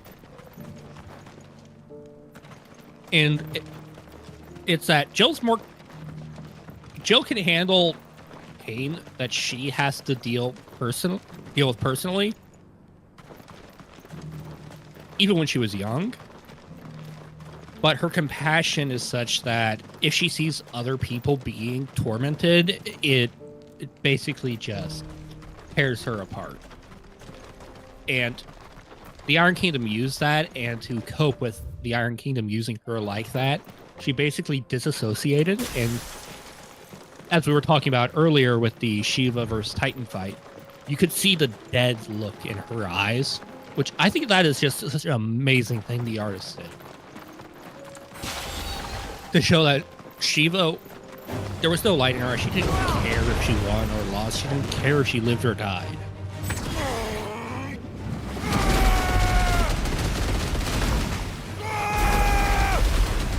Yeah.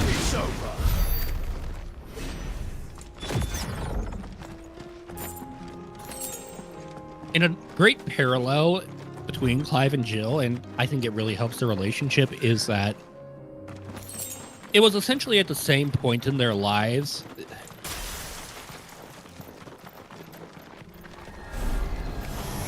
Absolutely, you're completely right. Because I think it is during their first conversation, it's either that or during this conversation on the harbor of Port Isolde, that Jill explains that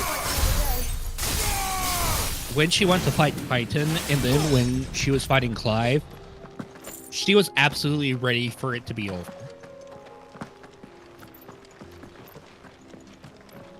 And I think that's another reason why she didn't immediately just see Clive and go like, Clive? She was so far gone.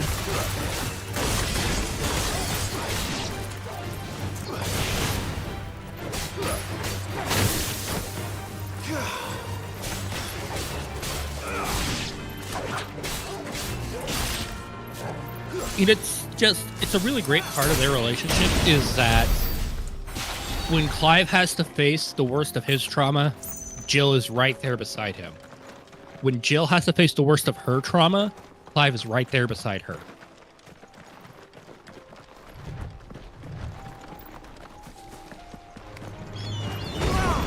Does that make sense? Mm-hmm.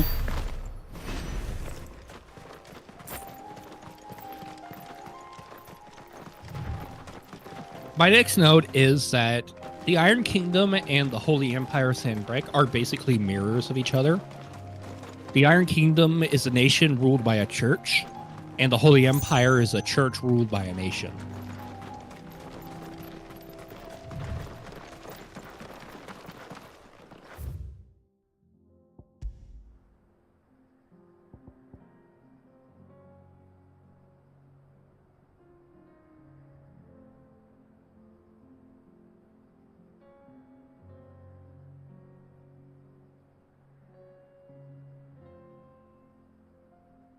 On a side note, I really wish this game had like an actual like city.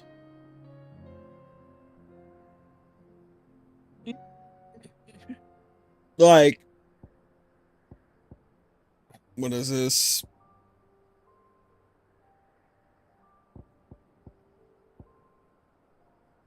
I believe that's Rondela.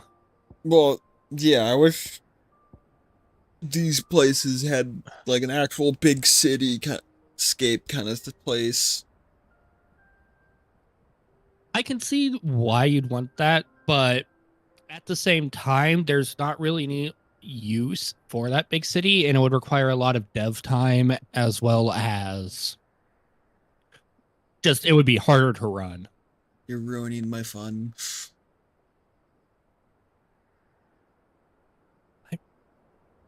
I'm kidding. Yeah. I just would have liked to see like a big cityscape that you could explore.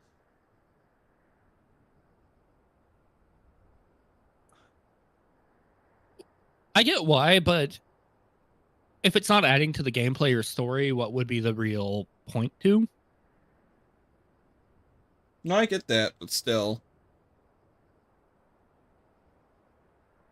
You could add it somewhere. I guarantee it.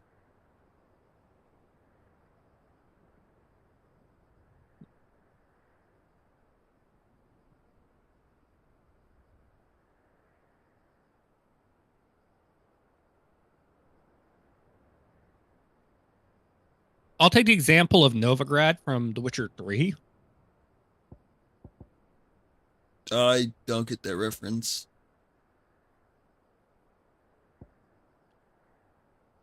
It's a giant fucking city in The Witcher 3. And there is practically fuck all to do in it, and it's a nightmare to fucking navigate. And let me tell you, Novigrad versus the Wilderness, you're losing like 20 FPS.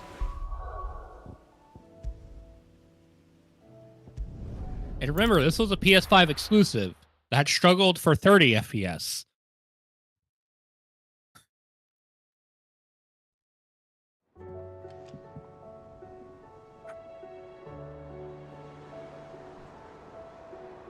I don't know how much longer I can go on. I'm getting real tired.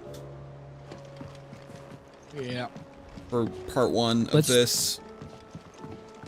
Yep. Let's try and get through destroying Drake's Breath. Okay. So my first note about Drake's Breath is that it not only is it where the Mother Crystal is held by the Iron Kingdom, but it's a tactically important location for them to launch attacks onto the mainland of Storm.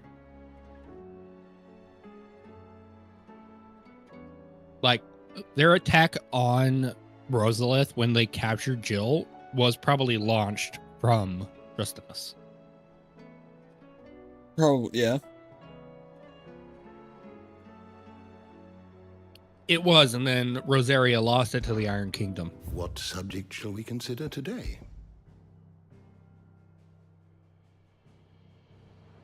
Oh, I actually don't have any other notes about Tristanus, but if, as memory goes, you're fighting through... Oh, wait, no, Oh, yeah, there it is. Okay, so you're going through, there's an ether flood, you fight the Akashic Morble. You keep going, you run into the demon that is the lava version of the lizard in that mission you played with Sid. Right.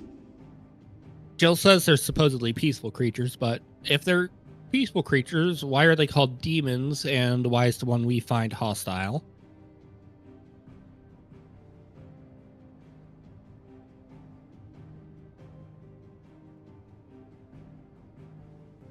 After that, you run into the lady who helped care for Jill while she was imprisoned in the Iron Kingdom, and Jill convinces her to basically flee with the other slaves.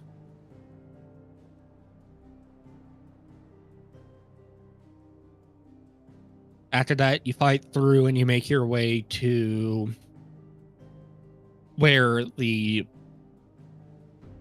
fucking pedo pope was, and he was sacrificing some chick to the heart of the Mother Crystal.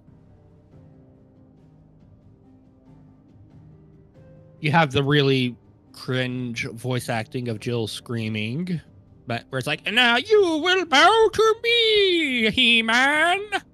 Right. Then you have the fight with the living flame or whatever, which was fucking annoying. Uh-huh.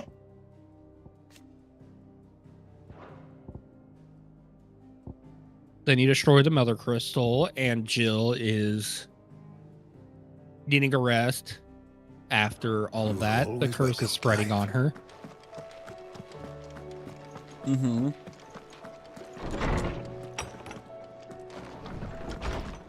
I forget what you are doing while Jill rests before Rosalith gets attacked. I think it was just side quests. So what do I owe the honor? Like, go check on What do you want? certain allies. Yeah, something like that. It was entirely Not bizarre. bad, if I do say so myself.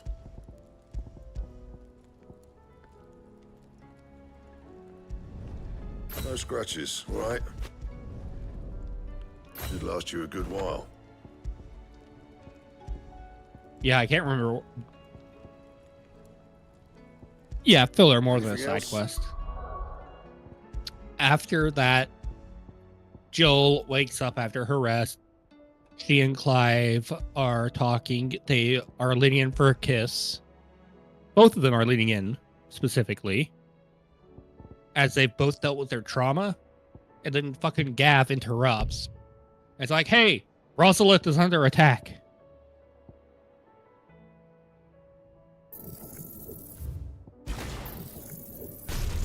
And so you now have to go to...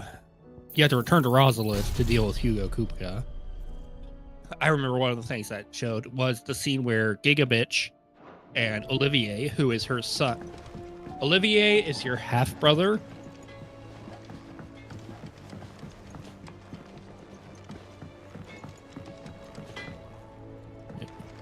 Mm-hmm.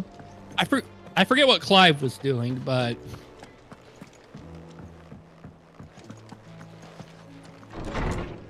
But yeah, Annabella and Olivier meet with Hugo, and they make a deal where basically the Empire will let him fuck up Rosalith to lure Sid, aka Clive, in exchange for basically Dhalmekia pulling away from the Crystalline Dominion. Right.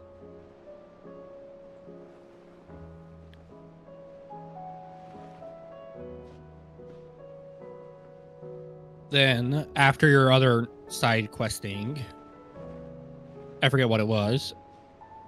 Do you remember what your main quest was after dealing with the Iron Kingdom? No. There was a mission.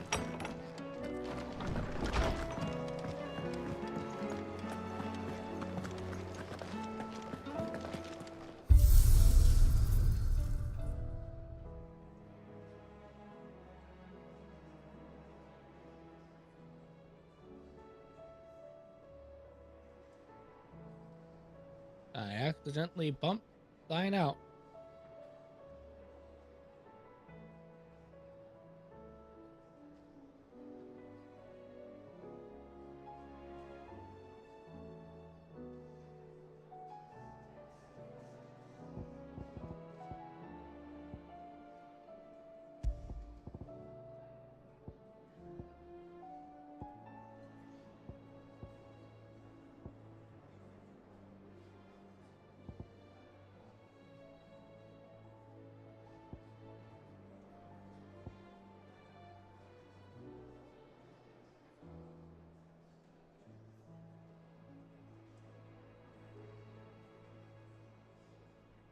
When did Jill get kidnapped?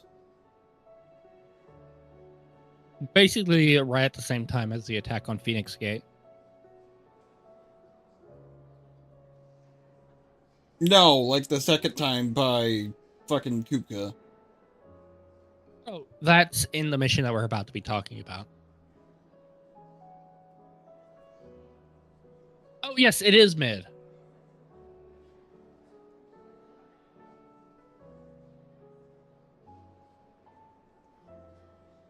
No, there's two mids.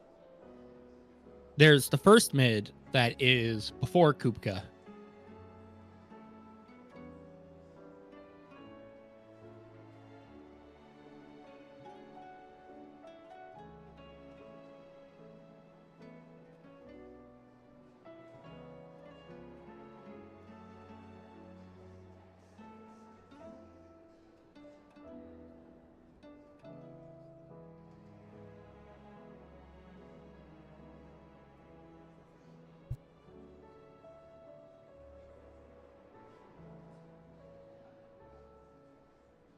God damn it. 1 second. I catastrophically fucked up.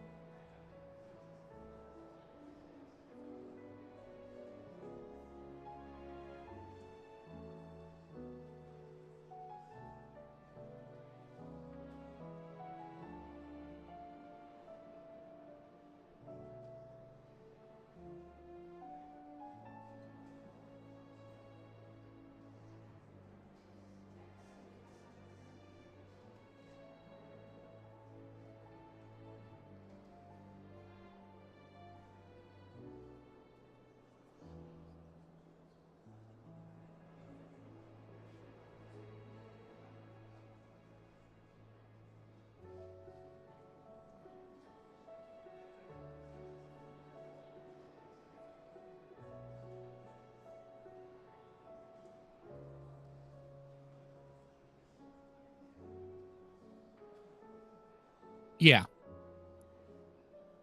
And then there was a gameplay mission when Taria has Jill in bed rest.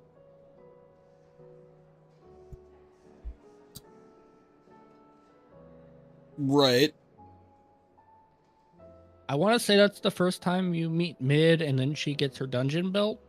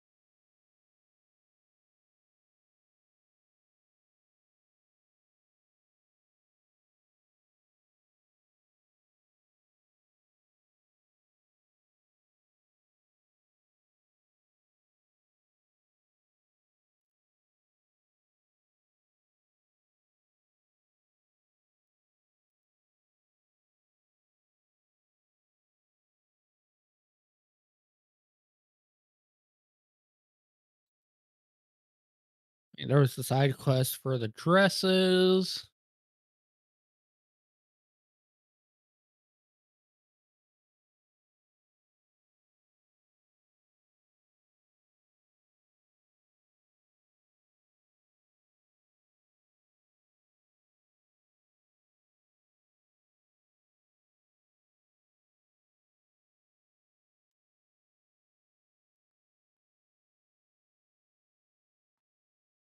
Honestly, I'm getting close to saying we should call it for today. It's been 4 hours.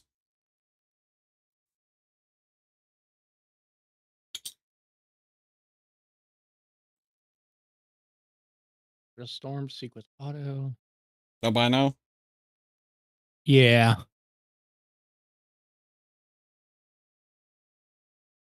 Yep.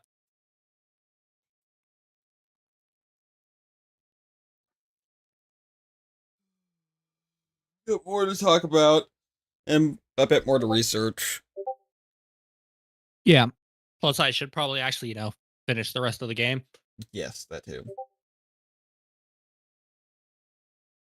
I feel like my notes have gotten better as I've gotten deeper into the game.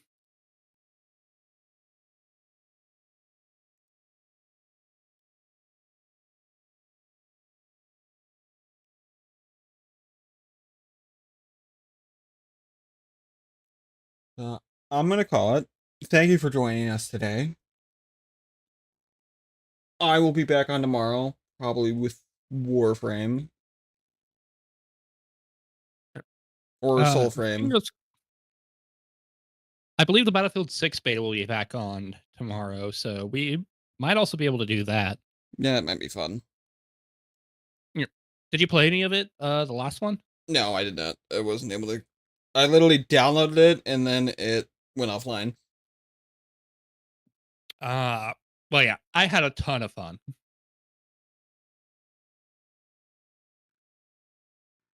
Playing Domination on it, it felt like playing like an old school COD or like a really good or like playing Battlefield 4 but with more modern graphics and gameplay. That sounds awesome. I Yeah. can't wait. I mean, I hate to give any praise to anything close to Titanfall 2, but Vince knows how to make a good goddamn game. Yep. Anyway, I will talk to you guys tomorrow. Indeed. Thank you all for watching. If you did enjoy the stream, please do give it a like and subscribe. If you're in my channel and or if you're in Razor's. Razor is a lot better about streaming, and I'm a lot better about getting fucked by my day job. Anyway, night, guys.